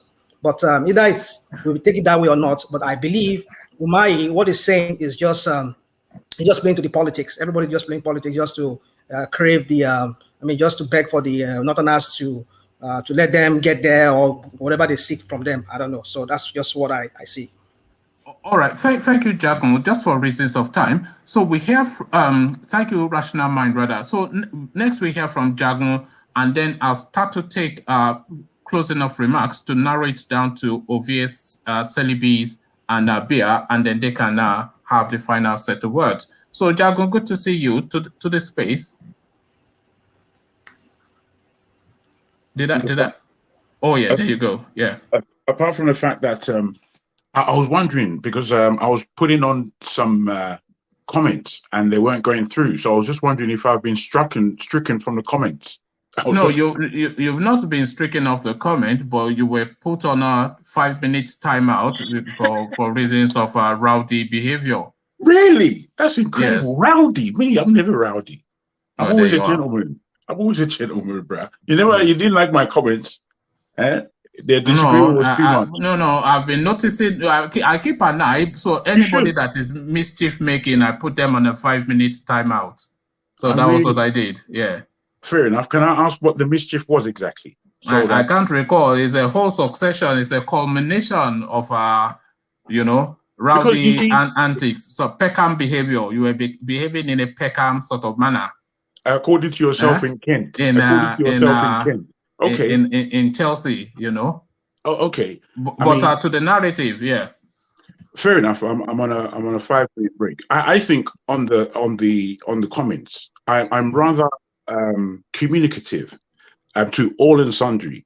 And if you do read the comments and read them in order. Well, I don't read them in depth, but I just keep an eye to see. I mean, they're not so deep. I don't want too much aggression, and I don't want people feeling uncomfortable. Or, I didn't not you personally, but I just monitor to see that I allow free speech, but Indeed. just I'm fussy about language. You know that. Oh, okay. If that be the case, I would agree. I did use one expletive. Only one, and it was one of the worst expletive, I suppose. But yeah, no, that's fair enough. I'm sure you should be able to comment now, because that would have been about 5 minutes ago that I put fair enough. Fair enough. I came on to ask that, but again, cooling off period. Yeah. Okay. I'm interested, obviously, all the time in what's been said on this platform, and I'm interested in the platform's development as per being a push, an assistance in bringing to attention or opening the minds of our people, especially back in Nigeria. I think the diaspora, largely, they would have a notion on what should be done in the country that may be a bit clearer than what's actually going on in Nigeria. Because, as I said, the politics of Nigeria is such that it's really intangible. It means absolutely nothing in the great scheme of things. It's a caliphate of individuals who are lording it over the whole nation to the point of oppression. And I think every time we engage with Nigerian politics, we lose our own individual power, our integrity, and what it means to be a human being. Really, the Nigerian politics are the politics of the devil. I mean, it's clear. Why people are dealing with it, I have no understanding. I understand, obviously, OVA has his notion, and he understands that we are in Nigeria, come what may, until there's a change, we're in Nigeria, which I can agree with. But at the same time, giving so much power to the politics of Nigeria is us losing ourselves daily. The biggest thing where Nigeria, I think, is concerned in moving forward is the communication of the South. And when I say the communication of the South, I mean the communication between the Igbo and the Yoruba. The communication between the Igbo and the Yoruba is sordid. It's cloudy. It's full of unfortunates and unfortunate themes. And I really feel that in order to move forward with this program, there are certain narratives that we should take on board, new narratives. Old narratives haven't worked. The whole lead up to the war with Ojukwu is clearly being played out all over again with the narrative that Nnamdi Kanu and IPOB are putting forward. The same mistakes are being made. Exactly the same mistakes are being made. So that means that we're going to come to the same end, which will be a ruinous end for our brothers in the East. Is why I would ask them that, boy, as far as this Biafra thing, put it down. It's never going to work. It's rubbish. And I'll tell you why it's rubbish. I don't mean to be abusive. It's rubbish because it doesn't mean anything in the African space. Biafra is not an African word. It's a word put forward by the Portuguese, and we Africans have taken it on board. And it's just like, can't you see, for God's sake? Can't you see? And we just keep rolling it round and round and round, and we're not coming to the actual discussion between the Yoruba and the Igbo, particularly about joining hands. If we join the hands, then we've got the power of the country. It's to me, it's quite simple. If Yoruba and Igbo join hands, and then the middle belt or the what do you call it, the South as it's now being pronounced, if we all come and somehow form agreement, then we have power in that place. But without this agreement, or without narrowing down to the complexity of us coming to a point of agreement, I can't see us really going forward, apart from talking this, that all day long. You know, is there going to be any progress, or are we really just stuck in this space until the foreseeable future?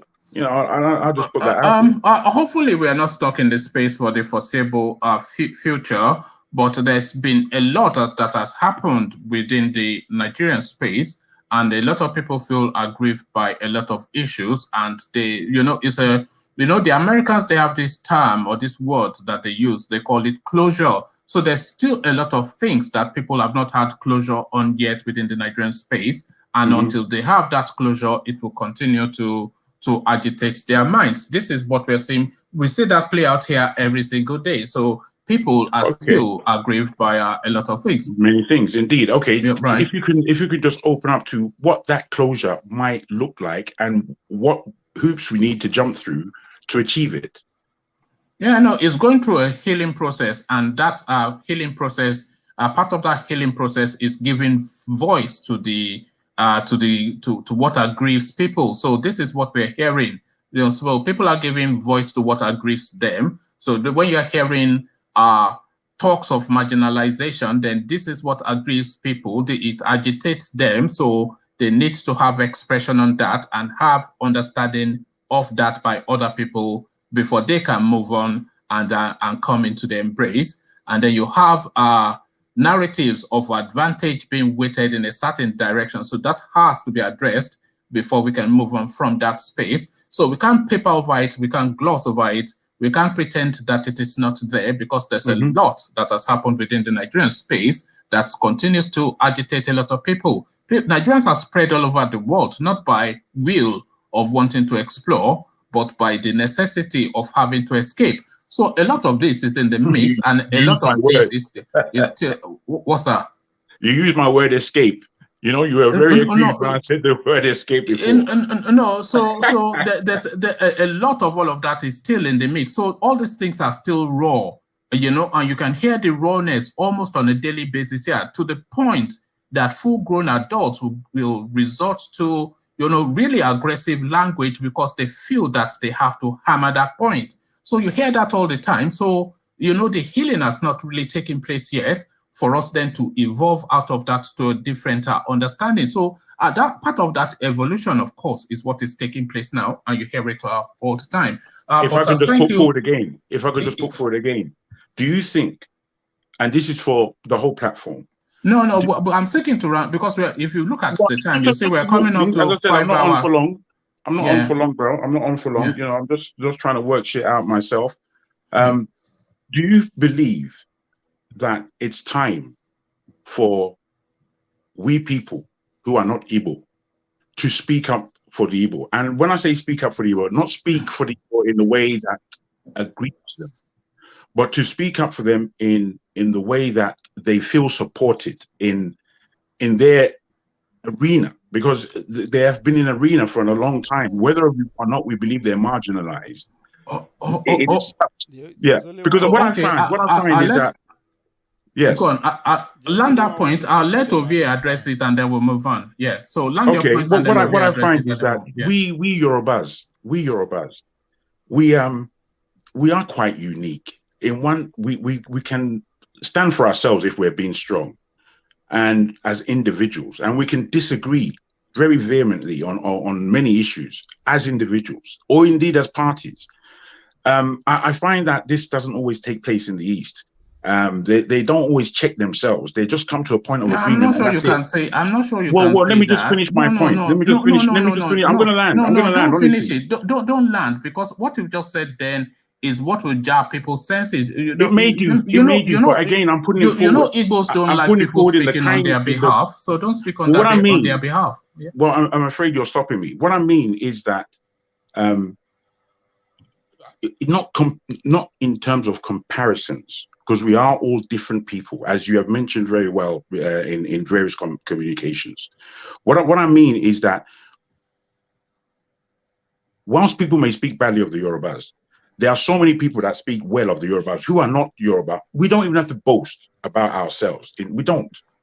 Whereas I don't think we give enough credence. Well, Ovie only has one ambition in life, and that is to be a Yoruba man. Indeed. I mean, I don't think we give enough credence. But I guess, of course, let Ovie address that, because if you look at the time, it's 4 hours now. Yeah. Ovie no be Igbo. Okay, then let Bia address it, but just one voice address it, then we move on. So, Bia, are you still with us? Yes, I'm here. Did you hear what Jagun said? Yeah, I heard what he said. Okay, it's like someone speak it's briefly like someone to that. watching his neighbor's house on fire. He's not inside the fire. He wouldn't know how it feels. That's why when you hear first-hand testimony, that is a fact. You should take it serious. It's not a dream, it's reality. It's like my father was in that war and was shot, and I saw the wound. It doesn't mean that I want revenge. It's just a point of universal reckoning by the opposition or everyone else in Nigeria. Don't treat the Igbos like victims. They are not victims. What's happened is happened. People lost lives, not just the Igbos, everywhere. Everyone should heal, accept that Igbos are who they are. We're unique and we're beautiful people everywhere in Nigeria. But don't label the Igbos because of the war. Because what it is the structural discrimination. This is not when you say Igbos are marginalized, remove that marginalization. It is like characterizing people, putting down structures that stigmatize them, that discriminate them, and then you victimize them, and then you say they're acting like victims. You have all the words and you don't want them to speak. That is unfair. That's what I'm speaking. All right, respect is reciprocal. Bia, I would like you to have the final word if you are happy to stay till the end. But I want to start going towards those final submissions now. But before I go there, I'll just acknowledge Plenty Waters super chat, and this is addressed to Jagun. It says, Jagun, is it now North versus South you are proposing? Will you then envy a Northerner or Southerner who plays politics to get the ears of everyone? So that is what he's saying. And then he went on, I'm not sure, I struggle sometimes to come to grips. It's just a high functioning utility. Maybe my IQ is not at that level, but I don't understand what that means. It says, Jagun, is it now North versus South you are proposing? Will you then envy a Northerner or Southerner who plays politics to get the ears of everyone? So then he goes on to add that one man went to know, when you create a narrative of South versus North, then you don't have the right to envy a politician who becomes creative in getting support from both the North and South. So I'm not quite sure if I created anything, or maybe it's just addressing that to me by way of addressing it. Yeah. Yeah. So you must be reading into things that we never said, I think. I never made mention of that. You know, my feeling about Nigeria is that it's about power. And right now, it's really about power, and it's critical. And it's critical that people take power back. And I feel that the easiest way of power being taken back is about the South having some kind of confederacy that states that this is where power is. It's where power is based on the production of the South. It's where power is based on the mineral wealth of the South and the education levels of the South. And we have to realize these things as purposeful in terms of going forward.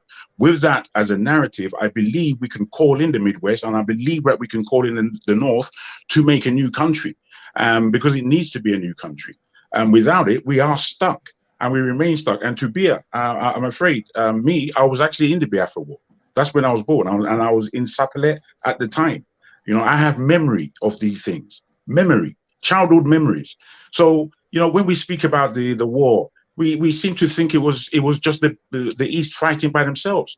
It was a whole country in a mess, and especially that so-called Biafran side.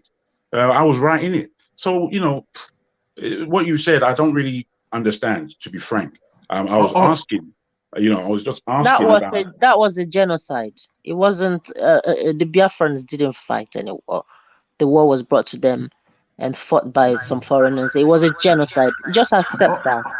All right. So let's because really for reasons of time. So let's just go to rational mind now. So I just want quick summations now, because we are just completely in dark hours now. So quick summations, quick summary from you, rational mind, and we'll just rattle through it. So yeah, I just to think the point.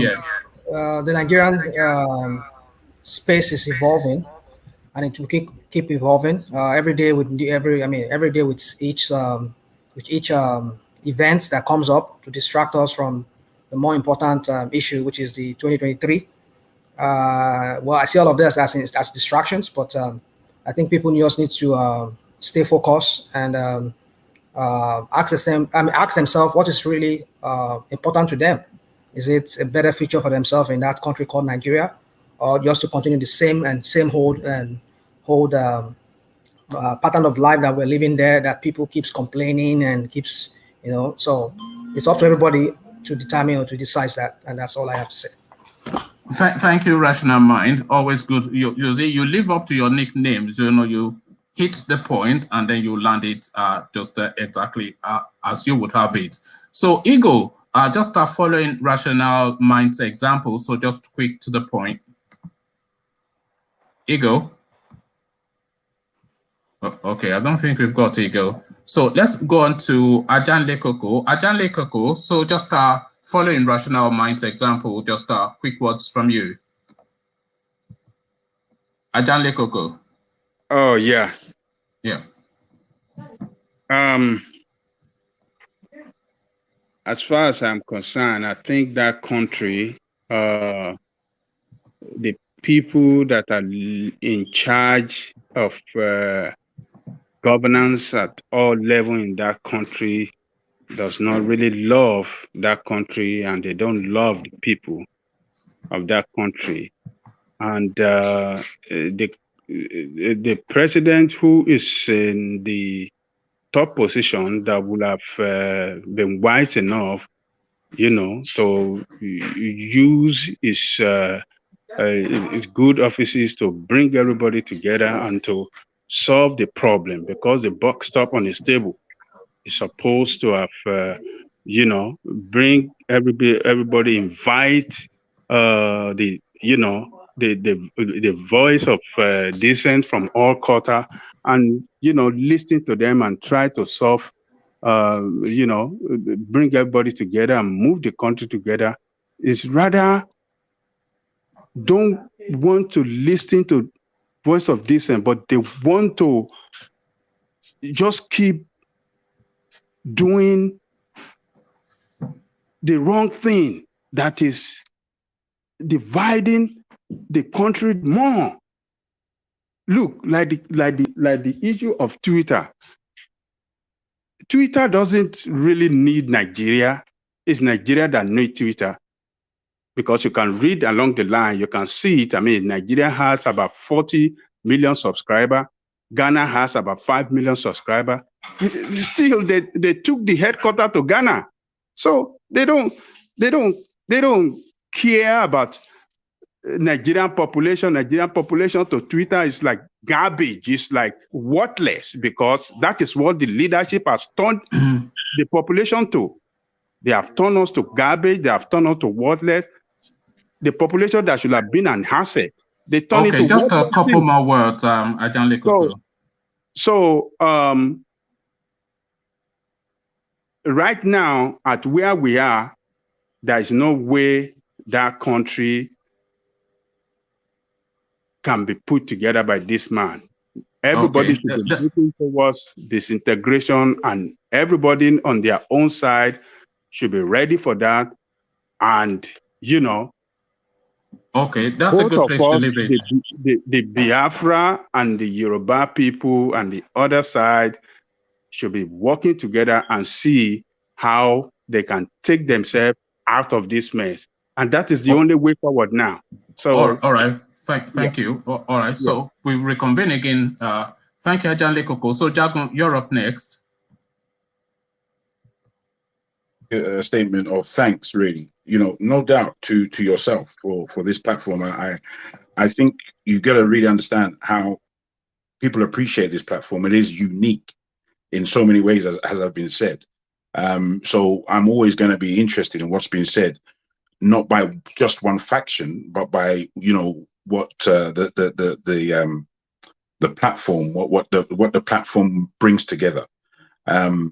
Again, as far as the daily politics of Nigeria, as much as one tries to keep up with it, it's almost like keeping up with something that you can never hold in your hands. It's going to change in one way or the other by the next day.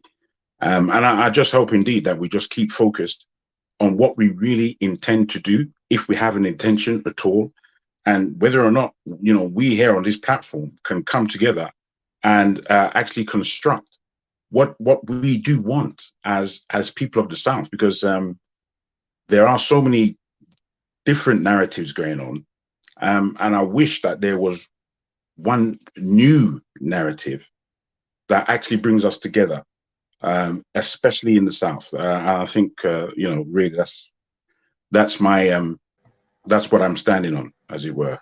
All right. Thank you, Jagun. Always a pleasure. You don't come on as often as you should, but anytime you do come on, plenty of sense to hear from you. Thank you, Jagun. So to the silky tones of the elegance that is Celibi. Celibi, you're up next. Sorry, I didn't meet you. Did that? As far as I'm concerned, it's been an exhaustive discussion, because we're all going round and round in the same circle and saying the same thing, sometimes varying, but we're saying the same thing. And the truth is, no one will be stronger on their own. And as far as I'm concerned, from what I see about this, the Biafra movement is very serious. That's how I see it. And every reason for being serious, because we have a common enemy, and that common enemy is coming nearer and nearer and nearer, and soon If we don't do something about it, it's going to consume us. And this is the reason why I feel that we should be a little bit more assertive and constructive about, strategic and constructive about what exactly we want to see the future become. We should spend more time working on the processes, on the strategies, what will happen here, there, plan. Over here you have all the ideas, but, if we can do plan A, plan B, and so on, and then we begin to move on, and then the main thing is actually to just call your shot. Just say, this is the way this is what I want, this is what we want, we've all decided this is what we want, and if this does not happen, this is what we're going to do. So keep it simple. All those long stories about how they're not going to kill, nobody's going to kill anybody like that this time. Or that one that happened that time, it's not going to happen. No, because when the time really starts, there'll be support everywhere for it, and of course there'll be interest, and then there'll be support. So remember that there's going to be interest and there's going to be support, and we've played on that game before, and we know where it landed. I mean, Britain was on their knees, Nigeria was on their knees. We played the game, So now, if we want to play it collectively, let's just get together and just have some kind of uniform talk, because you see, all these our elderly fathers that have been going there to Abuja talking, they're just begging. They're still begging the same old story, and they are comfortable. So they can just go and say, oh, we are the elders, oh, we are begging and begging and begging. You just can't keep, but it's a time for them to give the staff to their children, to their sons, to their youths, to lead, so that we can get to somewhere. Because all that one of begging every day, no. We can't continue to beg now, come on. Nigeria belongs to all of us, then why are we begging? And why would somebody say that one person, one particular region that's over 30 million people, you're saying is just a dot, and that they have stores all over? You see that dot thing, I think it's maybe deliberately being misconstrued or just totally misunderstood. Because what I understood him to be saying is that the Igbos are spread right across the breadth of the country, and this idea of them pulling out of the nationhood, are they going to take their assets and businesses and then reconvene it somewhere else? I think that is what I took away from it. The dot that he explained, he said that first of all, he said that they are landlocked, circled, that is, they are landlocked, and then they just a dot in the circle. I mean, those are the things. And then he said another thing, just to add to that, to anchor it well. He now said the South, he heard from a youth of the South, and he heard from a youth from the, some elders from the South, and both, he's very happy about what they said. Well, I don't know who he heard from, but then he didn't say. He said it's not. Are you sure it wasn't you? Because you have influence. Are you sure you are not the one whispering in Buhari's ears? Because I'm starting to suspect you, Celebi, with your silky tones. Are you sure you are not the one passing information to the Malami? I will not say, as far as this situation is concerned, it will be no one should even appoint me to go and say anything. Because even if I go to the negotiating table, I'm just going to call the shots exactly the way they are. The cell that they knew before is not the same as cell now. This is cell as, I've taken time to go back and go back and go back. It's not just being in activism. Have you ever been in politics, Celebi? I have been, but I was still quite ignorant. I didn't realize. Have you ever held a position? As in what? I've contested. Did you win? I've never held a position. Oh, okay. I tried. So, why are you being coy about it? It's not a big deal. They gave me a chance, PDP. I just tried for the primaries, but as usual. Is that for as reps or? For you to contest an election, you know, be small politician. No. You can see when I'm saying Ovie, when I'm saying the silky tones of Celebi, I'm talking to the weight of our being. This is a substantial person. This is not some. This is a heavyweight, not our size or not our hair. So this is no, it's very. And this is what is coming out now. If you look at the people now that are converging here, because Diopa was saying that we should evolve a movement out of this thing that we are doing. Because if you look at him, the Opa that is speaking, if you look at yourself, if you look at Selibi, if you look at Alexander, if you look at Ayo, if you look at Isaac, then you see that these are real, My sweetheart, you know, Queen. proper people, not, you know, some Humpty Dumpty. But thank you, Selibi. God bless. As I say, anytime you come on, I ask you to come on more. It's not even me asking. Everybody wants to hear from you. So thank you. The silky tones of the elegance, that is Selibi. So that was Selibi. And Ovie, sorry, I don't cut you off often, but sometimes I need to just tone you down a little bit so that, you know, I'm sure you know why I do it, but, you know, but before I come to you, just to support my Igbo people. And you. You look at that. You see, you are a chameleon. You know, Ovie. You have a Yoruba name. You are supporting Igbo people, and you are all about the Fulanis. What is going on there? I will never forget my experience in Kolomika village, Yaroka Ititi. Yeah, but you are Agbaje. Which part of Igbo name is Igbo name is Agbaje? I'm a Nigerian. I'm a true definition of a Nigerian. Okay, so let's find out if Lord Michael is a Nigerian by way of his super chat. It's coming at Soji, who has now morphed into Jagun now. It says this, look at that. Should I even be reading this, Lord Michael? It says this Jagun is a rubbish boy. Imagine we might call it somebody of Soji's substance boy. It says this Jagun is a rubbish boy. How can you say what millions of people are craving for is rubbish, and you say, I mean no disrespect? It is just like saying, with all due respect, sir, you are crazy. So I think that is their ongoing beef in the comment section that has spilled over into the main screen. So I'm sure Soji will be suitably responding now to him as we speak. But to you, Ovie, just your words. Yeah, to Selibi, I wish I have all the ideas. I don't have all the ideas. And I think where the question Jagon was trying to ask then was, how do we support the Igbo people? I'll say, well, just support their presidential bid.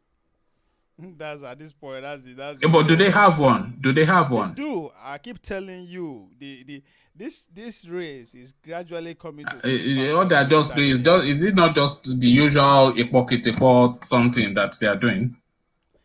Allow me to make this point. Okay. It's boiling down to three reasons that will determine the election. One is going to be NSAS, which is the representatives of the youth. The Southeast, they have never had that position, so and their voice is loud now. Thanks to Nnamdi Kanu, we have to give him credit. So the big boys are beginning to look towards that direction, and the vice president himself, Shubanjo. And I think that's what Tinubu is working. But Ovie, do you think the Igbos can handle the responsibility of the presidency? I mean, come on, man. Why you talk like that? I'm asking you because we've never had an Igbo president before, so we don't know the quantity. Are you saying there's no person, or the Igbos cannot handle the whole presidency? No, I'm just saying the weight of that office. You know, would it overwhelm? It not be only that they move. That's it. Get it first. That's not. I don't doubt their capability or their ability to run the country at all. But it's not just that we are at times whereby the men will get power will still be in charge of the presidency regardless of who is there. So yes, they stand a chance, and I think the most qualified person, as far as I'm concerned, is still Dr. Ogbonaya Uno. Is still very much in the race. Is the relationship with the party, the power that be is very clean. He has a good reputation as a politician. He stepped, and to those who are asking, how many of the Igbo people have ever had been a flag bearer before? Dr. Ogbonayama was a flag bearer for All People's Party back in 1999. He was a flag bearer before he stepped down for Olufalaye. Then eventually, how come nobody has ever heard of him? Una just joined politics 2-3 days ago now. We don't follow politics before we begin work ourselves. They tell you. No, seriously. So the man has a very, very solid political history that he can, if we get skeleton in the cupboard, say, but we never can tell like that. But at this point, it's very clean, and for the fact that he doesn't have money to pursue that kind of ambition, makes him a very good candidate for the gladiators. So that one, the side of the vice president, he has a very, he's true to his game. He's very loyal to the president. He's very loyal to the party. He's very loyal to his godfather. I mean, it's close to the youths. We all know he's competent or whatever. So I mean, who can? So that's another thing, and I think that's what Tinubu is vying for. Tinubu knows he no go fit be president, so he's gonna pull or he's gonna keep going the way he's going now. But at the end of the day, we give everything to it. The only thing that defeats his presidency is his failing health. If he wasn't failing of health, then I can't say anything What do you mean failing health? Every president where they call, with the audience say failing health. Donald Trump, they say that McDonald's will kill him. And after Donald Trump, who come? Who is more stronger between now and the current president? Forget they go see person call. As I said, he go dey worse past Buhari administration because the masses has been defeated already. We've been defeated again.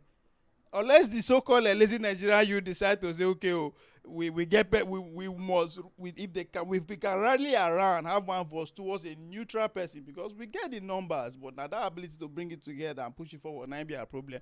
So if I think that's what the power that be is considered Oshibanjo because it can easily relate to the youths and of course Redeemed Christian Church World is it will give him a lot of momentum and the Christian Church. So at that angle, look at it from that angle. The Igbo, as I said, that man, Dr. Bunana, is very, very, very, very strong. Forget it, quiet now. Why do you see the Umahi? Is his name in the mix? Is his name being mentioned anywhere? He's in the mix among the real power that be. Don't forget all these people they make noise now. Why do you think the Umahi of today? I think they are from the same place, the same close proximity. That's why he said the guy, there's station on the already. As I said, he has a very clear record from 90. He was the first governor of Abia State now. And he was the first chairman of a governor for the so-called governor forum now. He was the first person at that time. So, and he actually, what's it called? Appoint non-Northerners, non-Igbo people for in cabinet when he was the president. At the juicy position at that. So, his record is clean. By the time they could begin, as I said, to give the men we get power 3 months, 6 months, you'll be popular as anything. They know how to do it. So yeah, it's still on the other ground. Forget all these men where they make noise now. All right, Ovie. Over the next coming, fire me chances that he already a Mark Aerofire as his running mate. So that might change the equation, but. As again, more they see, but I was going to say over the next coming days and weeks, we shall be doing sessions on the runners and riders for the election. So we'll be looking at all the possible. Of course, I'd already done a chart, but I didn't add that name because I couldn't really find an Igbo name. So I wasn't even you are listening to the what's it called, social media. No, I'm listening to the political space. I'm listening to the political space and the people that are making themselves available for the position. But Nigeria, we have individual that owns Nigeria. Look at their body movement and how they talk. They know they too talk. They come out. Even the Tinubu of today, Tinubu know they talk. When they come and talk once and everybody go, they analyze, run after that. That's power. If you read, as I keep telling you, read 48 Laws of Power. You will understand what the Fulanis are doing. No, yeah, I think I've read that. I read it. 48 Laws of Power. What was Law 7? Never outshine the master. That's Law 7. So let me say you are in tune with what I'm talking about. You know what I'm talking about. All right, thank you. Thank you, V. We'll run through the permutations certainly because now the build up to the elections has started. So we have to start. Ticket though, so me and B are working on one ticket, so maybe 2027. But that ticket that they are working on, that means I have to go and get suits, and come and be ring carrier, Right. You see, just invite me to the wedding. Is all I'm saying. Be now even this new guy, Diopa, he's already doing beer. I think beer is captured everybody in this space. Don't expect any wedding. Wedding are old school. to do it. Don't worry. Just put my own jollof rice to one side. Buhari said don't ban on one bet. So Yes, it was actually Sanusi that banned Owambe when he started to control the money that people can take out of the bank. No, but me and Bia coming together will be cyber. We will not cyber. Now we they do our thing for cyber and a cyber wedding. So don't worry. Up your crypto game. Up your crypto game. That is might be invited. No, well, don't worry. But Alexander will have something to say about that because Alexander is a beer fan too. You know. Alexandra, we according to us as our daddy. He will give beer. Okay. Our honeymoon will be in space, so we know how to deal with that tariff. As I said, cyber economy. So up your crypto. All right. Thank you. I was wanting the crypto guy to come and do a session today, but I don't think the timing aligned because he did not complete the last session. But I want that to be something. How did you think? What did you make of it? You know, give us free crypto now. If you give us small thing first, look at that. No, but I mean, it has a the person will reach you. You still define crypto. We know what you control over here. You think I'm going to drop another nugget on you. If you don't know, if you know what I know about you, you'll be scared.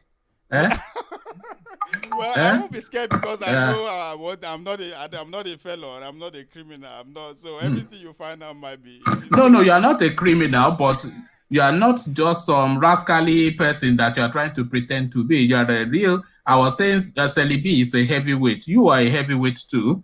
You think I don't know, but I know. Celebi she's there in a caucus. Look at that. Those are the elite, but you are one of them too. And Bia is the super elite. Thank you, Ovie. We reconvene again. Cheers. Always a pleasure. That's Ovie, ladies and gentlemen. You all know him, your number one guy. So, Bia, to you now. The floor is yours. All right. Thank you, one man, and thank you everyone that's joined us to listen to the program. We appreciate you.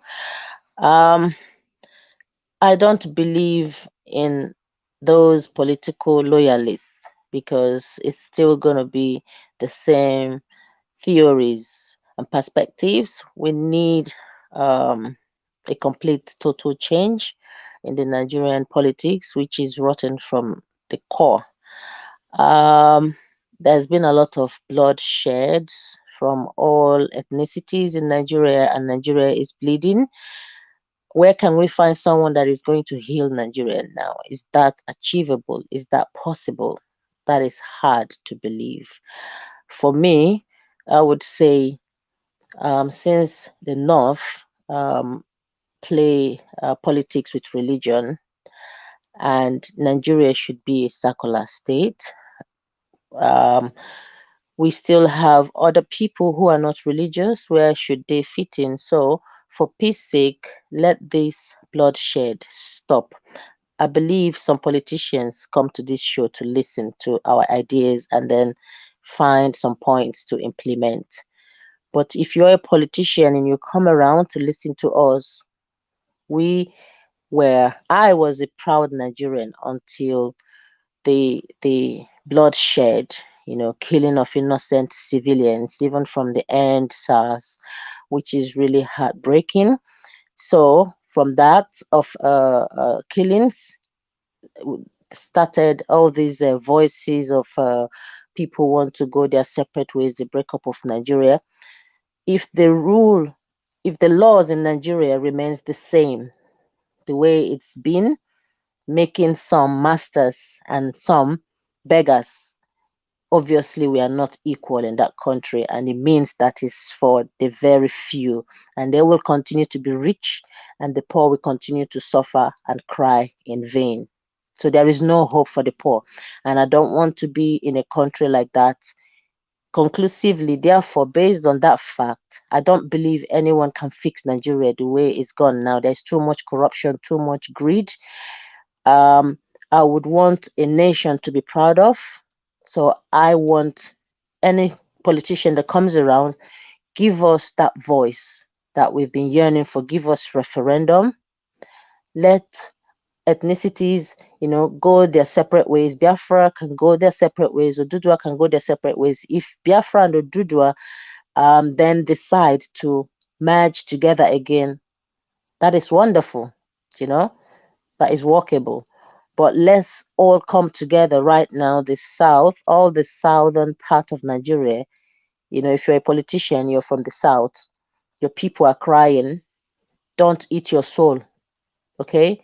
Remember the poor. Remember, possibly some of you were really, really wretched and poor before you became, you know, super rich and the elite. Remember the poor and make the right decisions. Let the cries of your people touch your heart. Don't be heartless, because you're not going to be in that position forever. Whilst you're there, you know, all the southern governors and the kings and everyone in the South, please work together and possibly work something out, and let the North go, because we can't allow the Fulani herdsmen to take over our ancestral lands. That is heartbreaking. We don't want any jihad. We don't want that. We want peace. We don't even want the blood of the Fulanis to be shed. Not at all. What are we fighting for? All right. Peace unto you all. Thank you. All right. Bye-bye. Thank you, Bia. So a good spot to leave it. So Bia has rounded it off for us. So that's just it's just been a too long a session this time around. Every time I try to reduce the session, but then of course the sessions usually take on an organic sort of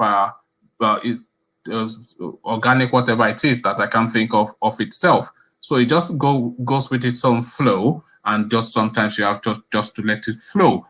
So the flow has been rounded off by Bia now, but the conversation usually carries on in the comment section. So we'll carry on this conversation there, and to the next session, then we'll try to reduce the hours.